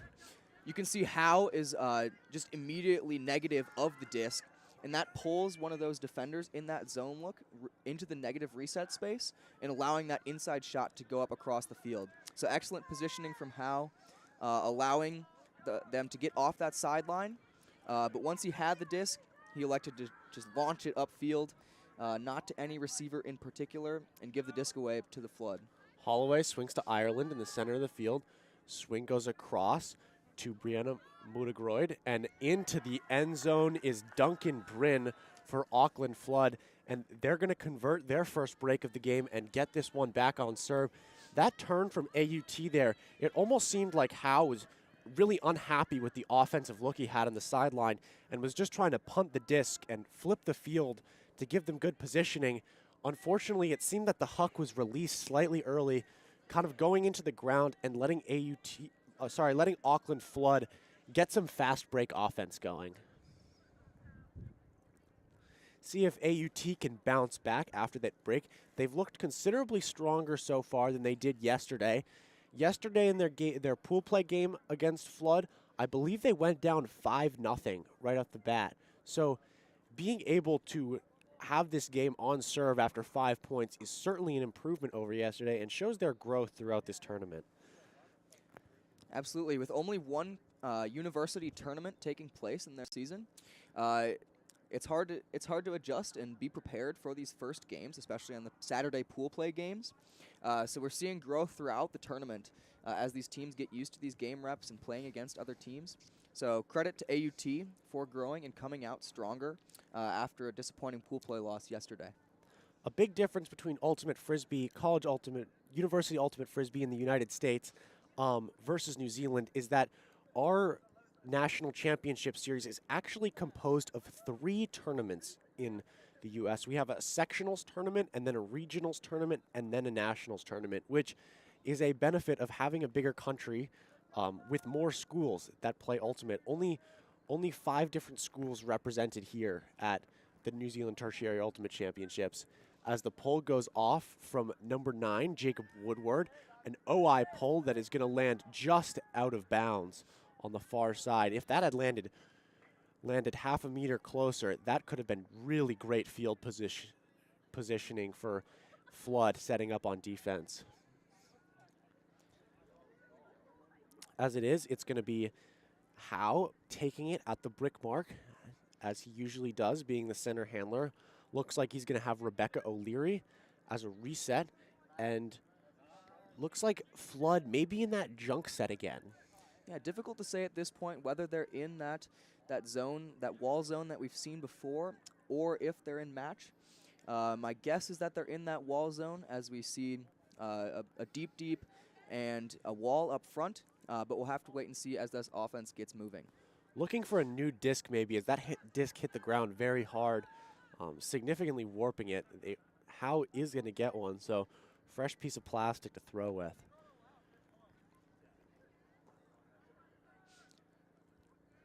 Howe swinging it over to the sideline. O'Leary looking upfield.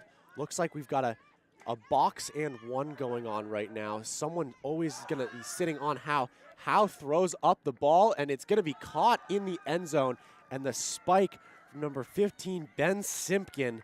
A great crossfield shot from Howe, throwing it just over that deep defender. He didn't really seem to care at all. Yes, that's Howe's 3rd assist of the game. All 3 of which coming on fairly aggressive downfield shots. So he's really showing that he's confident, willing to throw it downfield. And whenever the disc is in his hands, this Flood defense should be prepared downfield to defend a deep threat. Typically, when you're playing a wall zone like that, you're not really considering the deep look on the far sideline to be all too much of a threat. It'll be interesting to see if Flood will adjust to take that look away a little bit more, as Howe has shown that he has no reservations in hitting that throw, no matter which side of the field he's on. Yeah, we're certainly seeing the downside of that sideline trap. In the middle of the field, the marks are straight up, preventing any downfield shot. But as it transitions to the sideline, we've seen it transition to a trap mark, so preventing any swing from going off. And we've seen that be really effective on the downfield sideline, as it's hard to get those swings coming back towards us into the wind. But the downside of that is that Howe has the window open to throw some of those aggressive downfield shots, and so far it's paying off for AUT. AUT now ties the game at 3-3, a strong performance thus far as Sun is back on the line for Flood after several points off. So putting a legitimate deep threat back into the game for Flood, that could be big. I know Lock Kwok, the center handler, number 5 for Flood, will be looking to shoot deep. They were a lot in the game against UC as Sun came down with several breaks on jump balls deep into the end zone. Sun's going to pick up and center the disc to Emma Whitlock and go deep straight away. And Ireland is going to put up the shot to Sun. It's going to be a Schmidt ball, jump ball, and Sun comes up with the huge sky and the kick spike. Huge celebration, a huge sky in the end zone. And to be honest, I think that's kind of what we expected putting Sun back out there. Absolutely. Saw that coming from a mile away. As soon as he centered the disc and took off, Ireland was looking for that shot all the way. Really shows the mentality of this Auckland team. If they have a deep shot to Sun, they're going to throw it, and in all likelihood, he's going to come down with it. He is going to come down with it, especially against a shorter defender. Peter and I have been practicing with the UC team all throughout this semester, and one of the players, Finn McKenzie, I have come to know as a very, very good defender. I myself am tall. I am about 2 meters tall, and I have had problems going up against Finn McKenzie in practice. And in that semifinal game against UC, Sun had about 4 to 5 jump balls in the deep space against McKenzie and came down with every single one. He is almost 100% on those 50-50 balls. Maybe we should start calling them 90-10 balls when he's the one downfield. Absolutely. I wouldn't disagree with that. We'll get our next look at the AUT offense here. So far, we've only seen one defensive look from the Auckland D-line, which is that wall zone in the middle of field that transitions to a trap sideline. We'll see if they stick with that, as it has been working fairly well to secure some turnovers. But we'll see if Howe or another offensive player for AUT is able to break through that zone with some aggressive throws. Despite the fact that Howe seems to be the strongest thrower, it does seem like the AUT offense is going to have Carlson Belanger at the center handler spot, probably looking to isolate Howe over on this side where he has that downwind cross-field shot that he can take. He's shown that he's not afraid to take it, and Howe is actually going to be going now to the side where he will be throwing upwind. It's going to be a person look from AUT. First time we've seen that this game.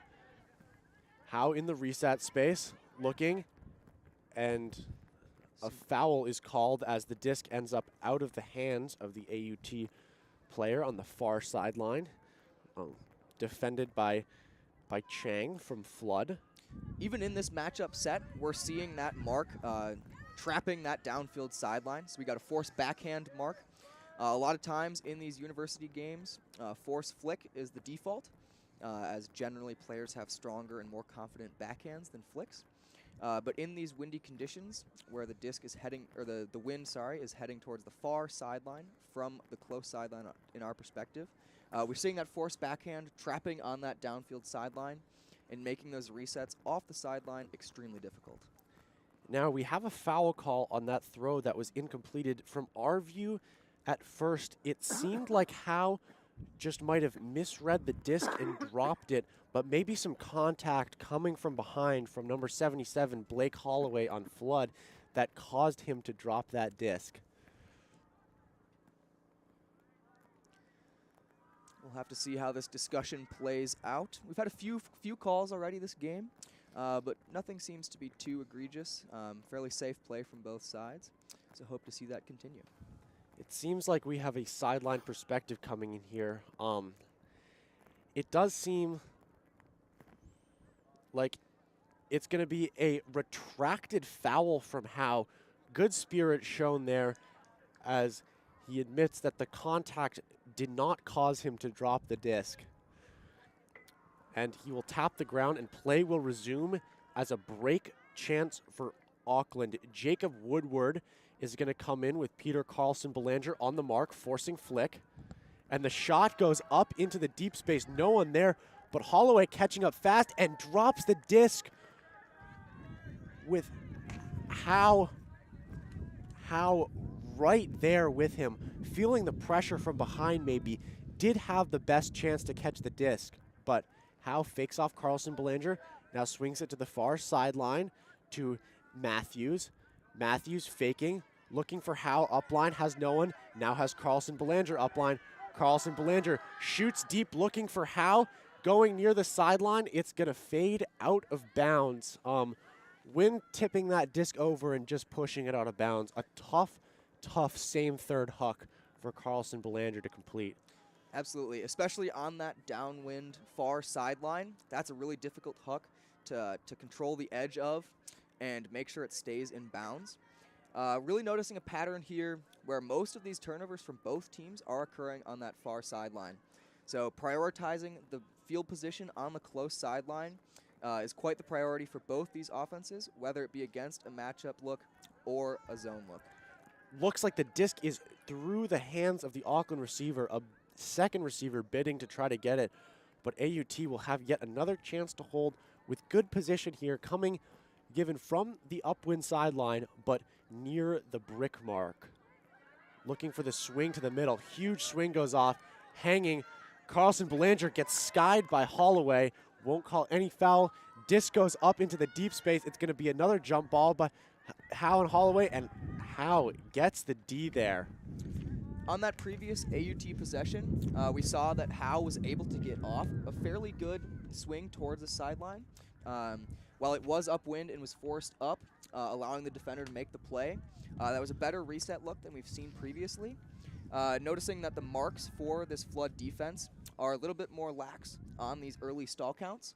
So when an offense has the disc on that far downwind sideline, looking for those resets early in the stall count might be advantageous, as before those marks clamp down and prevent any shot from going off towards our close sideline.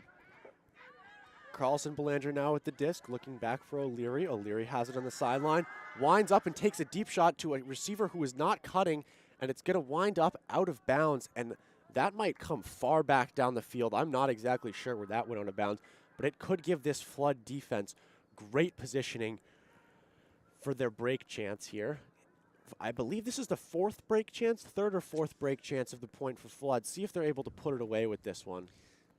Yeah, the mentality of both these teams is going to have to stay strong.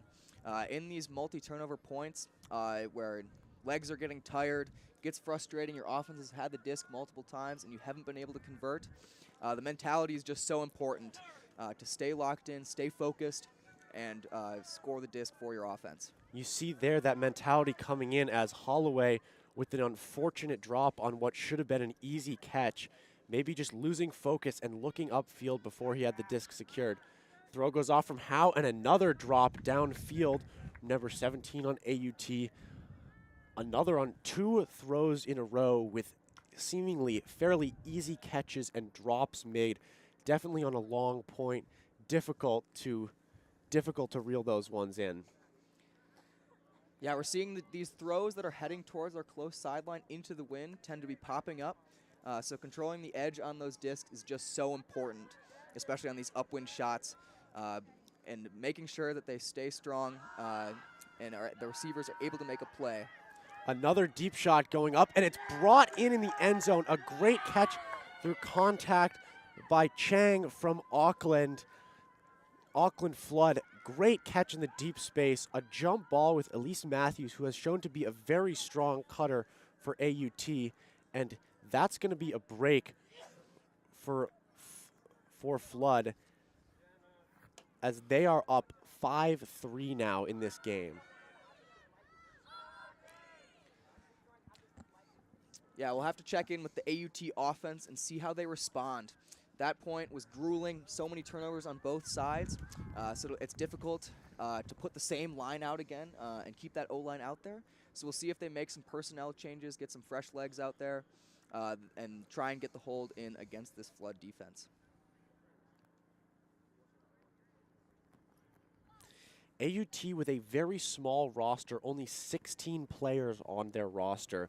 So definitely Auckland with the advantage, having a deeper lineup through these long points. They're going to be able to play more players overall, which will help them keep less tired throughout those long points. That point, it's worth noting, Flood trying out a person look, a match defense look for the first time. I guess they decided that that junk zone that they were throwing didn't slow down AUT in the same way that it was yesterday, and coming out and despite the offensive errors, playing very, very, very strong person defense that point. And I would expect them to stay with that going forward. We're going to have Ireland with the pull here. Opting for that outside-in pull against the wind. We've seen a few pulls go out the far sideline, pushed out by the wind. So the safe choice from Ireland to make sure it lands in bounds. Oh, and a run through D by Holloway there. Carlson Belanger was looking for that swing pass, and Holloway gets in front of it there. Now a short field for Flood as they're going to swing it cross field. Here's Ireland with the disc. Ireland inside for the score to Erica Chang. And that's a great break for Auckland. They're now going to be up 6-3, 2 breaks in a row. 2 breaks in a row. And, you know, showing that even though AUT put up some resistance first, they are still the same team that we saw yesterday playing that game that was very dominant against this AUT squad. Certainly. We saw that matchup defense from the AUT O-line. Like we've seen before, it looks like only the D lines are coming out in these zones. And in transition, both teams are opting for a matchup look. But both teams are also running a forced backhand. Like we mentioned, that certainly plays to the strength of the wind, heading away from the camera. So the intelligently are using that forced backhand to trap that far sideline and make those resets really difficult.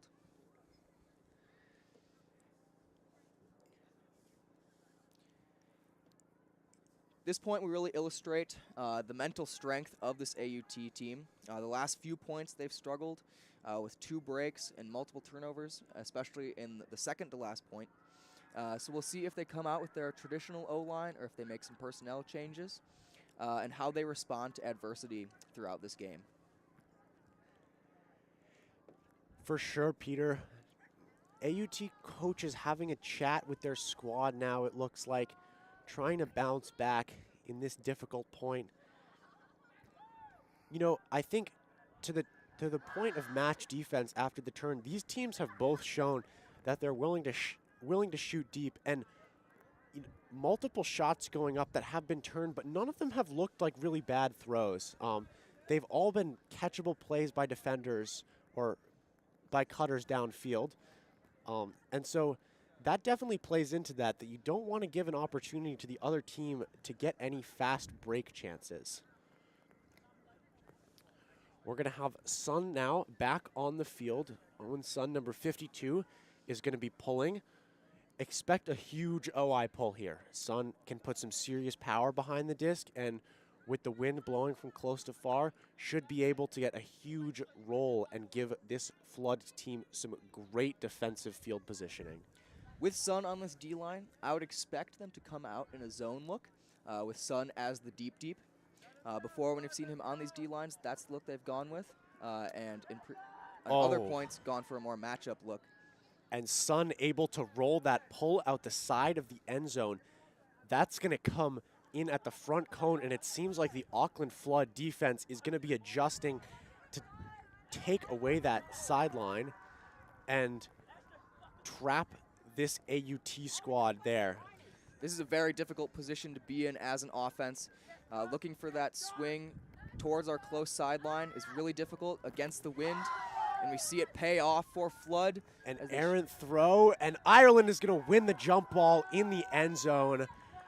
Great point from Auckland Flood there, a quick one, as a good pull leads to a good defensive stand and a quick break. And they go up 7-3 with the chance now to break for half. What Yeah. did you see there from the defensive adjustment? Did you think that Auckland Flood had any sort of defensive adjustment as soon as they saw where that field positioning was going to be? Well, sir, it's difficult to say what they planned for, but I like that they went with a matchup set against that AUT offense with that really difficult starting position on the end zone cone going against the wind. Having that trap mark and locking down those reset handlers, we saw that it forced the reset up into the air, and the Auckland defender was able to bring it down and convert the break. Carlson Belanger doing a good job to get open upline in that tough situation, but unfortunately just a little bit too high for him. And Auckland now with a little bit more of a commanding lead heading into the end of this first half. Yeah, we saw a strong start from the AUT squad, beginning with a break and coming out strong. But thus far in the most recent points, we've seen Flood take control of this game in a similar way to what we saw yesterday in their pool play matchup. Sun has not played many points so far, but showing his value in every point that he's been on with the huge sky in the end zone earlier and then a great pull on that one, helping to complete the break. We have number 21, Braden Jones, is going to be pulling for Auckland here. Be pulling inside out, hopefully, with the wind pushing the disc towards that far sideline, helping it get a little bit of extra distance. And be interesting to see what the defensive look is, defensive look is here from Flood. Disc fading towards the sideline and out of bounds. Wind catching that one, pushing it over there. And Carlson Belanger is going to have the disc at the brick mark. Looks like a fairly standard person set with maybe a bracket going on. Nope, not a bracket going on in the middle. Looks like we got a handler poach on the close sideline that now tightens down. But a matchup look with tight handler defense that leads to a block in the reset space. A no-look block from the defender on Howe. Carlson Belanger throwing it in reach, and despite the fact that his back was turned, still able to come up with the block as the reset goes off to Whitlock. Whitlock looking at the inside, bobbled and caught. Here's Kwok now. Kwok, and drops the disc. It didn't look like there was any contact. It's going to be a turnover. Unfortunate there on just catching the disc, stumbling and coming out on contact with the ground for Kwok. So that will give Howe the disc now with another chance to get a much needed hold for AUT. Carlson Belanger working in the handler space, can't get free. Howe looking cross field. And the low throw isn't able to be brought in by the AUT cutter, giving Kwok a short field for Auckland Flood. Looking reset now for Whitlock.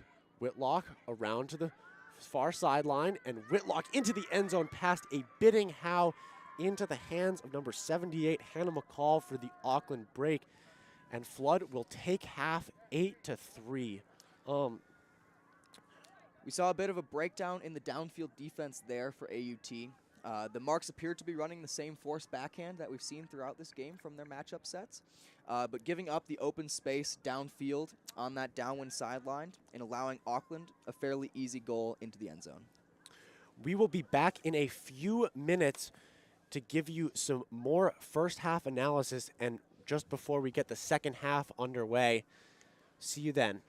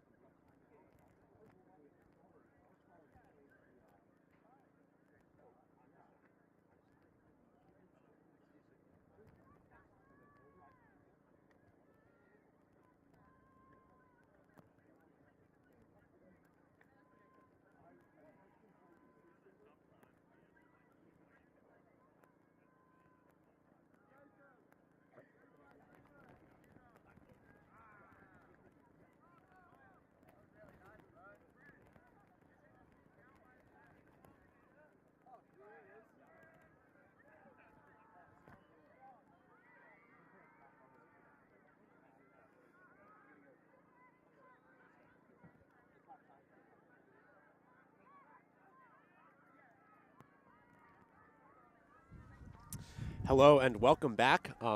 It's Peter and I back for second half action of the New Zealand Tertiary Ultimate Championships third place game. We just had a question from a friend here about the origins of Frisbee as a sport, and so we'd like to talk about that a little bit, seeing as we're both from the country where it started. So Frisbee originally started back in the early 1900s with Frisbee pie plates. It was as you guys in New Zealand know pies as the small, mostly meat-filled pies. In America, our pies are larger and filled with fruit. And the metal plates that the pies would come in would be thrown around by college students, and they would yell Frisbee after the name of the pie company. And over time, plastic discs evolved, and in 1968, there's a little bit of debate about who started it, but either high schoolers at Columbia High School in New Jersey, Maplewood, New Jersey, or college students at Amherst College in Amherst, Massachusetts, started the game of Ultimate Frisbee and made up the rules. And since then, we had the founding of USA Ultimate in 1985, I believe, was the first Ultimate organization formed. And then in 1987, 2 years later, WFDF, the World Flying Disc Federation, was started, and this New Zealand Ultimate is currently governed under the WFDF rules. But awesome to see a sport that has started so recently and was invented so recently kind of taking flight all over the world. We've had it for a little while now in the US, but you know, we've only had the New Zealand Tertiary Ultimate Championships since the year 2016. And it's pretty cool to see in a country where the sport has taken off so recently how confident these teams are and how good some of the players are. Absolutely. We've seen that sort of growth come from the United States as well, even in recent years, whether it be in the college or university division or in the club divisions. Whatever level, the play just gets better every year as these players start younger and train more, and it becomes more of a mainstream sport. And we're seeing that as well in New Zealand, even in the time we've been here. Looking back, I'm sure that there's been a lot of improvement in play in recent years. A great place where that is put on show is at the Junior Worlds and Senior World Championships. Worlds happening for the first time in 8 years just several weeks ago in Australia. Second half underway as the poll goes up. And Junior Worlds U20s happening earlier this summer. Many of the players in this tournament, especially on this flood team Toroa from Otago and the UC Badgers, played on those Junior Worlds team, showcasing how New Zealand really does have global talent within this sport. Oh, and a fall there. That's going to be an injury. It's caught in the end zone, but that is going to come back. An unfortunate collision in center field. And Rebecca O'Leary, one of the main handlers for AUT, is down in pain.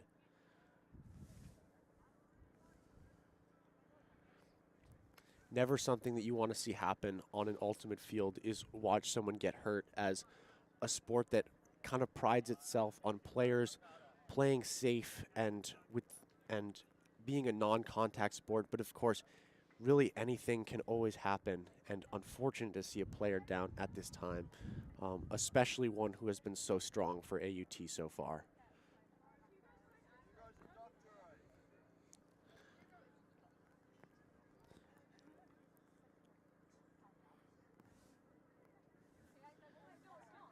Players right now from 3 different teams around O'Leary. We have Ireland from Auckland Flood, one of the AUT teammates of O'Leary, and also a player from Otago Toroa, crowded around O'Leary. You know, it is a community here, and this is a moment that shows that. O'Leary looks like she's getting up, sitting down.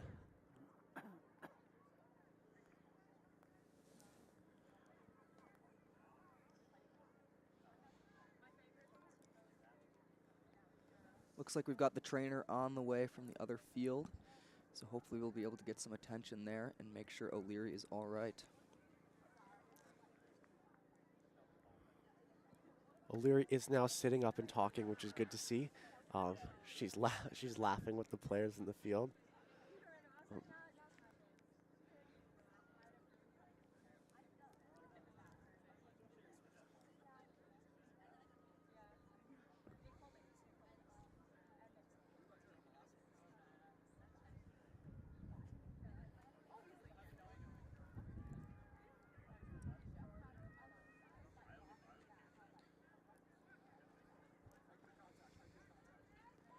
Looks like O'Leary's able to get up and off the field under her own power, which is always an encouraging sign.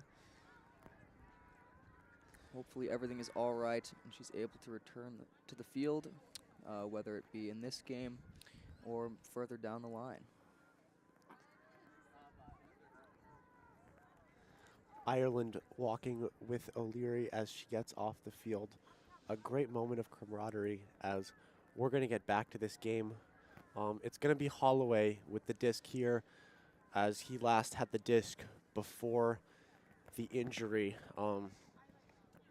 Before game starts, I'd love to give a quick shout out to everyone watching, those in New Zealand and back at home in the US. I know from our college, we currently have many members watching. It's currently being streamed on a projector in our friend's house, which is pretty exciting to hear that they are watching this game. Holloway now has the disc back. In the reset space is Fabian Strauch. Holloway working with Strauch. Strauch is open. Holloway doesn't see him. Holloway now looking for an inside shot.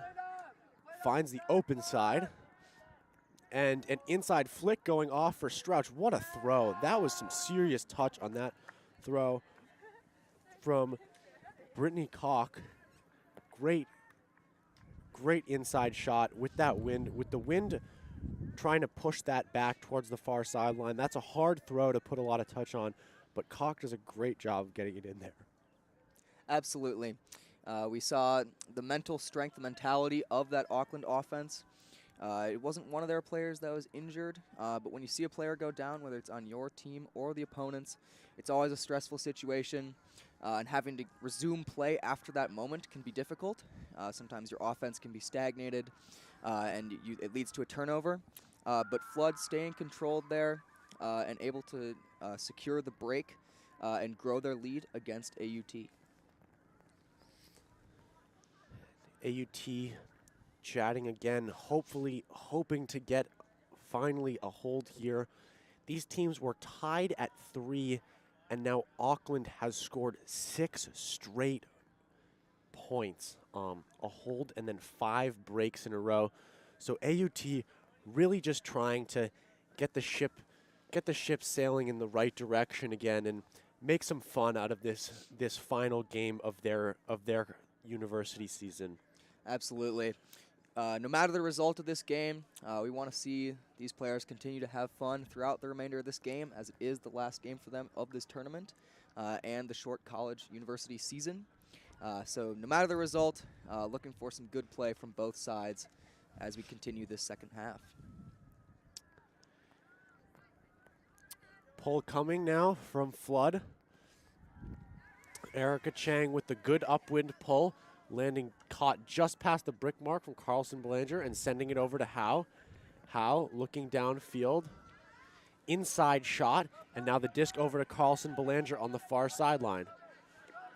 Carlson Belanger fakes the swing, gets it. Howe looking in the reset days. Carlson Belanger, high stall, throws up a prayer, a schmeat ball to the end zone, and it's almost brought in by AUT on the far sideline, just out of reach.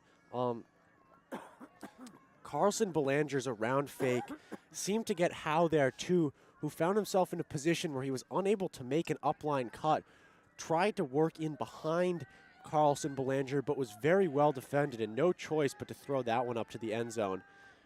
Absolutely. The reset defense, as well as the wind, playing a major role in leading to that turnover, giving Flood the disc, although AUT now has another chance on offense to convert the hold. Holloway unable to reel in the deep shot, just a bit out of his reach, as Howe is going to take the disc with Carlson Belanger at the reset. A vertical stack look from AUT downfield. Off the back is Elise Matthews, who has often served as the initiating cutter for this AUT team. This stack is fairly deep on the field, which can make it hard to hit those deep looks. So the defense hopefully recognizing that and taking away those unders. Although we see one completed for the AUT offense, and they've already reached midfield. I believe that Ashton Reed and Kate Charlesworth may have switched jerseys. So we have Kate Charlesworth in number 13, I believe. If I'm wrong, I'm sorry. But a deep shot going up to the end zone, looking, and it's on a platter for Jasmine Julanes. What a throw there from Holloway. Beautiful backhand, outside in, fighting against the wind. Couldn't have put it in there any better than that.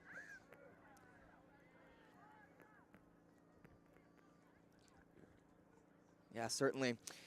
It's a good time to mention, as you just did, leading into this, is that we're doing our best to get the names right here. We've got some rosters that the teams filled out, although some are relatively incomplete, and we do have some jersey switches going on. So for all we know, some of these players might be Rumpelstiltskin. Who knows? They could be. We're doing our best out here to get these names right. Apologies to any players that we didn't, but hopefully we've done a good job to recognize them and make sure they get the credit that they deserve.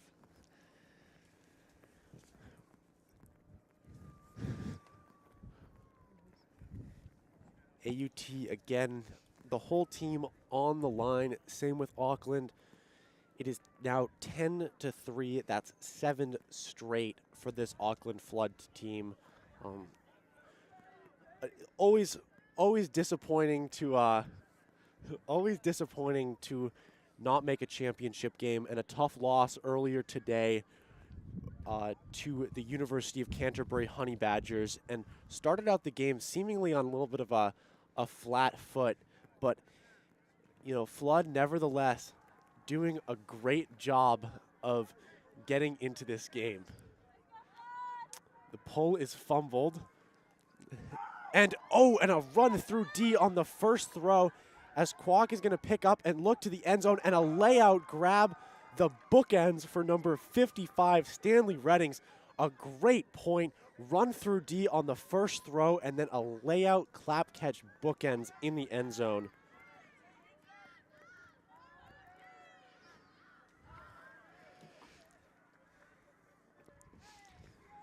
AUT really struggling in these recent points to convert the holds as Flood has taken control of this game. Hopefully they're able to right the ship before the game ends and get a few more points on the board before their season is over. It would be nice to see that. Started out so strong, and just an unfortunate fall off here. AUT, I believe, score now is, a 10-3. Pull is going to be coming from number 21 on Auckland Flood, Braden Jones.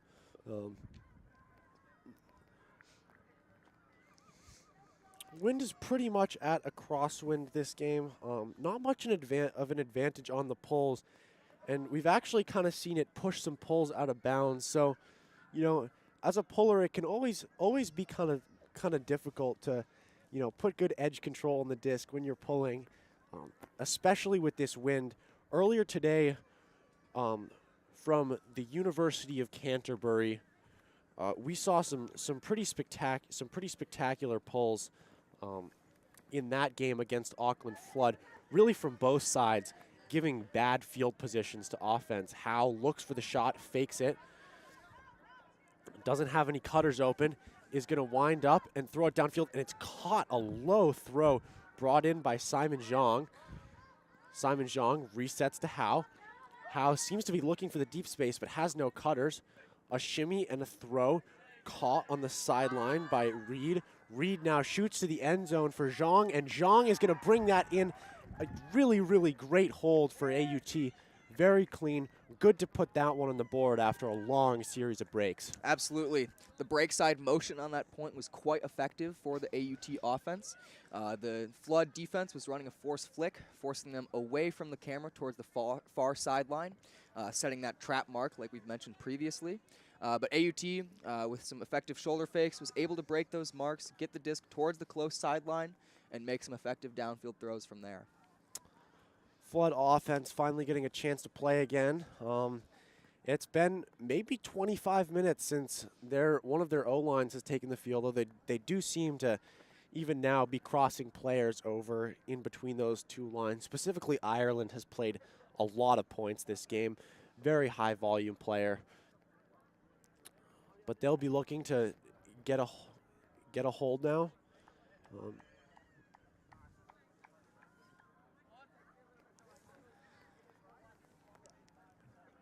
Yeah, recently we've seen primarily matchup looks in contrast to the beginning of the game when it was mainly zone looks. As we get our look at the AUT defense for the first time in a while, I'll be curious to see if they pull out a zone look and try and throw off this Auckland offense and get some of the breaks back. Yeah, the switch, especially for Auckland Flood from the from that zone look to the matchup look, has paid dividends. They had a tough time generating turns in that zone look, but since they switched to the matchup, their more athletic cutters have really been able to shut down the downfield space and force some tricky resets, as it looks like we are going to get a zone look. Carlson Belanger sitting in the deep space, although he might have to go up against Sun, which might not be a great matchup for Carlson Belanger. Sun has about 5 to 6 inches on him in height, or yeah, you mentioned 12 to 15 centimeters. Yeah. Sorry to our New Zealand viewers. Sun working in the handler space, though, instead of downfield. Yeah, you mentioned this previously, Liam. Even in the zone offense, Auckland not afraid to shoot deep. Usually Sun is on the receiving end of that deep shot, but this time he throws it in for the assist. And Auckland has the clean hold. It may not look like it, but that's a very difficult throw to throw. Throwing a blade over a zone with a crosswind like that is not easy at all, and really able to put that one in there very effectively, as Flood now up 11-4 over AUT, and the AUT O-line will get another chance trying to get their second hold in a row. Yeah, we'll see if they'll be able to attack the break side and prioritize the field position on the close sideline like they did in the previous point. That really has been the game changer for this offense. When they get stuck on the far sideline and have to throw those tricky upwind sideline swings, that has led to a number of turnovers and breaks for Auckland. So if AUT is able to attack the break side against that trap mark and keep the disc on the close sideline where they can use the wind to their advantage, that will likely allow them to have another clean hold. We see Otago Toroa running behind us right now. They seem to be warming up for their final game, which will be streamed here and commentated by us starting at 2:15 p.m. as pull goes up from Flood and is going to fade out of bounds near midfield. That finals game is going to be a rematch of a pool play game yesterday between the two teams, where Toroa was really able to dominate the UC Honey Badgers, winning that game by a score of 15-9. In that, UC with a strong showing against Flood earlier today, Flood and Toroa being the two top teams in this tournament, hoping to right the ship in that final. Howe with the disc at center field, looking for reset. Howe shoots into the deep space, out of bounds, and has no cutters going. And that's going to be a break chance for Auckland Flood. They will get the disc on the far sideline, forced to go upwind on this swing pass as a mark is quickly set by Elise Matthews. Looking upline, and a tough grab had to be made there, and it's dropped by Fabian Strouch. Strouch couldn't come up with that one, but a lot to ask of any receiver to come up with that one. It was quite low and had to quickly hit the deck for it. We've seen quite good reset defense from both of these squads. especially on that trap far sideline. They've been able to lock down the reset options, and I'd say that the majority of the turns we've seen in this game have come from that side of the field, highlighting the importance of the wind and maintaining upwind field position. Holloway looking to shoot right away as he gets the disc, but that one's taken in by Matthews for AUT. Oh, and a tough catch going across by Ashton Reed. Reed now across, another tough catch made by Simon Zhang on the sideline. Zhang looking for the reset to Howe, now looks upfield. It's caught by Emily Stone. Stone resets to Howe.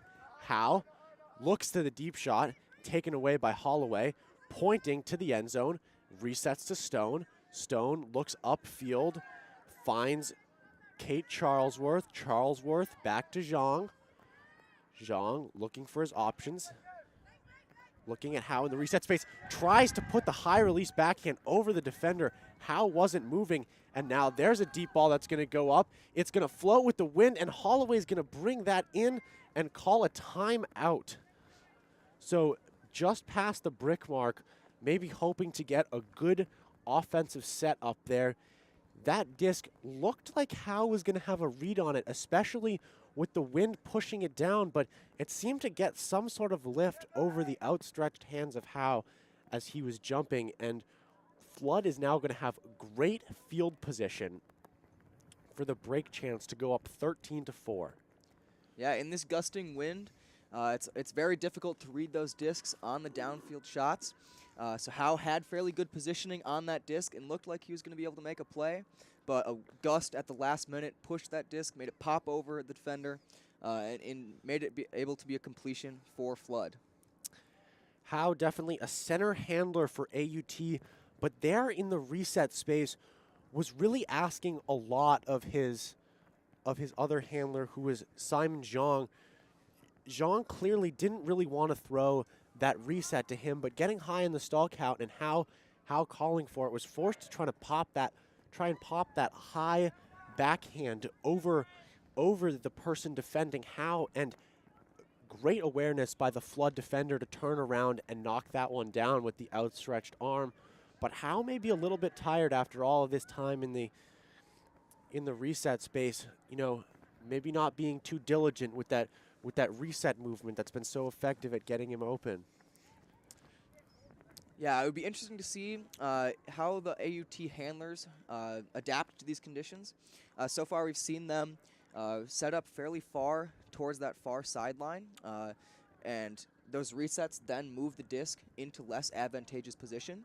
I would like to see them prioritize maintaining that upwind, close sideline field position as much as they can, which can lead to better looks downfield.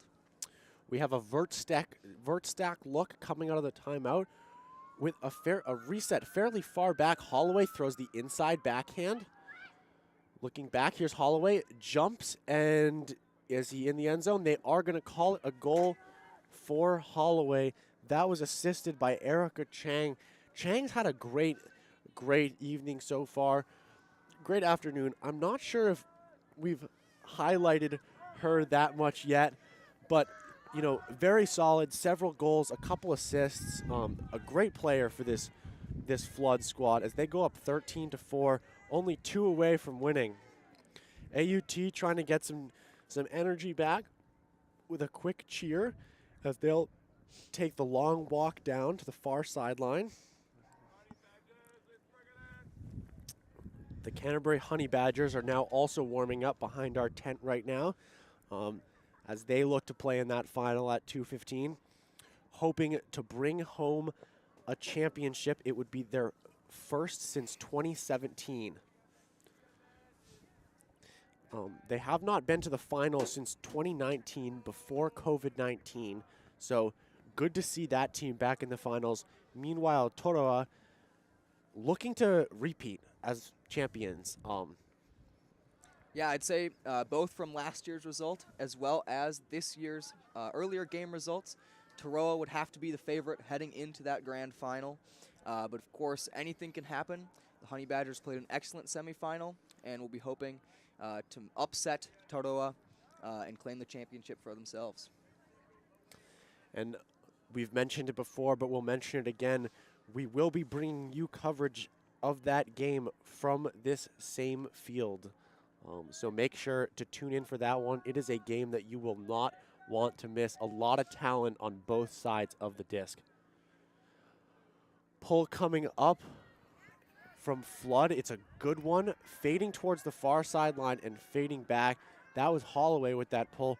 Definitely shown to be a great deep thrower. Carlson Belanger turfs the disc into the ground.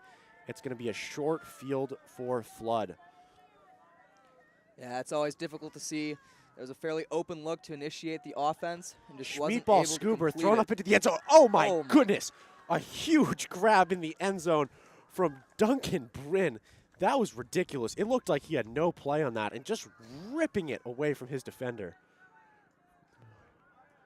That was, you know, in terms of as a cutter, discs that you want to try to catch, a scuba fading away from you is just about at the bottom of that list.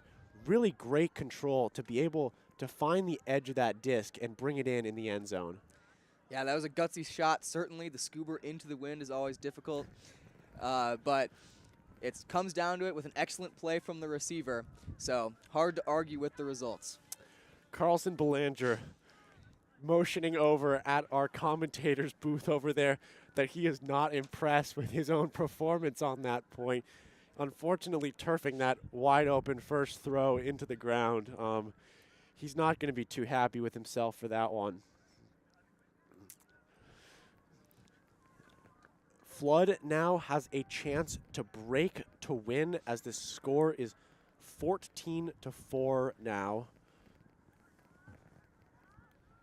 I believe. It could be 14-4. Our scoreboard that we have here at the field can sometimes be a little inaccurate if the wind blows it over.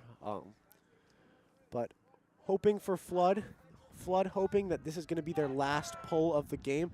It's looking like they've put out a pretty strong line of players here to try to finish it off. Sun on the line along with Kwok, who's typically their center O-line handler, maybe crossing over, running this O-line to give that D-line a break that's been playing so much throughout the latter part of this game. Ireland as well, a player to watch. As the pull goes up, we'll see if this one can stay in bounds, as we've seen many of the previous pulls be pushed out that far sideline by the wind.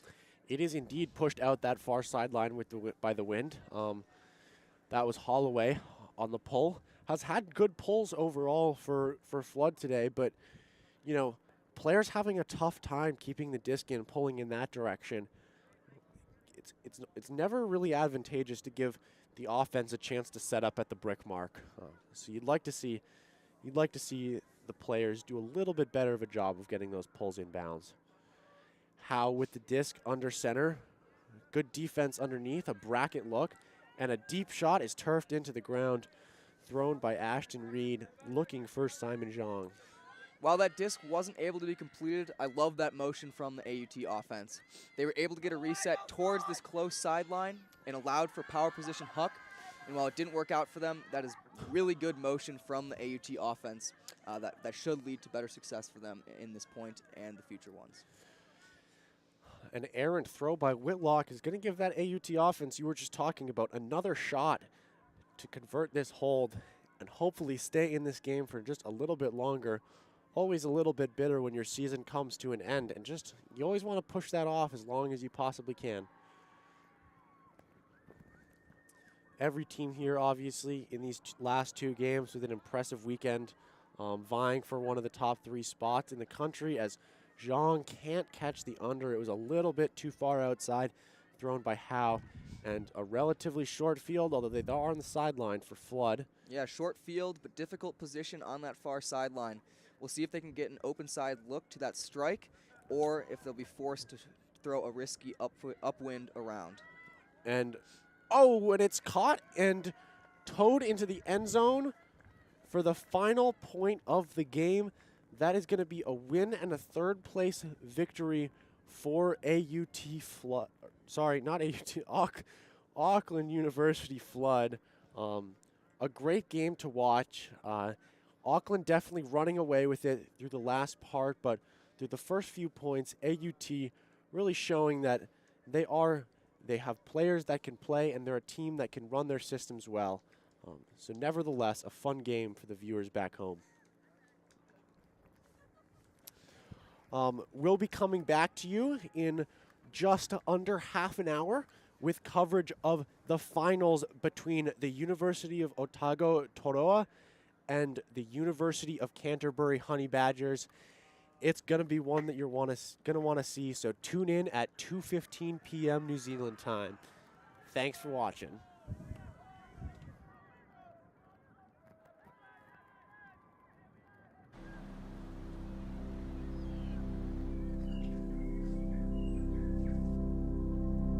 This is a big moment for the University of Otago.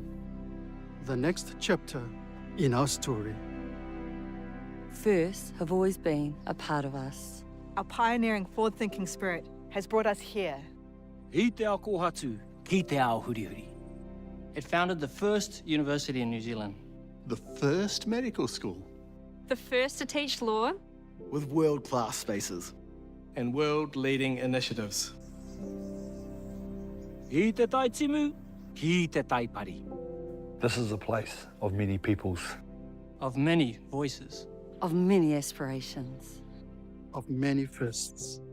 University of Otago. Otako whakaihuaka. A place of many firsts.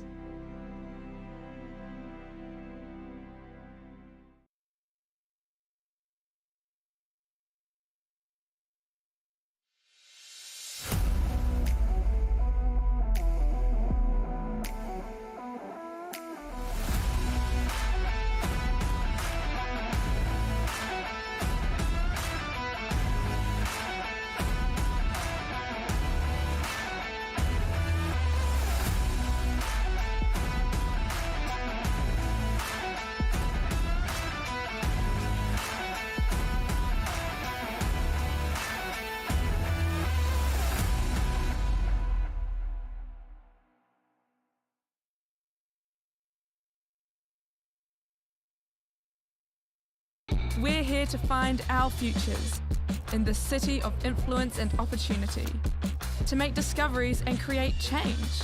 At Te Heranga Waka, Victoria University of Wellington, your next steps are on your doorstep.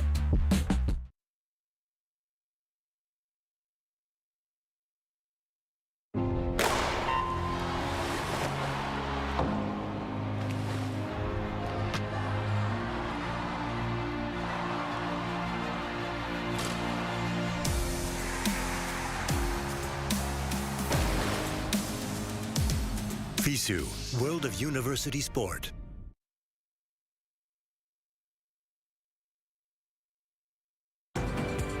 Only one New Zealand university is ranked among the top 1% of universities in the world and in the top 40 universities under 50 years of age. Auckland University of Technology, New Zealand's leading modern university. Home to world-class academics, called on for their research expertise here and all over the world, making AUT the New Zealand leader in global research impact. Connected to an extraordinary range of organisations worldwide. Focused on a rapidly changing future where creativity, curiosity and collaboration will only become more vital. We inspire, nurture, and find the greatness in every single one of our students. We are AUT, New Zealand's leading modern university.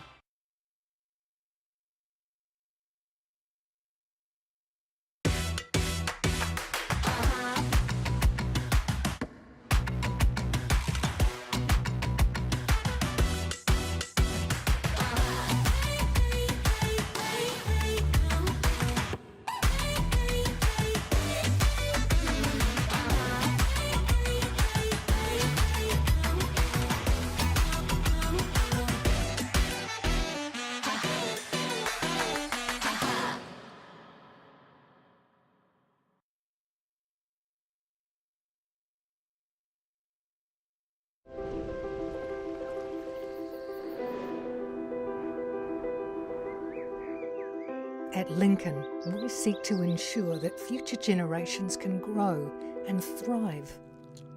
That means providing a world-class learning environment to grow fresh solutions to real-world problems, including using the world's resources wisely and sustainably.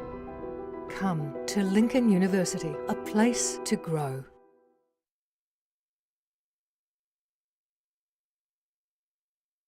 My world is my storytelling. My world is diverse. Our world. My world is astrophysics.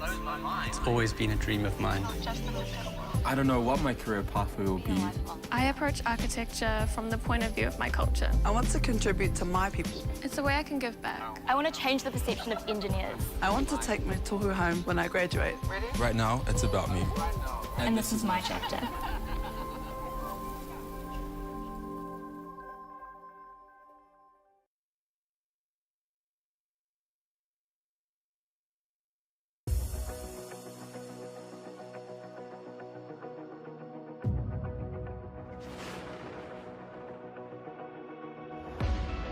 Imagine getting your foot in the door to your dream career in the sport industry.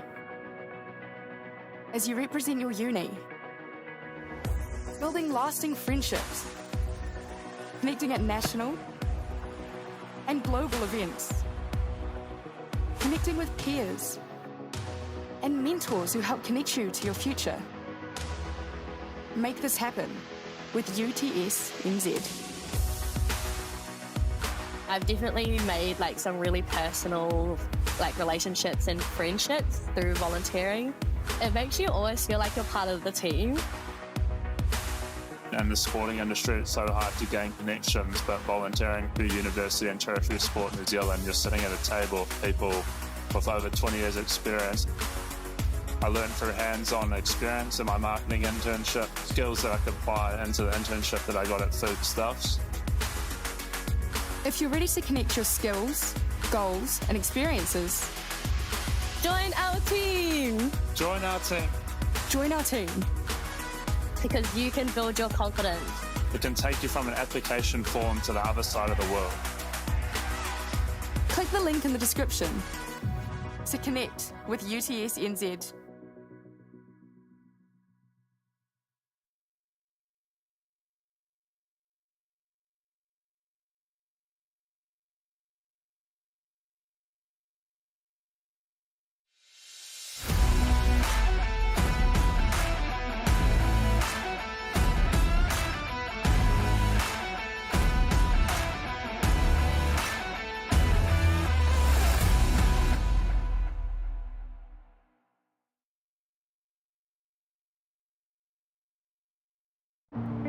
Belief, the emotion that stirs your body into motion.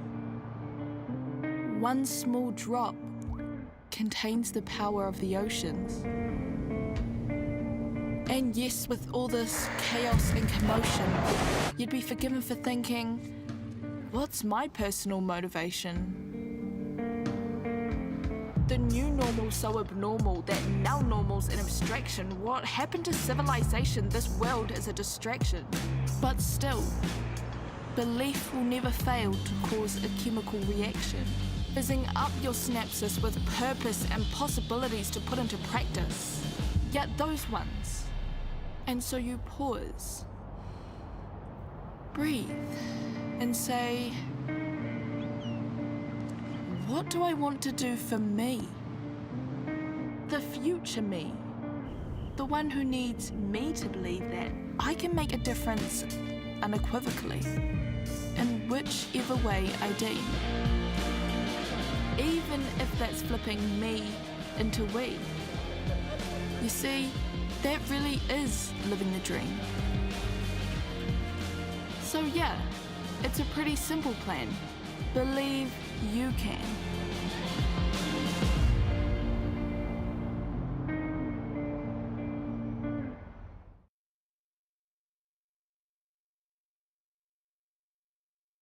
We're here to build experiences, to create and explore in the heart of the capital. At Te Herenga Waka, Victoria University of Wellington, living and learning are one, and the city is your campus.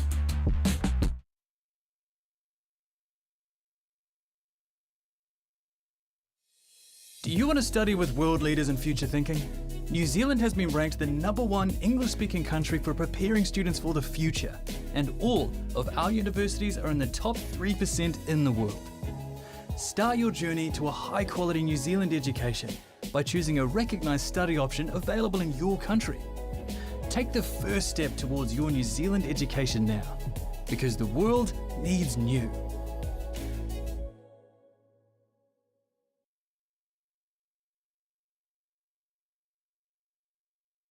We believe where you live shouldn't decide your destiny, and that any place can be a place of learning. So much of modern life has a handy home delivery option. Why not your education? Maybe you'll start your degree in the same space you share with your whānau, or from that corner of the spare room that catches the most sun. Start your new what at the place where where can be anywhere, online or on campus. Massey, New Zealand's leading online university. Apply now at massey.ac.nz.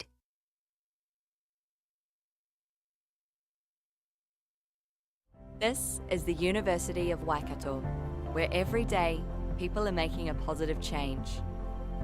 Where research helps tackle global challenges and elite athletes can compete at the top of their game.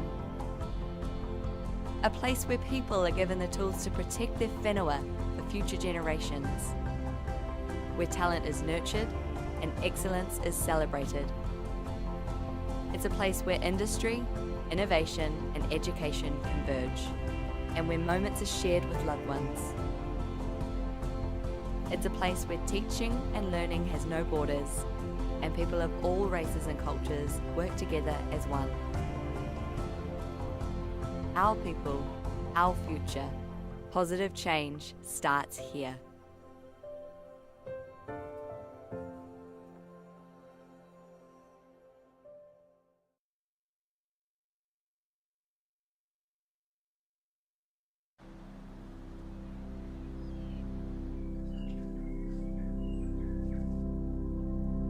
This is a big moment for the University of Otago. The next chapter in our story. Firsts have always been a part of us. Our pioneering, forward-thinking spirit has brought us here. I te ao kōhatu, ki te ao hurihuri. It founded the first university in New Zealand. The first medical school. The first to teach law. With world-class spaces. And world-leading initiatives. I te tai timu, ki te tai pari. This is a place of many peoples. Of many voices. Of many aspirations. Of many firsts. University of Otago. Ōtākau whakaihuaka. A place of many firsts.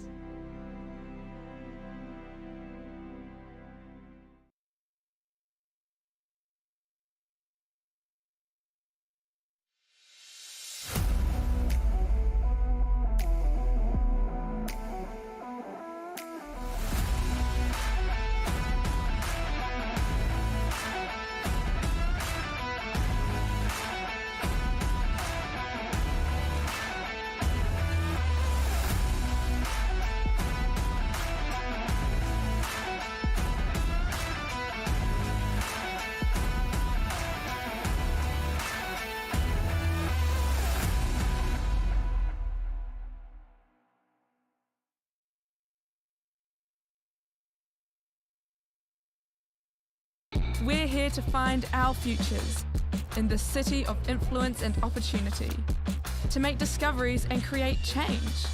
At Te Heranga Waka, Victoria University of Wellington, your next steps are on your doorstep.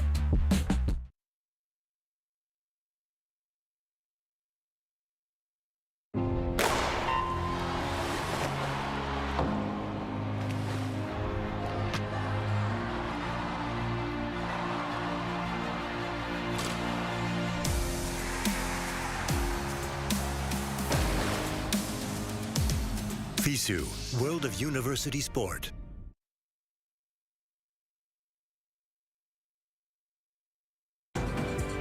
Only one New Zealand university is ranked among the top 1% of universities in the world and in the top 40 universities under 50 years of age.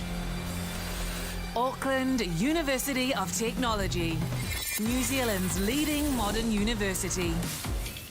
Home to world-class academics, called on for their research expertise here and all over the world, making AUT the New Zealand leader in global research impact. Connected to an extraordinary range of organisations worldwide. Focused on a rapidly changing future where creativity, curiosity and collaboration will only become more vital. We inspire, nurture and find the greatness in every single one of our students. We are AUT, New Zealand's leading modern university.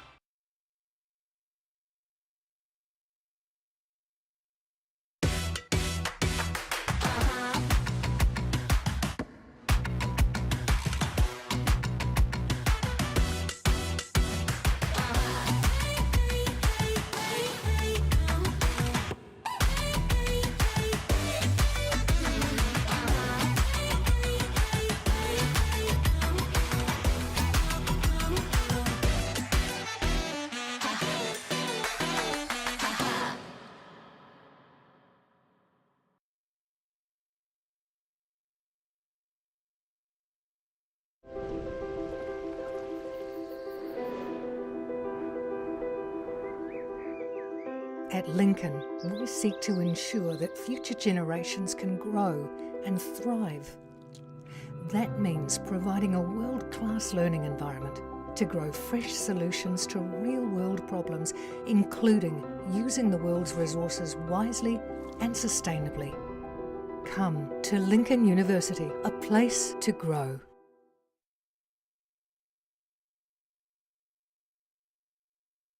My world is my storytelling. My world is diverse. Our world. My world is astrophysics. It's always been a dream of mine. I don't know what my career pathway will be. I approach architecture from the point of view of my culture. I want to contribute to my people. It's a way I can give back. I want to change the perception of engineers. I want to take my tohu home when I graduate. Right now, it's about me. And this is my chapter.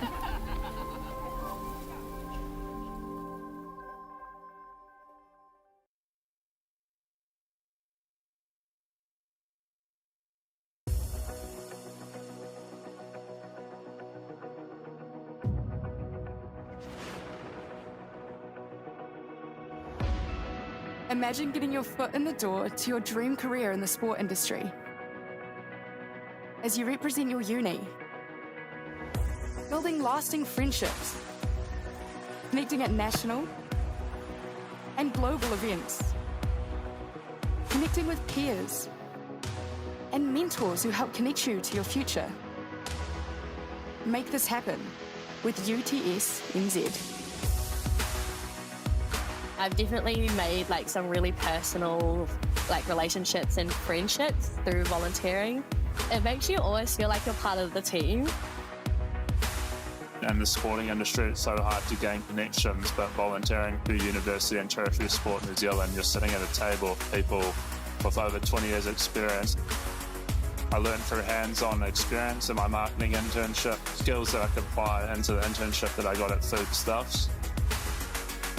If you're ready to connect your skills, goals and experiences, join our team! Join our team. Join our team. Because you can build your confidence. It can take you from an application form to the other side of the world. Click the link in the description to connect with UTS NZ.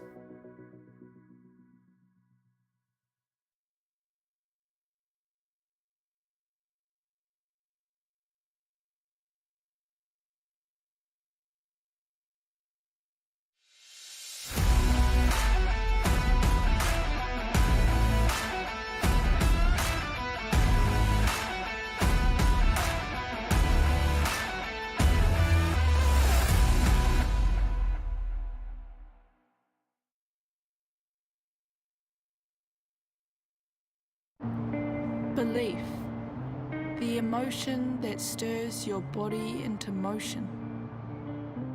One small drop contains the power of the oceans. And yes, with all this chaos and commotion, you'd be forgiven for thinking, What's my personal motivation? The new normal's so abnormal that now normal's an abstraction. What happened to civilization? This world is a distraction. But still, belief will never fail to cause a chemical reaction, fizzing up your synapses with purpose and possibilities to put into practice. Yet those ones. And so you pause, breathe, and say, what do I want to do for me? The future me. The one who needs me to believe that I can make a difference unequivocally, in whichever way I deem. Even if that's flipping me into we. You see, that really is living the dream. So yeah, it's a pretty simple plan. Believe you can.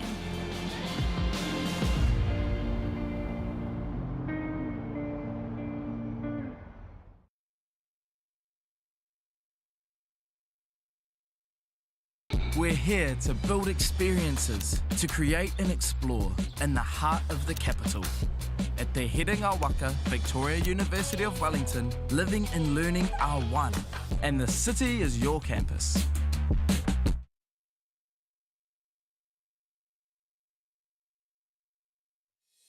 Do you want to study with world leaders in future thinking?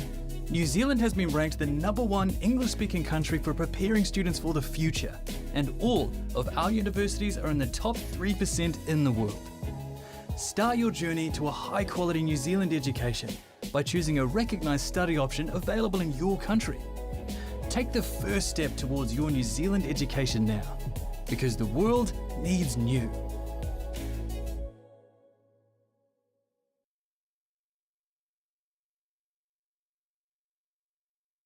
We believe where you live shouldn't decide your destiny, and that any place can be a place of learning.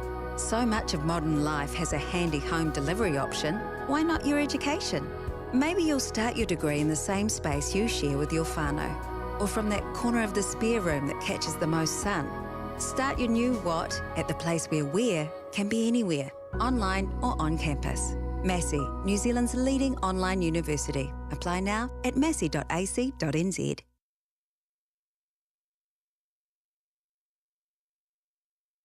This is the University of Waikato, where every day people are making a positive change. Where research helps tackle global challenges and elite athletes can compete at the top of their game. A place where people are given the tools to protect their whenua for future generations. Where talent is nurtured and excellence is celebrated. It's a place where industry, innovation and education converge, and where moments are shared with loved ones. It's a place where teaching and learning has no borders, and people of all races and cultures work together as one. Our people, our future. Positive change starts here.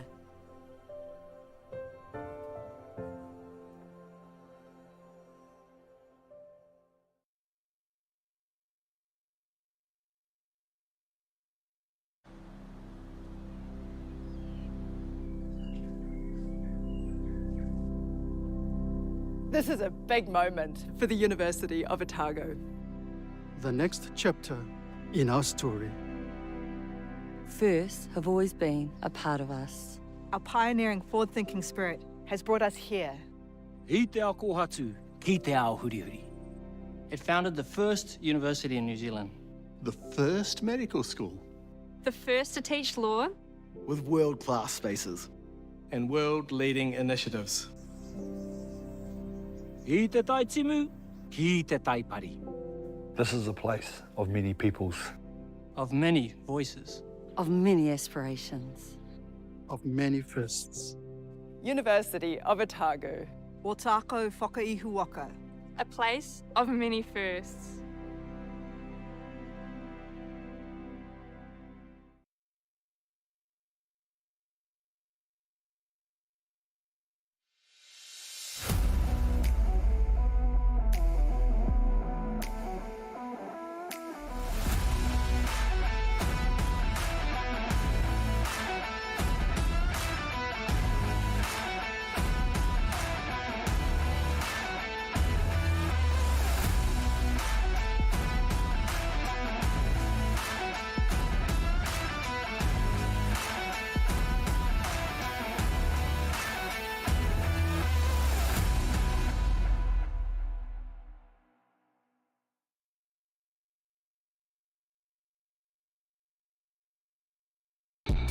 dare to find our futures in the city of influence and opportunity, to make discoveries and create change. At Te Heranga Waka, Victoria University of Wellington, your next steps are on your doorstep.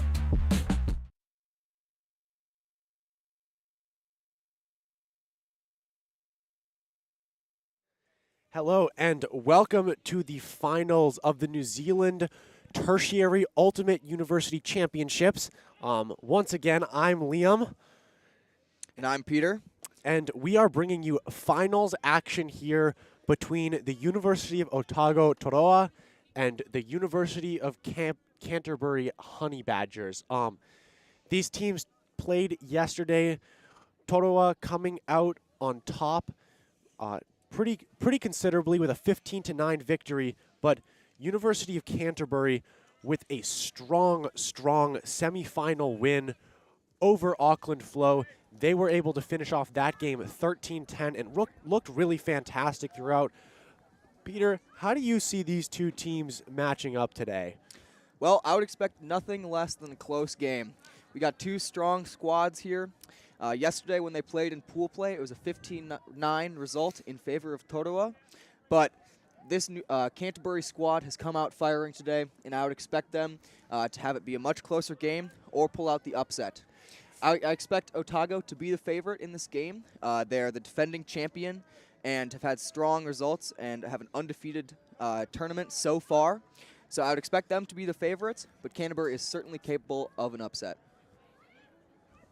Players to watch for Otago Toroa, number 8, Helena Svitanovic, very strong handler under center, oftentimes for the O-line as well. Josh Cooper yesterday really being very strong on the D-line. Started off their game against University of Auckland Flow with a pull into a chest-high layout bid, one of the best plays that we've seen at this tournament so far. Very strong up and down the roster, though, is I think the biggest strength for Toroa. They keep a much smaller roster than the University of Canterbury, but up and down, players can play. Yeah, absolutely. You mentioned the small roster for this Otago squad. That's certainly one notable difference between these two teams. I believe they've got 16 on their roster, which is a fairly small squad to be brought to a tournament like this, where they play around 7 to 8 games in a weekend. We'll be curious to see if throughout this game that fatigue starts to set in for these players who have likely played a lot of points in all of these games. By contrast, the Canterbury squad has more players, more depth they've brought along to this tournament. And while their top players are certainly still playing a ton of points and playing all the important games and that sort of thing, we would expect the depth to play a role and be a strength of the Canterbury Honey Badgers. Yeah, the Canterbury Honey Badgers yesterday struggled a little bit against the zones that Toroa were throwing. However, this morning, Canterbury looked much more comfortable against the zones that Auckland Flood were throwing, and so I would probably expect them to be a little more confident against that Toroa zone today. Absolutely. Conditions-wise, we have an improvement from yesterday. Yesterday, it was raining off and on throughout the day, so the disc was wet, the ground was wet, which led to a bit of sloppy ultimate from both sides. While there is a bit of a gusting wind heading away from the camera towards the far sideline today, I'd expect a cleaner game from both sides and them able to hit some downfield and tough shots.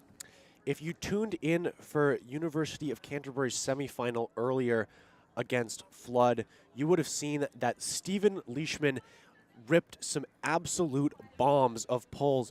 You know, there was one time pinned Flood back corner in the end zone, leading to a near Callahan from Finn McKenzie. In the game we just saw between AUT and Flood, we really saw players struggle to pull that disc, especially going from the left on your screen to the right. Many pulls ending up out of bounds, giving teams good field positioning. I believe that in this game, with two very strong squads, it's going to be really important to keep those pulls in bounds and try to give your defense the best field positioning possible to start off a point. Absolutely. You mentioned Leishman and McKenzie as 2 players to watch for the Honey Badgers. I would also mention Jack Lewis and Zara Bowen as 2 strong handlers for this Canterbury squad.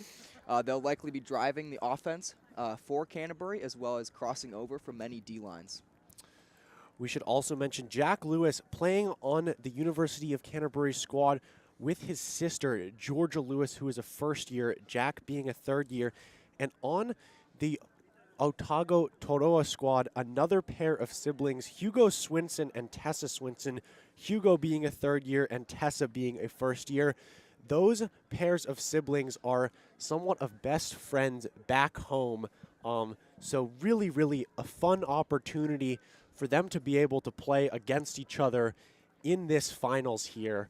Hopefully it'll be great if we can see some connection between those siblings pairs, and look for some friendly competition in between those folks as well. Absolutely. We've seen great plays between those siblings throughout the tournament so far, so I'd expect nothing less from this game. Like you mentioned, there's also a lot of camaraderie between these squads.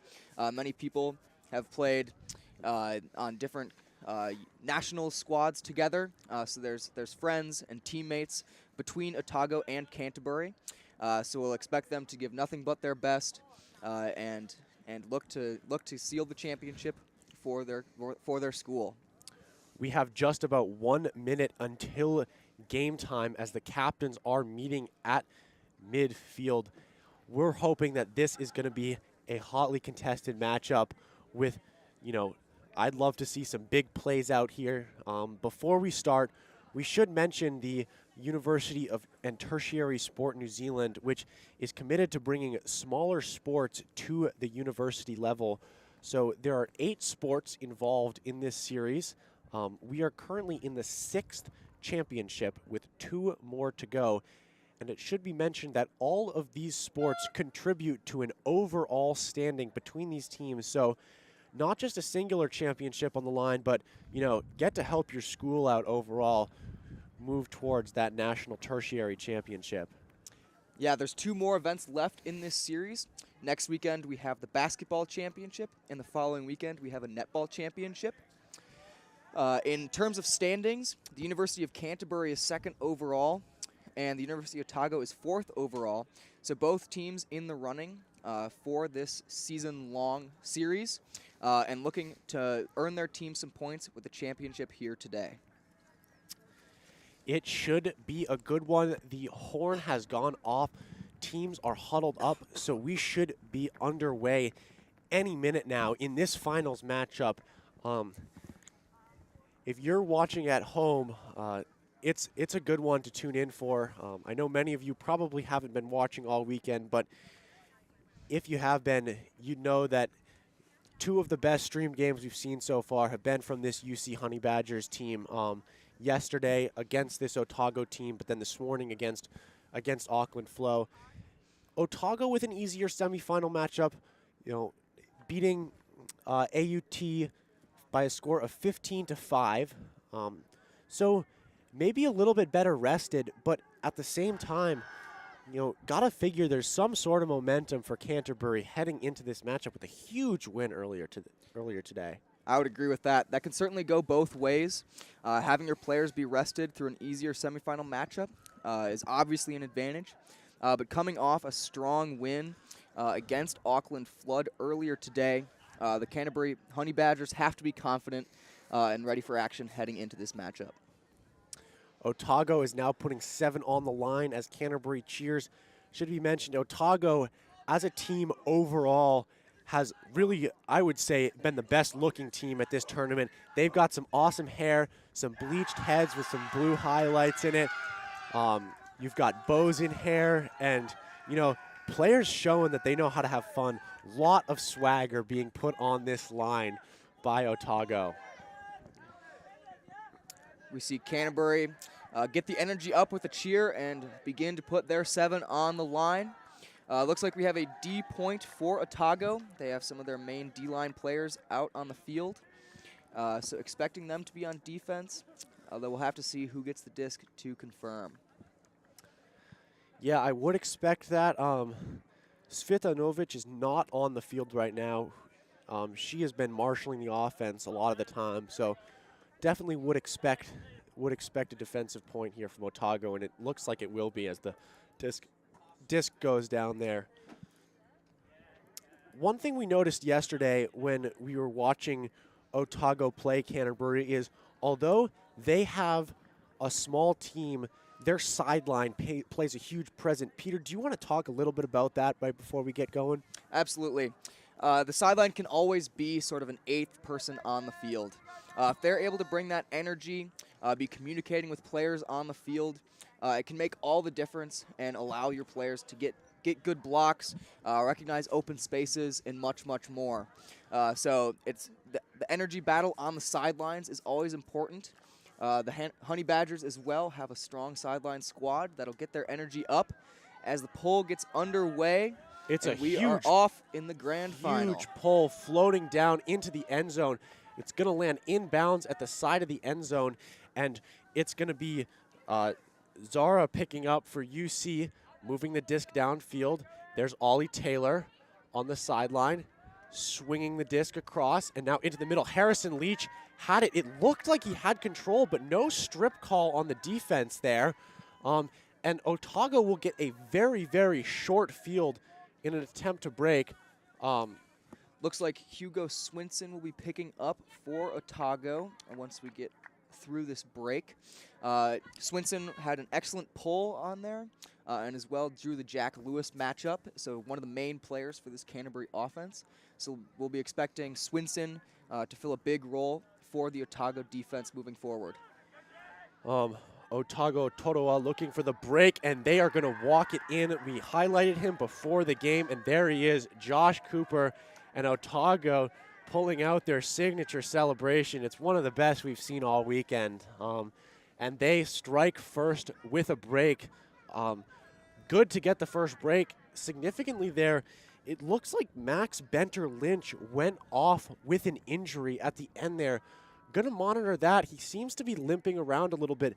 That would be a huge loss for Toroa, as they're not a very tall team, and we've seen Finn McKenzie be great in the deep space all weekend, except for in that semifinal against Flood when he was challenged by Owen Sun. So to not have Benter-Lynch in that game could be a big break for Otago.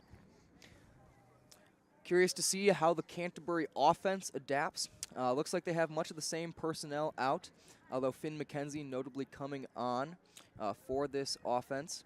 They'll try and rebound after a tough first point where they weren't able to get much moving at all. Here for the Honey Badgers on the line, we have Ocean Simard. It is her 21st birthday today. She celebrated her 21st birthday by scoring 4 goals in the semifinal against Flood. A huge game. Look out for her downfield. She has shown all weekend that she is one of Canterbury's top cutters. Jack Lewis will bring the disc in to the brick mark. It looks like a standard person set from Otago on defense and a horizontal stack from Canterbury, as the middle 2 cutters will go in and swing to the outside. Throw goes up the middle to Finn McKenzie. Jack Lewis now cutting deep. McKenzie waves him off, looking for Zara Bowen, and then finds Morgan O'Hara in the backfield. O'Hara with the disc, a strong player. Back to McKenzie. McKenzie, throw rising for Lewis. Lewis catches on the sideline. Backhand inside. Zara Bowen up to Finn McKenzie. McKenzie puts that Eva Kim with a strong catch and throws it out of bounds, looking for Ocean Simard on the sideline, just rushing that backhand a little bit after some great offensive flow from Canterbury. Yeah, that was much better movement than we saw on the first point. So an encouraging improvement for this Canterbury offense. We'll have to see what defense they elect to run, as it's difficult starting field position for this D-line offense for Toroa. Swinson picking up, looking deep right away, and that's going to be a deep shot with McKenzie peeling off, and he's going to come down with a grab in the deep space. Great catch as Morgan O'Hara now winds up. Huge fake as Cooper sells out for the block. Looking around, Jack Lewis makes the catch. Lewis, low shot. Mackenzie's going to come up with it just short of the end zone. Mackenzie has Zara Bowen streaking.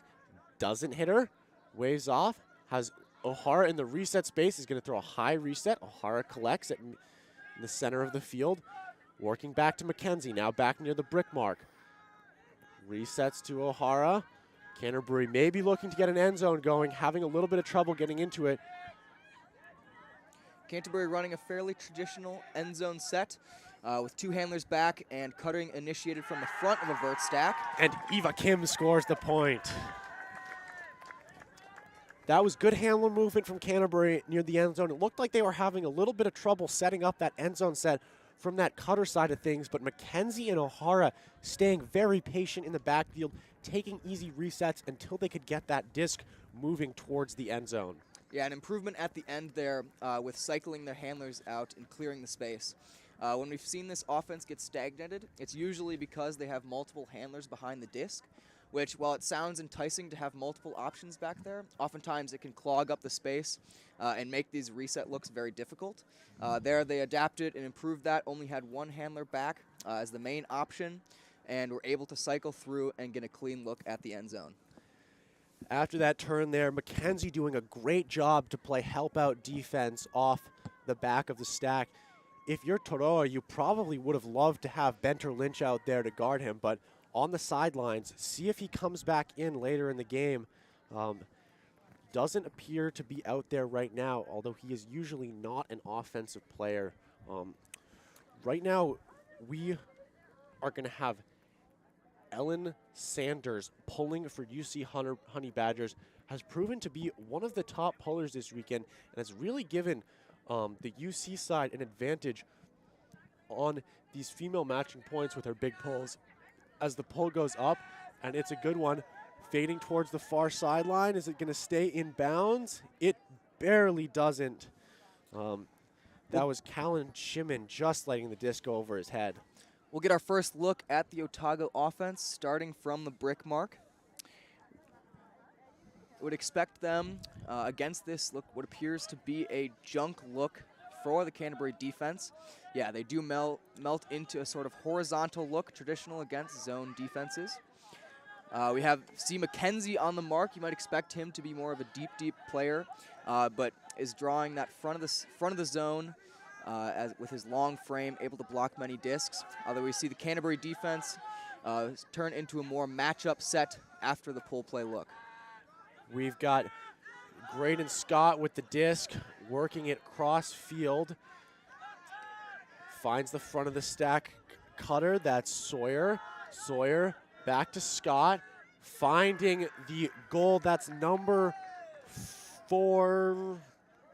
Not sure who that is. Number 4 for Toroa, finding the end zone, and a very, very confident offensive hold for Toroa. You know, you saw the trio of Scott, Svitanovic, and Shimon there in the backfield.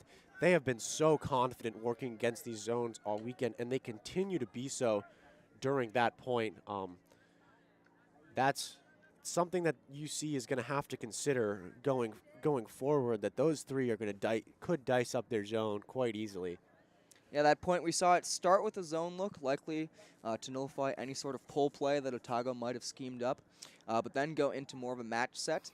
So match defenses appear to be the primary choice of both teams' defenses, which in these relatively calm conditions is about as expected. We'll see now Swinson pulling downfield to the UC offense. UC offense taking the field for the 3rd time today. Trying to convert another hold to knot this up at 2 apiece. Benter Lynch now back out on the field for Toroa. Good to have him back out there. Swinson raises the disc, hand up, and the pull is coming. Swinson, huge OI pull, arcing towards the back of the end zone. Leach with a little bit of a fumble on the field and is stuck back corner now. And Jack Lewis with a layout to save possession. Great catch there. Leach making sure to get that disc quickly out of that back corner of the end zone. Ollie Taylor now finds Lewis in the reset space. Lewis hits Leach upfield. And trio working. Reset again to Lewis. Lewis looking. Is again going to find Ollie Taylor downfield. Ollie Taylor, a very, very strong cutter for this UC squad. Working back to Lewis, they're working it through him. Now he finds Craddock upfield.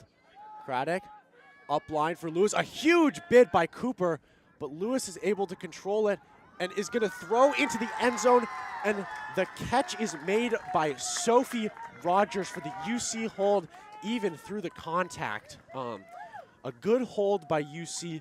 You see their confidence in those their three top players on their O-line, Ollie Taylor, Jack Lewis, and Harrison Leach, getting a lot of that, getting most of the touches on that point, and able to recover after really bad field positioning to start. That was some impressive work from the Canterbury offense. Difficulty fielding the pull at first, so credit to Hugo Swinson for those arcing outside-in pulls that can give offenses trouble. But even though they started on the back line, the Canterbury offense was able to effectively move it out, get it out of that danger zone, and work it all the way down the field without a turn. Yeah, good offense from UC. Still, a lot of pressure on the defense. You see that huge bid from Josh Cooper. He's shown throughout the weekend he is not afraid to throw his body around, has come up with some of those in the past. So definitely look for that going forward. It's going to be Steven Leishman, who was a very effective puller in the semifinal against Flood, getting ready to pull. Leachman does like to pull inside out, which would work against the wind. Stalls and is going to now pull. He sends it downfield. A high inside out pull working against the wind, but it still manages to make it to the back of the end zone. Good coverage from O'Hara off the pull. They do get the disc to Svitanovic in the center, though. Svitanovic. Reset of Swinson. Svitanovic doesn't have any options. Finds Scott in the around space. Scott fakes the deep look. Looking back towards the middle. Svitanovic is going to collect. Svitanovic working it towards the sideline to Tessa Swinson. Tessa Swinson faking. Svitanovic cuts up line. It's going to be caught. Svitanovic now. Working, looking for a reset up line. Doesn't have one. Hits the around shot to Scott. That is a confident throw. Scott now looking for the break side. Finds Svitanovic on the open side. Svitanovic shoots for Swinson in the end zone, and Swinson is going to collect for the Otago hold. Very confident offense there from Otago despite some pressure. Svitanovic showing that ability to throw those around throws, even in an upwind direction, something we've seen players struggle a lot with today. Yeah, in the previous semifinal, we watched a lot of teams on that far sideline where any reset would have to fight against the wind to get back towards us and towards the middle of the field. Both teams really struggled with that. The majority of the turns we saw were from that side of the field and that difficult look. But Otago showing that they're comfortable there, they're able to look upfield and for those resets, even in the adverse conditions. You know, we mentioned it a lot earlier today, but on those around throws, the edge control for those throwers is so important. An outside-in edge is very, very hard to hold into a wind. And, you know, Otago throwers showing that they've been confident all weekend. A big factor in their pool play win yesterday over Canterbury was their ability to throw more confidently in windy conditions. Pull coming from the right of your screen for Toroa, as the University of Canterbury O-line is going to take the field once more. The duo of Jack and Georgia Lewis out there right now. Jack Lewis with the disc, looking for the reset of Zara Bowen. He's going to find Harrison Leach upfield on a cheeky reset. Leach is going to shoot for the end zone for Noah Valley, who is going to work, and a huge layout block in the end zone. Looked like Valley might come up with it on the second effort, but that was number 83, Pierre Lilly for Toroa, coming up huge with that block. Yeah, that was a difficult deep look from Leach there, starting on that far downwind sideline and looking to the same third downfield. We've said this before and we'll say it again. That position, that far sideline, is just really difficult to get out of. It gets these offenses in a bit of a kerfuffle a lot of times. They've just a struggle to beat those trap marks, and we saw that it led to a turnover again from Leach as the Canterbury offense is stuck in that position again. Yeah. A discussion going on the field now. Not sure what it's about. There was some contact between Leach and Cooper, his defender, so a foul call between them. But looks like we've got it sorted out as Leach shoots for the end zone. And a great toe tap catch. That's going to be the second point in a row, I believe, for Sophie Rogers. That was for University of Canterbury. It was indeed Sophie Rogers. Great body control to toe that edge on the sideline.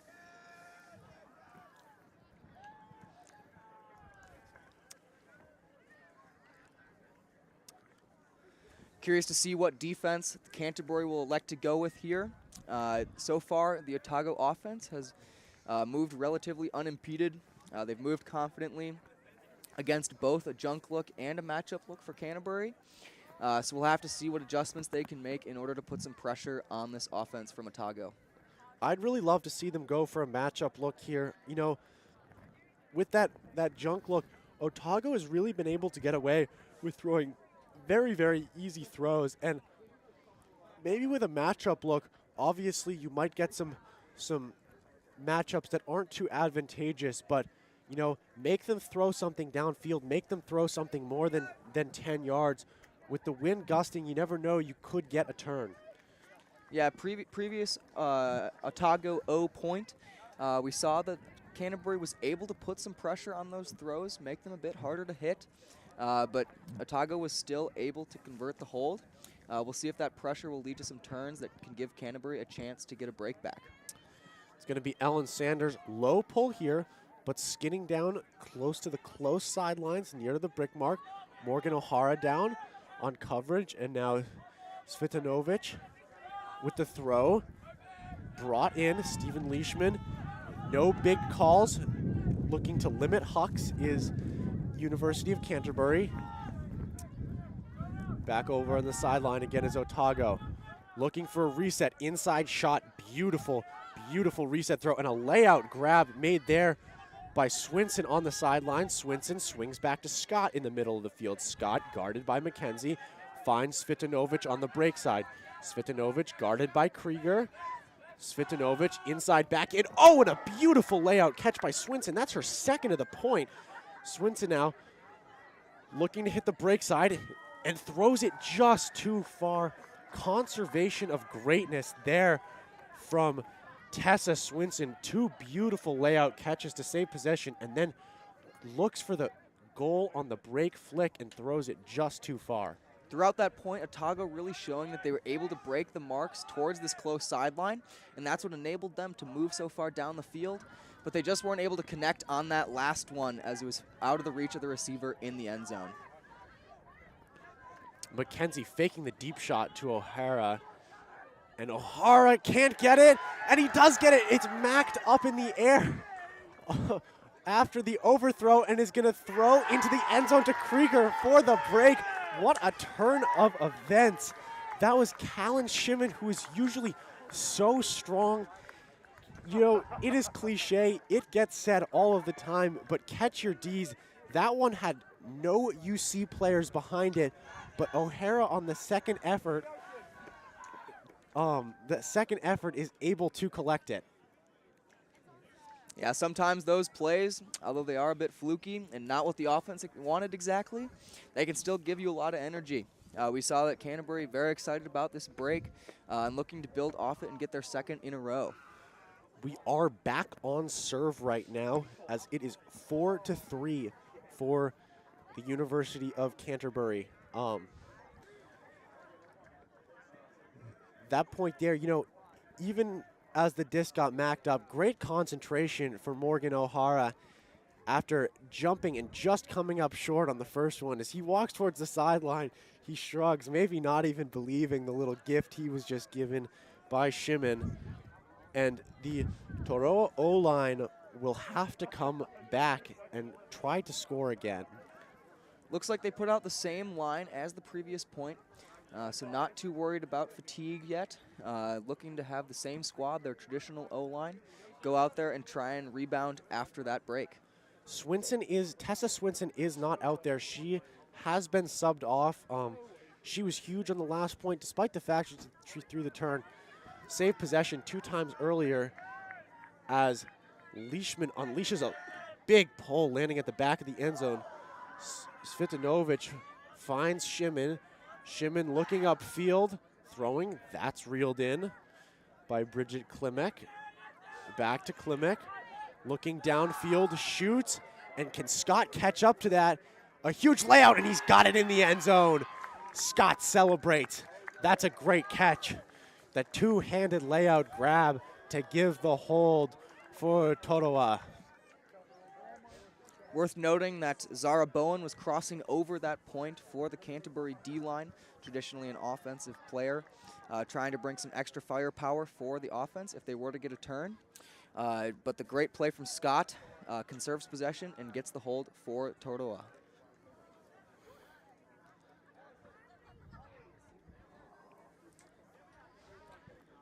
Canterbury likely to put out their standard O-line, looking for a hold to take back the lead and conserve their possession. In all likelihood, they'll come out in that horizontal stack that we've seen from them before, expecting a matchup defense from this Toroa D-line. Both of these teams have athletic enough defenders, and the conditions are relatively calm, so expecting them to run primarily matchup defenses throughout this game. Hugo Swinson, number 38, is going to pull this one. He's got some really big pulls. Excited to see where he puts this UC offense. And it looks like he's going to put a roller pull out of bounds, except Leach with great coverage, and UC is going to get the disc centered in pretty good position this time. Yeah, previously Leach had difficulties fielding some of Swinson's pulls, but excellent coverage on that. Swinson likely trying to put it out that downwind sideline and trap the offense on that far side. But the good pull coverage from Leach prevents that from happening and allows the offense to get centered and initiate from there. Zara Bowen with a beautiful knifing flick there. Inside flick through that Toroa zone. Now playing catch with Lewis. Back to Craddock. There's going to be a travel called. Yeah, Canterbury running a fairly standard zone offense here. They've got the 4 handlers back with 2 more central and 2 wide, trying to move this zone and make those front wall run and get tired, especially with Otago's small roster. And they've worked it fairly far up the field with a little knifing shot. Oh, and a beautiful catch by Ollie Taylor in the end zone, showing body control as he puts that toe right inside the cone on the sideline. Looked like Jack Lewis was pretty high in the stall count there, kind of looking for a downfield bailout as he was trapped in the sideline. And if you're going to have to go with a bailout, Ollie Taylor is not a bad person to bail out to. He is really very strong for this Honey Badgers team. Yeah, after a bit of a slow start for Canterbury, when Otago is able to begin with a break, they've rebounded strongly here, and their offense has looked very confident thus far. Yeah, we are 5-4 on serve here. At this point in yesterday's game, Otago Toroa was already a little bit running away with it. They were up, I believe it was it 8-4 going into half? Something like that. Canterbury came out strong in the second half and were able to get a few breaks back, but were never able to retake the big lead that Otago took in the first half. So this is an encouraging start for Canterbury, starting off much stronger, building off a big semifinal win against Auckland Flood. And Otago's going to be pushed to their limits here, certainly. It is. Obviously, University of Canterbury you know, able to come into this game with the mentality that whatever happened in pool play yesterday doesn't matter, as it's going to be Shimon now with the disc, looking over to the far sideline. Looks like a junk look from the University of Canterbury. Mackenzie down on mark, alternating on mark, and a little bit of a kerfuffle there, and the throw is dropped by number 26, Bridget Klimek, and it's going to give another break chance for the University of Canterbury, with Stephen Leishman picking up, Finn Mackenzie cutting to the break side, back to open side. Now here's Tia Lawson with the disc. Lawson looking for a reset, has Leishman. Stephen Leishman looking for O'Hara, finds O'Hara up line, and O'Hara drops the disc in the end zone. He thought he had it for sure. Little bit of celebration maybe before the goal there, ends in the drop, and that is not something you would expect from a confident player like O'Hara. That's always difficult to see. Losing that focus before securing the disc, it's a bit of a classic problem. We see those drop discs. Unfortunate for this D-line for Canterbury, as they had that break in their hands, but unable to convert. Toroa now seems to be a little bit trapped on the sideline. He's having a little bit of trouble generating that same movement that they were in earlier points. Yeah, this looks to be a wall zone from Canterbury. They've got those front three there, taking away any upfield looks.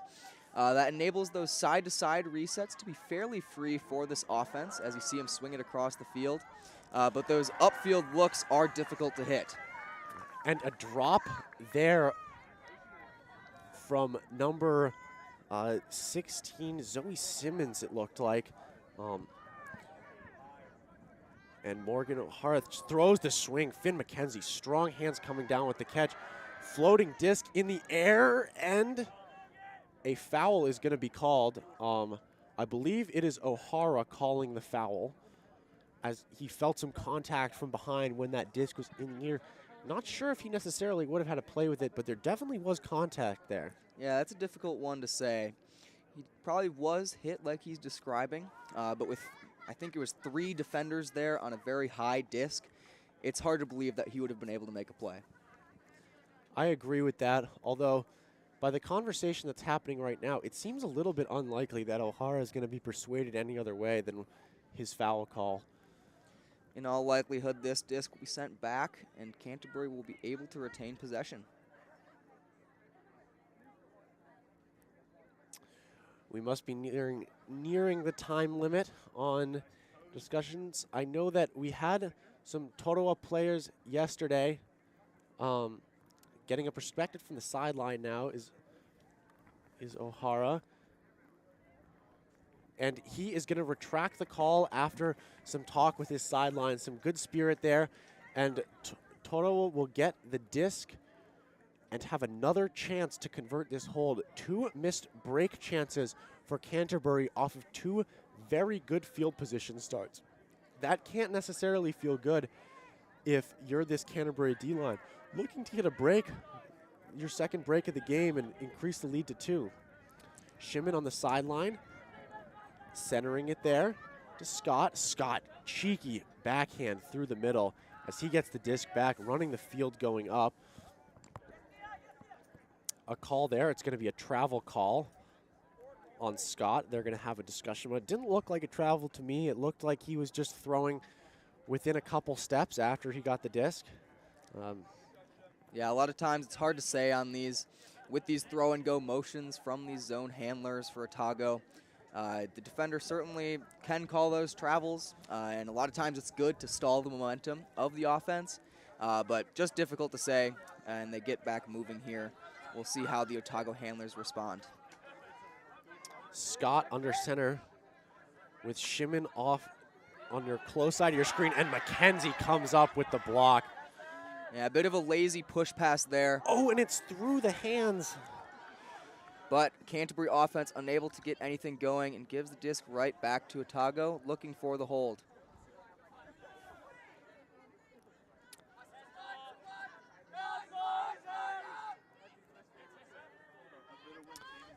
Swinson with it on the far sideline. Swinson looking for Scott in the reset space.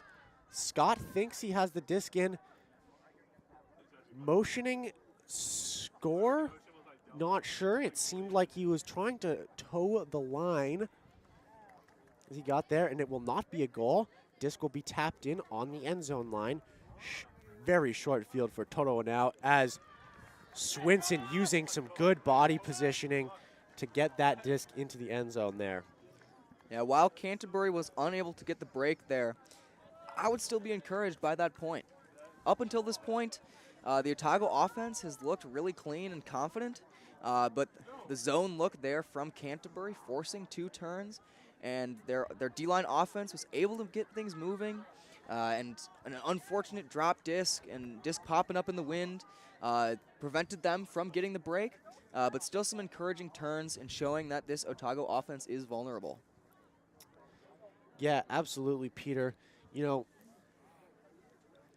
really, you go back to after a game, you know, obviously this one not over yet, but you look at the plays that kind of turned it either way, and that drop from O'Hara in the end zone, really, really huge on that one. Was that point? Really huge this past point there. Love to see him bounce back, keep some mental fortitude through that tough one going forward. Such an important player to this UC squad. Definitely a leader on this team. Got a fairly standard O-line out on the field for Canterbury. Looking for the Lewis siblings to make something happen. We gave them a shout out at the beginning of the game, matching up against the Swinson siblings on the other side. So looking for that sibling rivalry. What we can see if they can make some magic happen. You really love to see it. Both of those groups from Auckland coming down here, as Swinson is going to pull. That is Tessa Swinson. Leach centers to Bowen. Zara Bowen with the disc. Very confident under center. Throws a flick back to Leach at the middle of the field. Leach looking upfield, hits Georgia Lewis. Georgia Lewis with the disc as the wind is picking up a little bit. Throws the reset to Eva Kim. Kim on the sideline looking for the end zone. Oh, and an unfortunate drop in the end zone from Ocean Simard, who had 4 goals in the semifinal. Just an unfortunate drop, sliding towards the cone. A little bit of a tough throw to reel in. Swinson now has the disc. Very hard no around mark, and a very good around throw, getting it off to the middle. Inside throw thrown, and it's brought in by Swinson. Jumped a little bit early with her defender, Zara Bowen, but was able to reel it in. Now a slip in the reset space. Oh, and a bailout throw just downfield. Hugo Swinson looking to unclark a layout block attempt, and it's going to be a jump ball in the zone. Everyone jumps too early except for Jack Lewis, who is able to collect. Yeah, 2 throws that point. We saw the discs hang in the air as they're thrown towards the sideline, the wind pushing them up, offense and defense jumping too early, and it worked out for Canterbury this time. Always tough to read the disc on a windy day. Jack Lewis there, out of the bunch, doing the best job of it. Maybe Ollie Taylor helping out by drawing 2 defenders up early, as now Taylor is streaking deep. Lewis looking for an around, has Leach in that center space. Leach looking downfield. Finds Ollie Taylor on the break side. Simard going deep, Taylor not looking. Bowen is going to shoot deep, and an easy block for Josh Cooper. He motions toward the Canterbury sideline with something. Hugo Swinson now under center with the disc. Swinson looking. Swinson calls a timeout, it seems. So first timeout of the half used for Otago Toroa. Both of these defenses on this point look to be running a fairly standard match. They're both forcing the disc towards that far sideline, though. We saw this in the semifinal before, too. These offenses are really forcing the disc towards that far sideline with the help of the wind and allowing those open looks to be on that far sideline. The offenses usually take this and get stuck on that sideline, which is where the turnovers are likely to happen. Yeah, Zara Bowen there. Jack Lewis was open downfield, but throw just a little bit low. You know, a very enticing look to hit that cutter, but with the wind blowing the way it is, definitely not an easy throw to make at all. And maybe Josh Cooper even baiting that one a little bit, hoping that it would get off so he could collect that D under. Yeah, Lewis had a very good cut and had a number of steps on Cooper, his defender. But by the time Bowen was able to get into power position and have a huck look, Lewis was so far deep that there wasn't much space left, and Cooper was able to make a play on the underthrown disc. Absolutely. We'll see what offensive set Toroa comes out with after this timeout. Both teams will get to set something up, so if Canterbury wants to throw something a little bit junky or poachy, they will be able to at this moment. Seems like a typical, well, actually, not so much of a typical vert stack from Toroa, as they only have Swinson in the backfield. So here I would look for them to isolate Josh Cooper off the front of the stack. It's not often that you see a vert stack with 6 players in it downfield and only 1 person in the backfield. Yeah, I agree with your prediction here. Cooper likely to initiate the motion from the front. It would be hard to look towards that 6th person with so many defenders closer to the disc. It would be pretty easy for Canterbury to get a poach. As we see a zipper play off the back. Doesn't work out, and then indeed Cooper from the front acting as that reset there. Cooper looking downfield, throws the flick on the sideline. Back in the middle to Cooper. We have seen that Canterbury has flipped the force. They're now forcing flick and not trapping on that downwind sideline, which is an interesting decision as it takes a number of steps and Leach calls him on the that trap. was a few too many. Sideline's letting him hear it as we see some good-natured chirping from the sideline.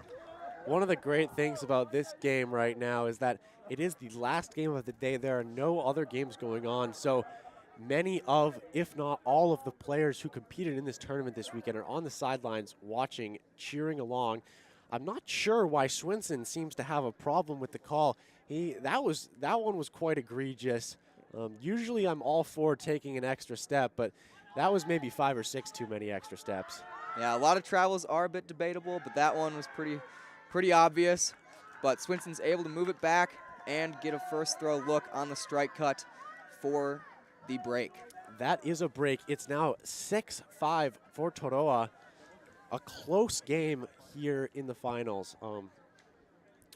But Toroa definitely showing that defensive pressure that they can put on, and then it's very useful after a turn to have a handler as confident as Swinson to marshal that offense.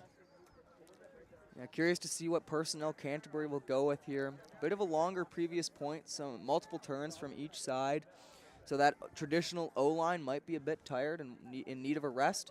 But we do see players like Bowen and Lewis staying out there as this main O-line, but reinforced by O'Hara from the D-line. O'Hara is out there for the D-line, hoping to bounce back after that drop a few points ago. And Swinson will have the pull downfield. This is going to be a big arcing OI pull, hoping to pin Canterbury in bad position like he has a couple of times. And we'll see if Leach is able to field this OI pull. Those are always difficult ones, although it looks like this one might be heading towards out of bounds. We talked about it early, important to keep those pulls in bounds. If Swinson's able to get that one down, creates pretty bad field positioning to Canterbury. Leach is going to have to field that and then pretty quickly throw it to Lewis under center, and they're still going to be probably in their own end zone. And instead, because of the out-of-bounds pull, Lewis able to initiate from the break. Both offense and defense fairly set up. And it looks like we have matchup defense, but maybe some handler poaching in the lanes to take away those inside upfield shots. Interesting to see Max Benter-Lynch in the backfield defending. Jack Lewis with a big break throw to his sister Georgia. Georgia Lewis is going to throw up the deep shot.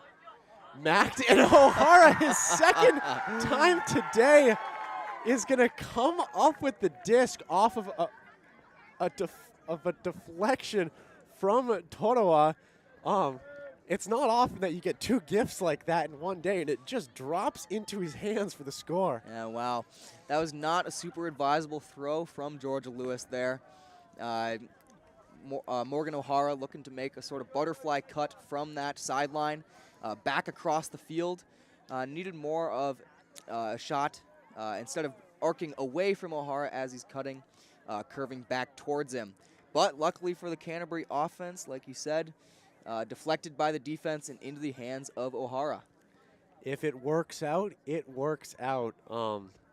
And Canterbury, after the break, is able to come back strong to tie this one up at 6. Jack Lewis smiling towards the sideline. You know, I'm not sure right now. I would assume that the Otago Hoiho is rooting for Otago, but I wonder who the rest of these university teams are rooting for here. There was definitely a lot of sideline action being called out when that travel was called on the far sideline a couple points ago. Yeah, I would expect most of these teams to be rooting for Canterbury. We mentioned it before, but Toroa is the defending champions and the 1 seed of the tournament, have been dominant so far, so they're definitely the favorite. And as a result, I'd expect most teams to be rooting for the underdog, the Canterbury Honey Badgers. Stephen Leishman with a massive pull to the back corner. And here's Svitanovic under center, throwing the disc. Scott collects on the close sideline. Scott fakes the deep shot, being guarded by Barry. Throws the hammer over the top. Sideline now. On the sideline, here's Max, Miles Hutchinson, number 17, back middle to Scott. Scott, cross field to Bridget Klimek. Svitanovic now. Finding Hutchinson on the close sideline into the end zone, and it is collected for the score by number 16, Zoe Simmons, for Otago Toroa. That was really impressive work from the Otago offense. They moved between the sidelines a few times there. Most of the time, we're seeing these offenses get stuck on a sideline and try and force it up that side. But Otago confidently went back and forth, which is not something we've been able to commonly see from these teams. A good pull field there too, confident in the back by Shimon. If he hadn't caught that, I'm assuming the disc would have skidded around really, really back corner, and it would have been incredibly difficult field positioning for that Toroa offense. As it is, they get the hold, and Canterbury is going to try to prevent Otago from taking half here. Yeah, this is a big O point for Canterbury. The difference between going into half 8-6 would be quite the hole, especially as I believe they started on offense. They did. So Otago will be receiving the disc after half. That is something to mention. Something I'd like to bring up before the half. Yesterday, the Otago coach, not sure of his name, really blew the competition away with his outfit of a suit and pit vipers. Today, Canterbury coaches bringing the heat as well. Awesome to see these coaches out here dressed up nice, having fun. You know, they're very excited for their players, as I'm sure they are excited as well, as we get to watch good ultimate. Who doesn't love good ultimate? Here's Zara Bowen under center. A huge layout. Ooh, that is a dangerous bid from Cooper, but Taylor comes up with it. Looking into the reset space now. Finds Jack Lewis, who's guarded by Swinson. Taylor no doubt wanted that disc in the deep space to put one up on Cooper. Bowen looking for the reset, finds Lewis in the center of the field. Noah volley. Volley, fakes upfield, looking for a reset. Doesn't have anyone. He's going to throw up a prayer to the end zone, and it's going to be brought in by Ocean Simard. Happy birthday, Ocean. Great collection on a tough disc to read for the UC hold. Yeah, that disc was pushed by the wind a bit more than players expected. So it went over the head of a big group of defenders there and able to be reeled in by Canterbury. Canterbury players and fans singing happy birthday to Ocean. We've got a huge sign here on the sideline that says, "Go Ocean, go UC." Awesome to see that support out here. You might have a different opinion on this, Peter. I know Cooper's been throwing his body around all weekend. I'm not sure I love that bid there that he had on Taylor. It seemed like he didn't really have much of a play at the disc and kind of was just going through his back. Yeah, there was a bit of dangerous contact there, landing on the legs of the offensive player. Not something you want to see, but Otago's certainly putting the pressure on and making every throw difficult for this Canterbury offense. That is what defense is about. It's about pressure. That is what creates turnovers much of the time. Here we will have Ellen Sanders pulling, has had great pulls all weekend again. And we've got a couple players crossing over for Canterbury again. We've got Zara Bowen, Jack Lewis, Finn McKenzie, and Ocean Simard once again. And typical O-line sent out here for Toroa, definitely showing that despite the fact that they only have a 16-player team, it does seem that they're utilizing the depth of their team more than Canterbury is. Not really crossing over as many players, letting those defensive players stay fresh for their defensive points. That's going to be Shimon with the pull, coming out in a vert stack. Yeah, Otago confident with their traditional O-line that they can go out and get this ever-important hold. A shot to the end zone. That is going to be collected for the half. That is Tessa Swinson with the catch on a great deep shot. So it's going to be Otago Toroa taking half 8-7, up one break. They will get the disc to start the second half. Yeah, we'll take a few-minute break here for halftime, but be back with you for the second half of this grand final matchup between the UC Honey Badgers and Otago Toroa.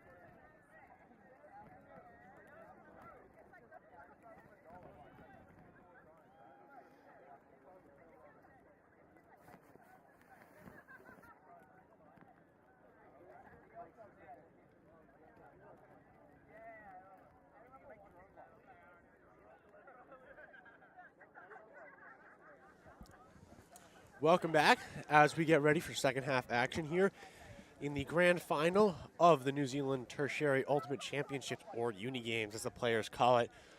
We have University of Canterbury down by 1 break, 8-7 at half to Otago Toroa. Peter, what are some of your outtakes from this first half of action? Yeah, there's a lot to be encouraged by for both squads. Otago came out hot, got that first break of the game, but Canterbury did an excellent job of responding and was strong throughout the first half there. Otago also finished strong and were able to get a break towards the end of the first half, so that they go into the half up 8-7 and receiving on offense to start the second half. That said, in their previous matchup yesterday, Canterbury, despite being down by a larger margin than they are now, came into the second half extremely strong and got a few breaks back right away. So we know that they can come out strong in the second half, and while Otago is receiving the disc, they better come out confident and ready to play against an energetic Canterbury squad. One thing to note of, definitely windy, about the same level of windiness, if not windier today than it was yesterday. Even so, Canterbury not seeming to be quite as affected by the wind today. Yesterday, kind of a lot more errant turns, whereas the Otago Toroa team has managed to keep it pretty tight all weekend with regard to that. Yeah, both teams are quite focused, quite locked in for this big matchup. Everything's on the line. Last game of the season, championship at stake. We're going to see both teams giving their all in these last points of the tournament. Final half of the season underway in New Zealand University Ultimate. This is what these teams have been playing for all year. It's what they've been practicing for every single week. What are you expecting of the energy levels from the crowd and from the teams this half? Despite it being the end of a long tournament, and you might expect players to get more tired as the game goes on, I think these players will continue to get more energetic. The sideline will get more into it as we reach the end of this game, especially if it remains close. They're going to be giving their all every single point. We're probably going to see layouts, big plays, just lots of excitement from both sides as well as the sideline. Toroa has been here recently. Last year, they were the champions of this division, so I might expect that experience that they have in these types of games could really come through in the second half against a UC squad who most of their team does not have that experience in this setting. Yeah, that pressure can certainly get to players, especially on those O-lines who are expected to go and score. There's a lot of pressure to convert, and that all starts with completions. And we've seen a few errant throws already today, and that might increase as the pressure gets higher, or it might decrease as these players get more focused. We'll have to wait and see. Leishman with the big pull upwind, floating and settling into the end zone, and it's centered to Shimon. Shimon looking to the sideline as Miles Hutchinson collect. Hutchinson looking back towards the middle. Scott's going to get it. Scott shoots for the end zone, fading away, but Tessa Swinson has it confidently. Tessa Swinson has scored a lot of goals today. Yeah, Swinson really showing some downfield cutting prowess. Been dominant so far. Canterbury doesn't seem to have a great answer. I'd also highlight that the handlers for this Otago offense were focusing on breaking the mark towards this close sideline. That's what really initiated that offensive movement. Was a good break throw from, I believe it was Shimon, to get the disc towards this close sideline, which, as we've been saying continuously, is a very advantageous position. Yeah, a good hold for Otago out of half. You know, yesterday with UC coming on so strong out of half, gotta feel good to get that easy hold. And they are going to come out with a D-line, and it's going to be Swinson pulling. Yeah, now it's up to Canterbury to show that they're confident and capable of getting this hold in this second half. We see the main players out for this O-line, as we would expect. Bowen and Lewis, the two main handlers for this offense. We'll see if they're able to corral what's likely to be a big pull from Swinson and get the disc all centered and initiate the offense. Downfield, Ollie Taylor He is a U20 player for New Zealand as well as an Open Team Worlds player. He's been very hard to contain today. Big hanging pull from Swinson. Lands. Lewis picking it up. Nice. Finds Taylor on the far nice sideline. flood play there to initiate the offense to Taylor. Sorry, that's not Taylor. That's Craddock on the far sideline. They look very similar. Lewis with the disc again. Looks reset to Harrison Leach. Harrison Leach. Downfield, that one is Taylor. Taylor finds Zara Bowen. Bowen waves off Craddock.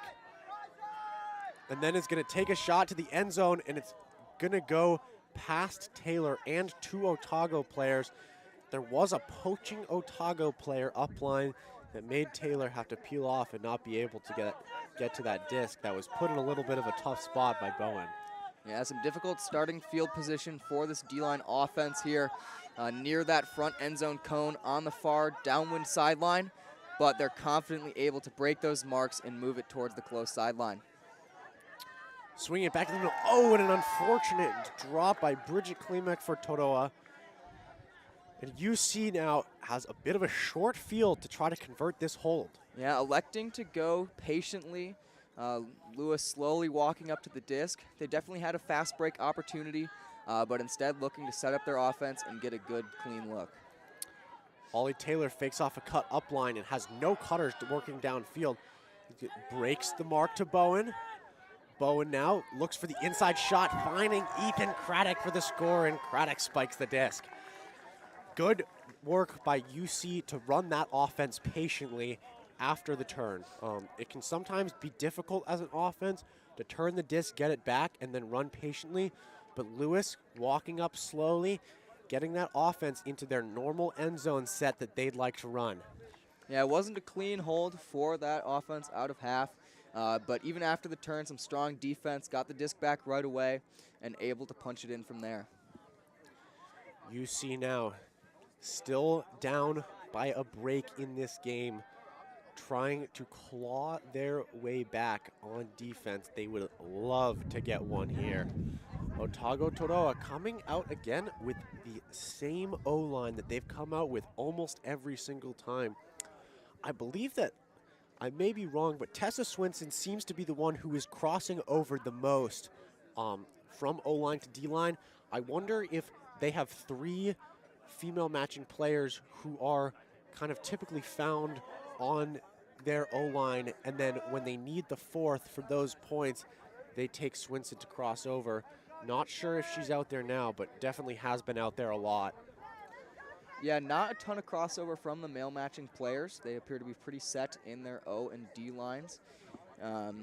So while they do have a smaller roster, they're using the entirety of it. And we see from Canterbury that they have a bigger roster, but are electing to do many more crossovers of their top players. Really good upwind pull there from Ellen Sanders. Shimon has the disc under center. Shimon, Morgan O'Hara taking the Swinson matchup right now, as Zara Bowen will get Shimon in the deep spaces. McKenzie, and he's going to get bodied. Yeah, some contact there as both players were running deep. Looks like McKenzie got tripped up by Scott and is calling the foul as a result.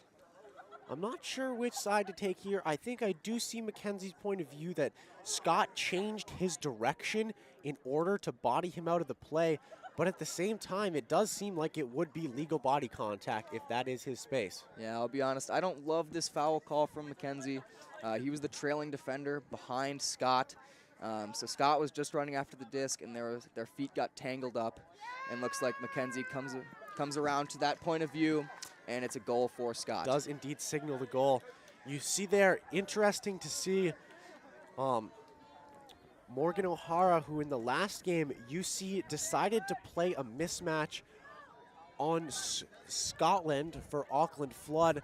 That time, Morgan O'Hara deciding to take Swinson in the matchup. Yeah, so Canterbury getting creative with their matchups, trying to find the weaknesses in this Otago offense. But Otago able to push through that and able to convert the hold. Yeah, it did seem was a good deep cut from Scott, who is usually found in the handler space, but there making his way into the downfield space, showing that he can do it as a cutter as well. Yeah, those deep cuts from the handler space can be really powerful if no one downfield recognizes it and is able to help. As a handler defender, you're not really looking for that, and oftentimes let the person you're marking up against get downfield of you, and that can give up some steps if they do try and make a deep cut. And Scott taking advantage of that and able to make an effective deep cut and score the goal for Otago. Pull coming from your left here for Otago. Canterbury trying to hold again after half. Swinson with the pull. It's hanging and fading towards the sideline. That's a really great pull. Trapping Canterbury in the near corner. Bowen is going to fake off and then reset to Lewis. Canterbury here has a very deep stack. It's really hard to make cuts from that position. Although Taylor able to make an effective undercut there. But some of those cutters are just so deep, taking up that deep space and making unders the only real option. Huge Schmidt ball thrown up for Ollie Taylor. He reads it beautifully, and it is blocked. No foul call, clean contact there from the Otago defender. That looks to have been Miles Hutchinson. A really tough read for Ollie Taylor on that Jack Lewis throw as it was fading away from him as he ran onto it. Yeah, those are tough discs to go and track down. Taylor had positioning, but a great play from Hutchinson to get the D. Otago now, it looks like it's going to be Swinson picking up. If there was a pre-stall right now, they'd probably already be at about 10. But no, none, guys. We get some calls from the crowd for a freestall here. Harrison Leach on the mark. Canterbury is going to be forcing away. Yeah, Hugo Swinson here initiating the D-line offense as we've seen throughout the game. Sibling Tessa Swinson also downfield. Huge D for Ollie Taylor. He got up really, really high there.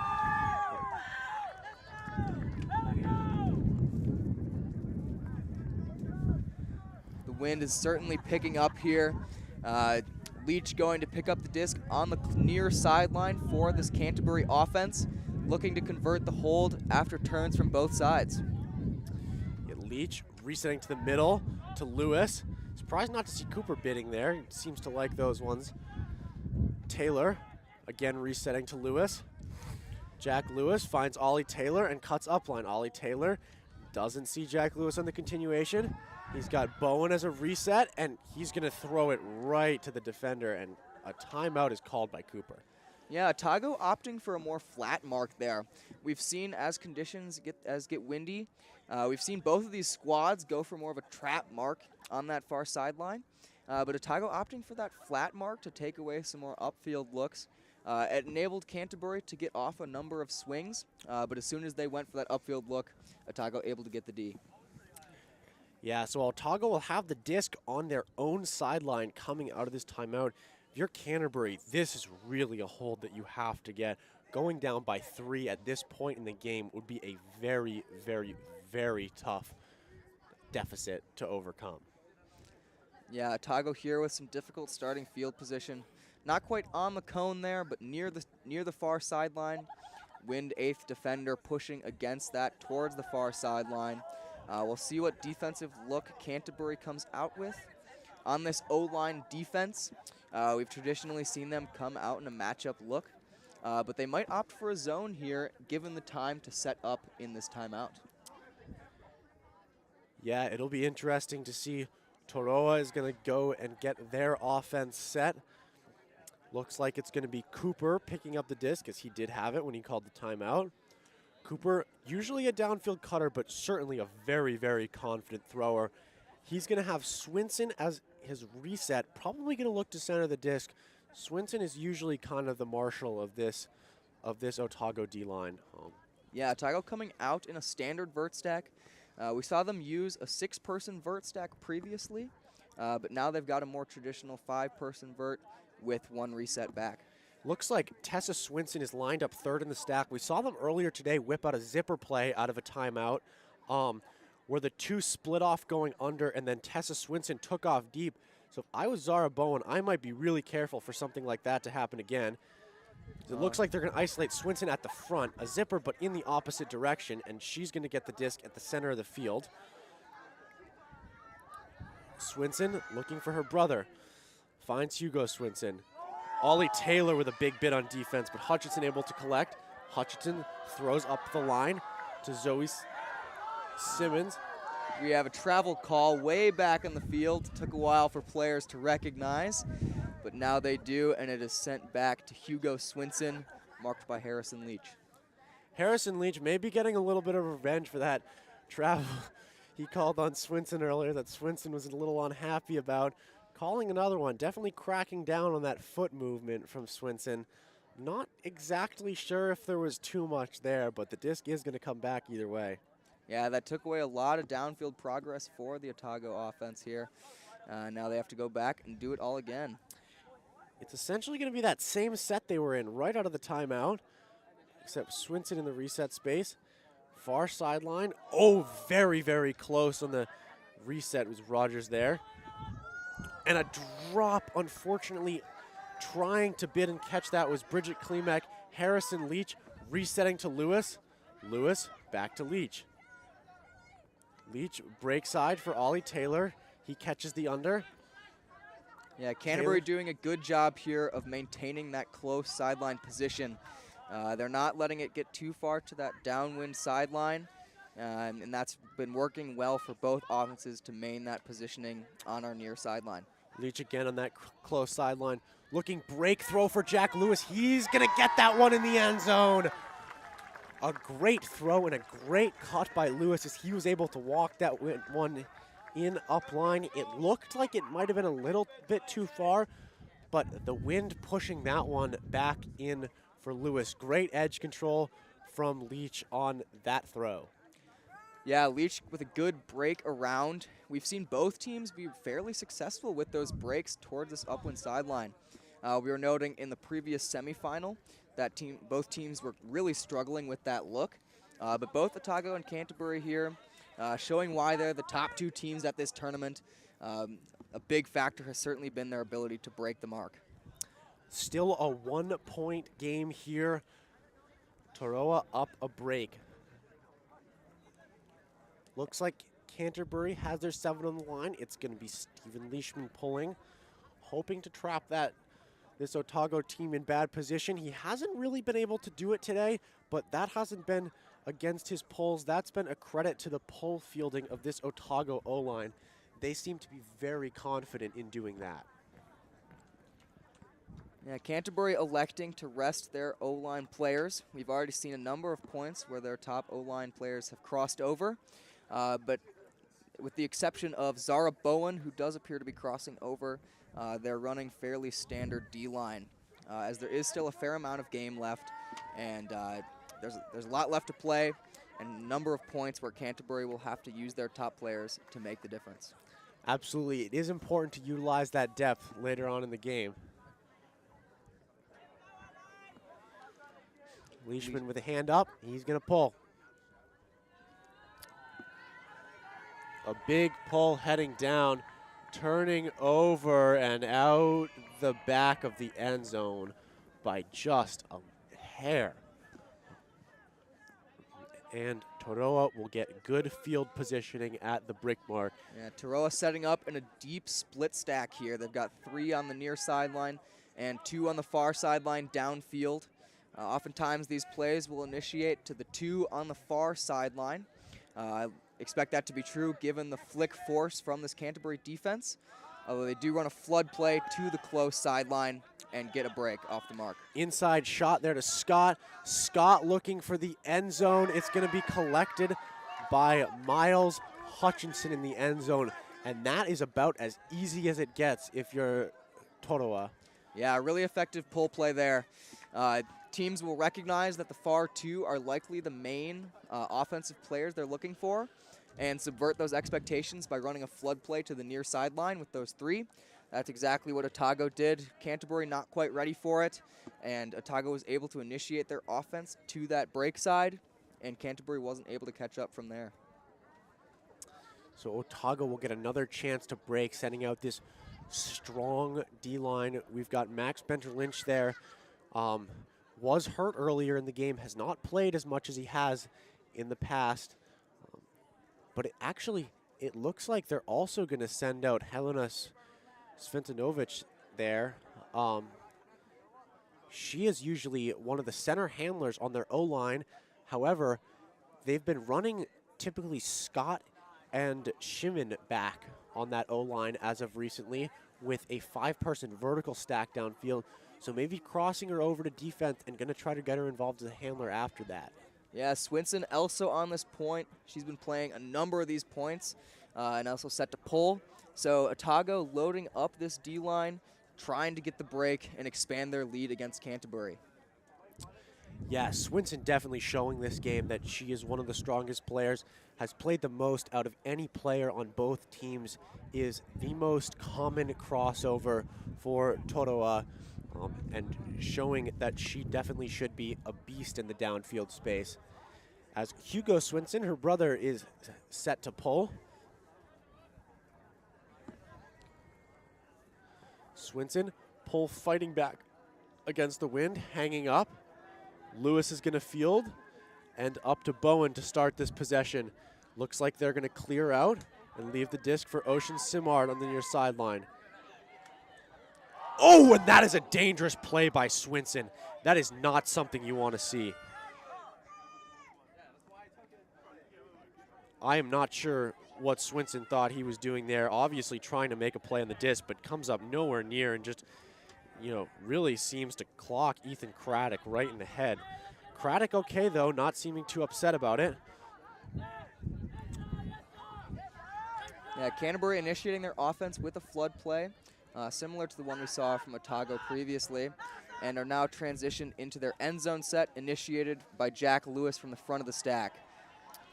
Craddock, an unfortunate throwaway there, and that's going to give Otago the disc. On the sideline, it's going to be Hugo Swinson picking up, looking downfield, and now into the reset space. Yeah, now's when this crossover of players like Svitanovic becomes so important. They've got one of their main offensive players out there to run it for the D-line, and that can make all the difference in converting a break in this important game. Cheeky inside flick there from Svitanovic. She did highlight her inside flicks as a strong point in her game and showing it off there. Cross to Swinson. Swinson throws a floater into the end zone and a huge sky by Tessa Swinson. The sibling connection there gives Otago the break. That's tough for the Canterbury offense. The deficit is growing as we reach this end of the game. They're going to have to make a move very soon if they want to stay in this and initiate a comeback. They will. Now, one difference between United States Ultimate and Ultimate here is that in the U.S. we have observers that call things such as dangerous plays and stuff like that. And I can tell you that in one of our college games, that play there by Swinson almost certainly would have been a card, coming down really hard over the top with a lot of contact. But seemingly really good spirit there between the two after the fact. Ethan Craddock not really making too much of a fuss about that. Unfortunate that he threw the turn and didn't really get his revenge after that one. Yeah, Canterbury looking to stack up this O-line, make sure they get the hold with O'Hara crossing over from the D-line. We'll have the Lewis siblings out here, as well as Bowen, who has also been crossing over a lot. Zara Bowen, a very, very important player for this UC team. I believe just a first year, but definitely a leader on this team.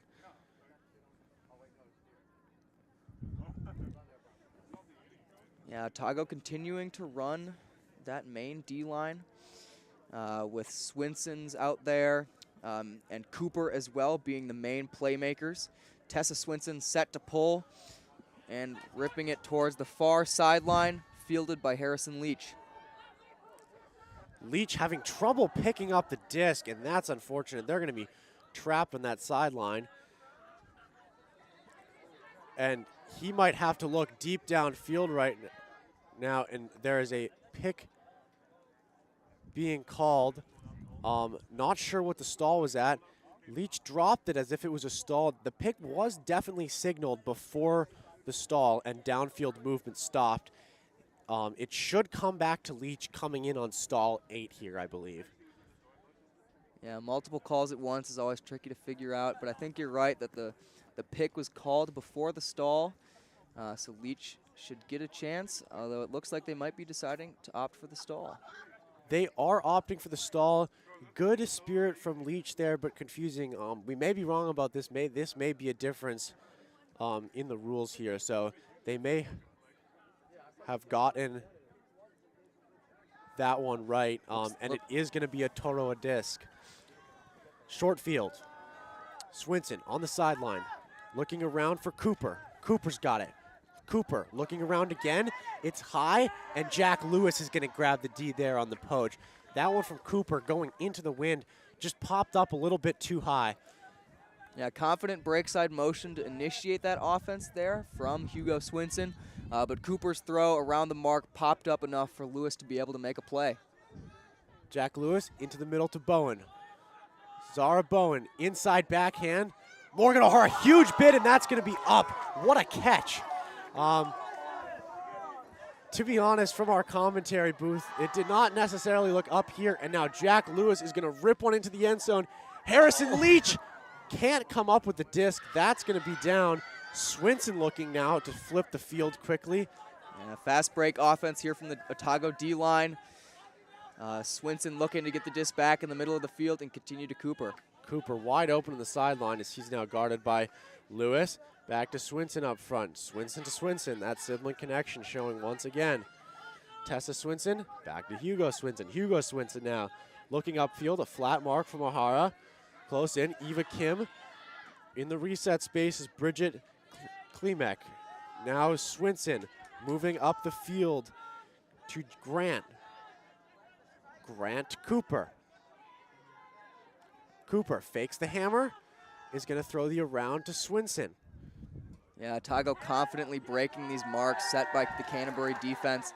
That's been the primary driver of their offense, getting the disc around the mark and continuing to the break side. This time around, they look for the open side cut, and it's too far out of the reach of the downfield receiver. Yeah, that was too far out of the reach of a downfield receiver. Maybe just, definitely you could see early in the mark, wanted to throw that around throw. Mark didn't let it off that time, and having to throw that flick just a little too far for the cutter with the wind. Yeah, Lewis picking up here for the Canterbury offense in some difficult starting field position at that cone of the end zone on the far sideline. Looking to initiate to O'Hara from a horizontal stack, and it works to get the disc fairly far down the field. O'Hara, and that's a huge kick block from Cooper, was looking for Lewis in the deep space, but Cooper read that all the way through. And it's going to be another turn. Yeah, we see these players getting a little more aggressive, and it's leading to some sloppy mistakes. Looks like Swinson was a little frustrated there, not sure with his downfield movement or with himself. Definitely moving super fast there off of the turn as Morgan O'Hara is going to call a timeout. He wants a new disc as well. Yeah, looking to slow things down, make sure that this offense converts the important hold to not let this deficit grow too large in favor of Otago. We have seen a few discussions about discs this weekend, about whether or not you're allowed to exchange the disc in the middle of a point if it gets bent, and I'm not sure what the rules are, but definitely some discussion. O'Hara seeming to want a new disc there. I'm not sure if he's going to get one for this UC offense. This is kind of a long, grindy point. You got to figure with Otago right now up 13-9, or 13-9 is what the scoreboard says over there. 12-9? It is 12-9. The scoreboard must have blown over a little bit. So Otago up 3, but if they were to break here, it would be 13-9, putting them up 4 with only 2 to go till 15, and more importantly, not that much time until our cap goes off. So definitely an important point for UC to get this hold here and try to work a break against this Otago O-line in the next point. Yeah, it's becoming do or die time for Canterbury here. They've got to make up some ground and quickly, down by 3 with only 8 minutes until cap. So each and every point is becoming extremely important. No margin for error, and Otago's just trying to convert enough to seal their victory. Otago looking to do so. This D-line has been so strong all weekend. So has the O-line, and I think really the thing behind both of them has seemed to be Tessa Swinson. Tessa Swinson has been so strong. Both of the twins really, but Tessa Swinson has played almost every single point in this game, which so late in a tournament with only 16 players in your roster, it's really not easy to play this many points in a finals game and play them so well. Very, very impressive. UC offense is set. Yeah, Tessa Swinson, a first year as well, so a number of years to come in her career. We'll likely see big things for the next few years from Tessa Swinson. Absolutely. UC offense is set. Otago now with the opportunity to set up their defense. Yeah, Canterbury coming out in what appears to be their primary offensive look, the horizontal stack. We've seen them run plays from the sideline. I'd expect the two near downfield cutters to clear out and make room for Leach to initiate the offense. We'll see if that comes true as Otago sets up with a flat mark, forcing the offense towards the far sideline. Lewis now is going to reset to Leach near center. Leach, backhand to O'Hara. He's got a cutter going deep, puts up the throw to Simard. It's floating, and it's perfect. What a shot from Morgan O'Hara to Ocean Simard. Again, happy birthday. Combined 6 goals now between the semifinal and the final for Simard. Definitely a 21st to be happy about. Yeah, Canterbury executing well out of that timeout. Some effective resets and an even more effective deep hook from Morgan O'Hara. So that's 1 point down for Canterbury here, and now they've got to get the breaks back on this Otago team. Still need 2 breaks in order to take the lead and win this game. Or 3 breaks in order to take the lead and win this game. Difficult, but as we saw yesterday, they are capable of putting up a string of breaks against this Otago team. This Otago team, although they have been strong throughout the tournament, they have been turning the disc over more today, and it's about capitalizing on those chances that you get. Yeah, we've seen throughout this game that Canterbury has had a number of break chances. They've been slightly less effective at converting them, and we'll hope to see them improve on that as we finish up this game. Pull is going to come from Ellen Sanders.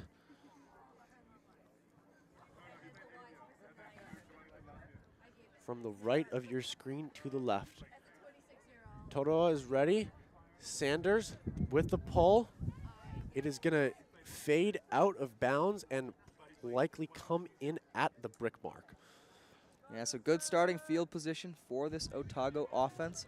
They're coming out in their standard vert stack, although we do have some offensive players now transitioning downfield to a more horizontal stack. It seems like UC may not have been happy with their past few defensive points that they played, looking to switch it up a little bit to a zone, maybe a little bit windier, and collect this break. Yeah, trying up different looks to throw off this offense for Otago, as we see their standard 3-3-1 wall zone.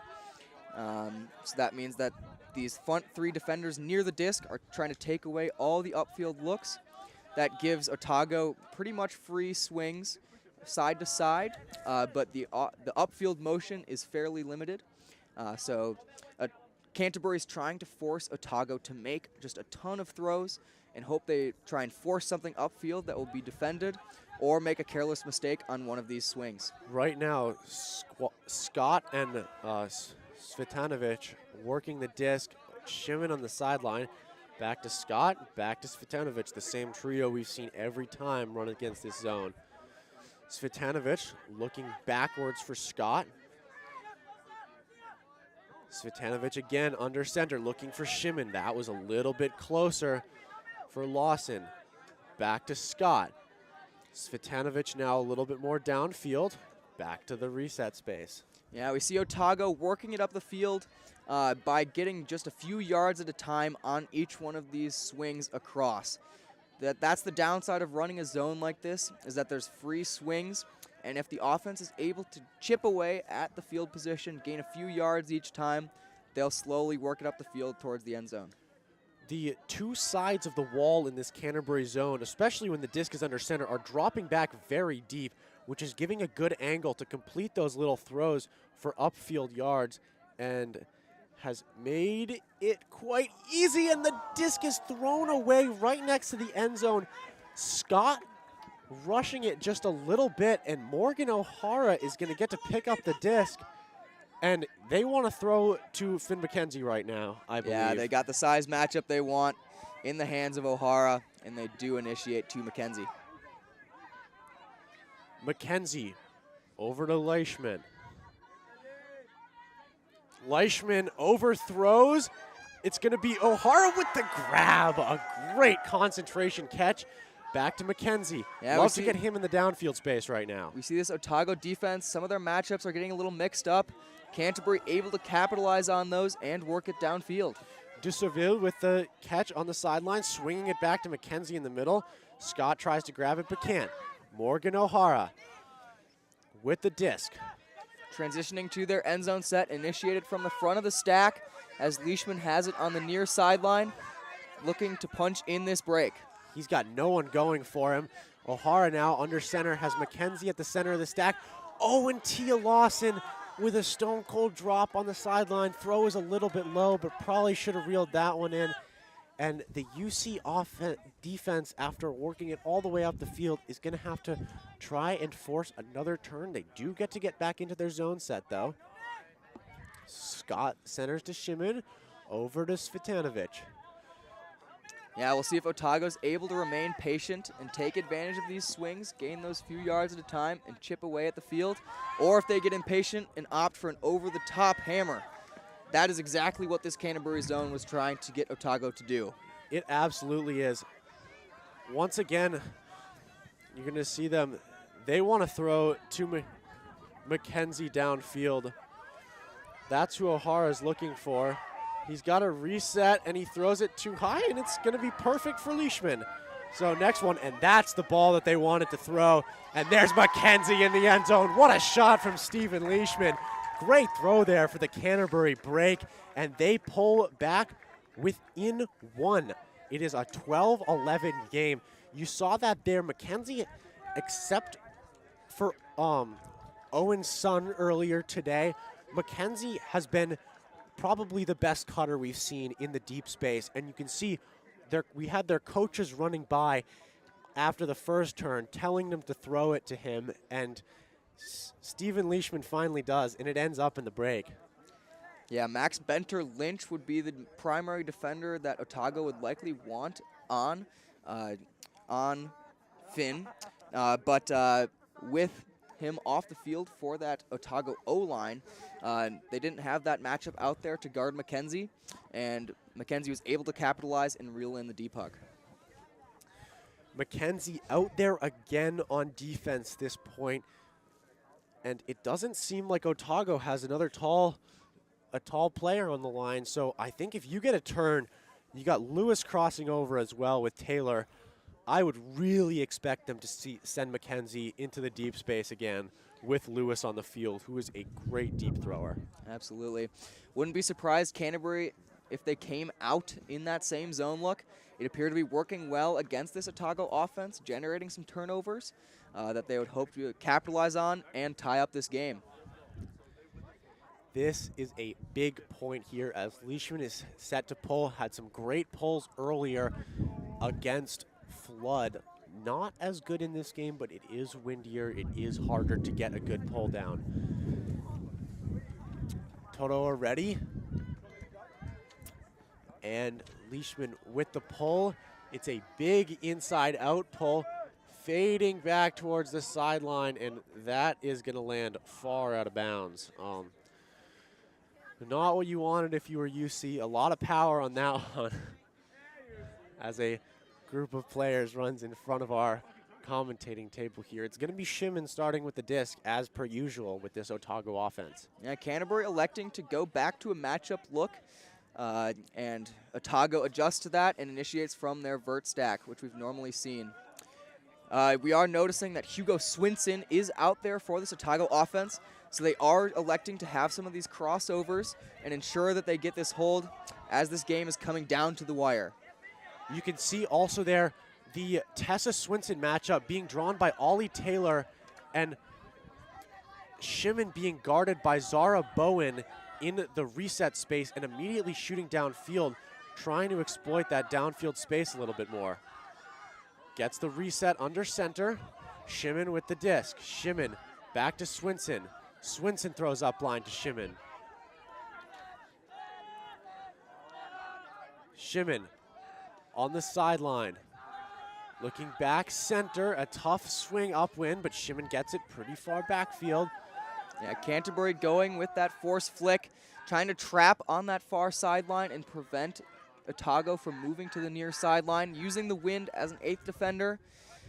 Svetanovic on the end zone line, looking to punch in this hold. Now here's Swinson. Swinson near the goal line. We've got Klimek with the disc. Klimek looking to punch it through Svetanovic, and it's through the hands. Svetanovic has been rock solid all weekend long. Yeah, excellent cut to get open there in the end zone, lose the defender, but unable to corral that short pass. We've got Ollie Taylor coming off the back of the stack.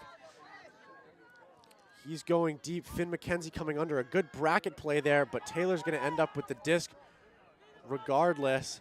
Yeah, Canterbury with many of their main offensive players out there on this D point, trying to do everything that they can to ensure they get a break. And that's going to be a foul called there. Yeah, Cooper with some dangerous contact on the legs of McKenzie there. He's likely going to be arguing that he got to the disc before the contact, but I think it's likely a foul, as if you're unable to make that play safely, you shouldn't go for it. I agree. Cooper's had a couple of plays today that haven't seemed the safest, and that one the same, really hitting through the back of the legs of McKenzie. I do believe that regardless of when he got to the disc, it should remain a foul. And discussions on the field. We'll see what they result in, and if Canterbury is able to retain possession and punch in this break, or if the Otago offense will get another chance to secure the hold. Big call here. Yeah, Canterbury really trying to retain possession here, as they've got many of their main offensive players out there. Looks like they elect to contest the foul, so possession will stay with Canterbury. Yeah, expected that was going to happen. Kind of a close play like that. Could go either way, you know, this late in the game. Upline throw, oh, and another dangerous play by Cooper, but collected by Jack Lewis, and Jack Lewis throws to Zara Bowen up the sideline. Zara Bowen now looking in the corner. Finn McKenzie, what a catch! Oh my goodness, taking flight like Spider-Man back there, and he collects for the score. What a play. Yeah, impressive stuff from Finn McKenzie there. Looking for that upline throw on the sideline. Throw not quite where he expected it to be, but he was able to make the adjustment and make a spectacular grab. I tell you, Finn McKenzie is a big game player. Down to it now, they tie it up at 12 in this final. Yeah, all the momentum is really on the side of Canterbury here. So it's a question of the mentality of Otago. Will they be able to bounce back, punch in this hold? They still have the advantage, receiving the disc with the score tied. So the ball is really in their court. See how they will respond to some surging momentum from Canterbury. I think that if I had to give an award for the best play I've seen all tournament, I think it would probably have to go to that one right there. It's really, really difficult to catch a low disc like that, bidding wall-changing direction. And McKenzie did that there, going horizontal pretty much from a standstill to get that disc from Bowen. Yeah, we see Canterbury to continue to cross over some of their top players, Jack Lewis and McKenzie among others, staying out there. And we see that the same O-line as the previous point is out there for Otago. So it's their regular O-line plus Hugo Swinson crossing over from D-line as the sideline is getting into this game. And it is all the energy is here. Everyone is cheering for Canterbury right now. Yeah, we'll see how Otago responds to this pressure. We've got on-the-field pressure from Canterbury and sideline pressure from the other teams. Leishman set to pull here. We'll see if he can keep it in bounds. Such a strong puller. This one is looking like it will stay in bounds. Great hang time. Canterbury applying the pressure early on this point. As a puller myself, that is a pull that I love to see. That's really beautiful. Disc now centered. It's Swinson.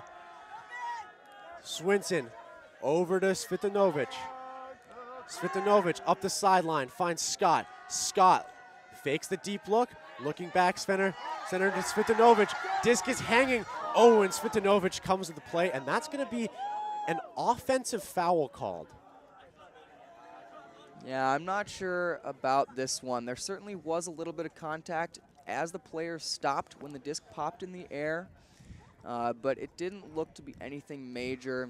We'll see what the discussion comes up with. I think it would have been hard for Svitanovic to initiate contact there, being in front of Ocean Simard. It seemed to be pretty incidental, and I think Svitanovic just had a good box out there. Yeah, so unlikely to transfer possession to Canterbury. Whether the foul is contested or not, possession is likely to stay with Otago. It is true that you are entitled to the space you are in, and it seemed like that's what was going on there.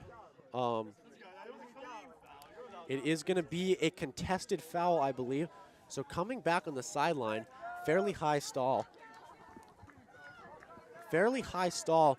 Definitely going to be looking to center again to Svitanovic. Hopefully this one not getting picked up by the wind. Yeah, I think O'Hara here should go for an aggressive trap mark, not let off that inside throw. That sideline has been a tricky spot for teams to get out of all day.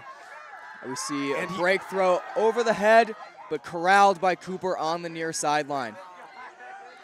There's a stall called. It's going to stop play a while ago. Yeah, everyone on the sideline waving their arms, yelling for the disc to come back. Sometimes when you're playing, though, you're so focused on the task at hand, it's hard to hear that. And players continue to play as we have an uncontested stall. It appears it is an uncontested stall, and Canterbury will have the disc near the attacking end zone. I have to say, in Ultimate Frisbee, a stall is probably the most contested call on the field. Definitely very easy to fast count. Not sure if it was there. Scott, though, taking the high side and, giving that disc over, regardless of the fact. A pre-stall coming right now from Toroa, forcing Lewis to get to the disc. Lewis throws to McKenzie. McKenzie bodies down Cooper in the end zone and spikes on him. My goodness, Finn McKenzie with his third goal in the row as Cooper seems to be down and hurt. Don't want to see that right now. Helped up by his teammates. Hopefully everyone's all right over there. Cooper and McKenzie hugging there. Usually I would dislike a spike like that. And it looks like that might be the game. With Cap having gone off, I think it was a game to 13. I believe it was. Like that was for the game. McKenzie with the win. It was indeed time. I can't even believe we missed the fact that was a universe point there. But McKenzie with an absolutely massive goal. We were so caught up in the drama there, we lost track of time. It was over Cap when the highest score was 12, meaning that you add 1 to the score, making it a game to 13, and Canterbury scoring the 13th goal for the win.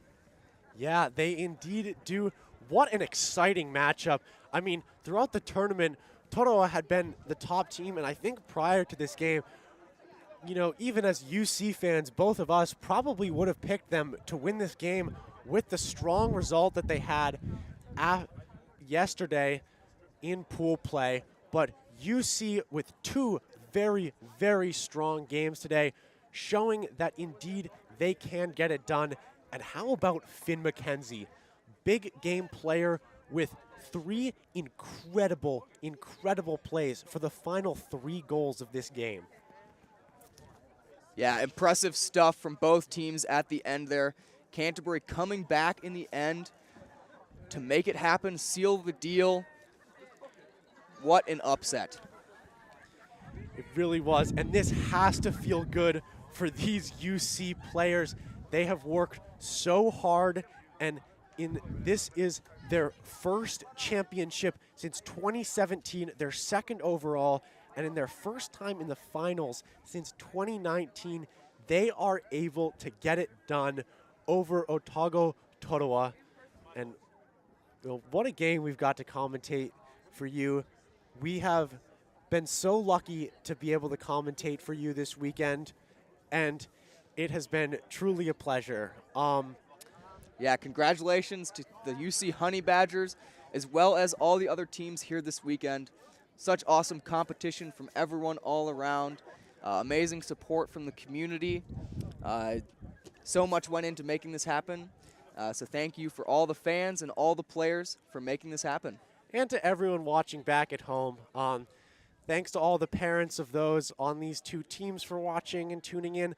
Thank you to our friends back at our college for listening to us do this commentary. And as for now, I've been Liam Reynolds. I'm Peter Manns. And we hope you enjoyed, and tune in next year.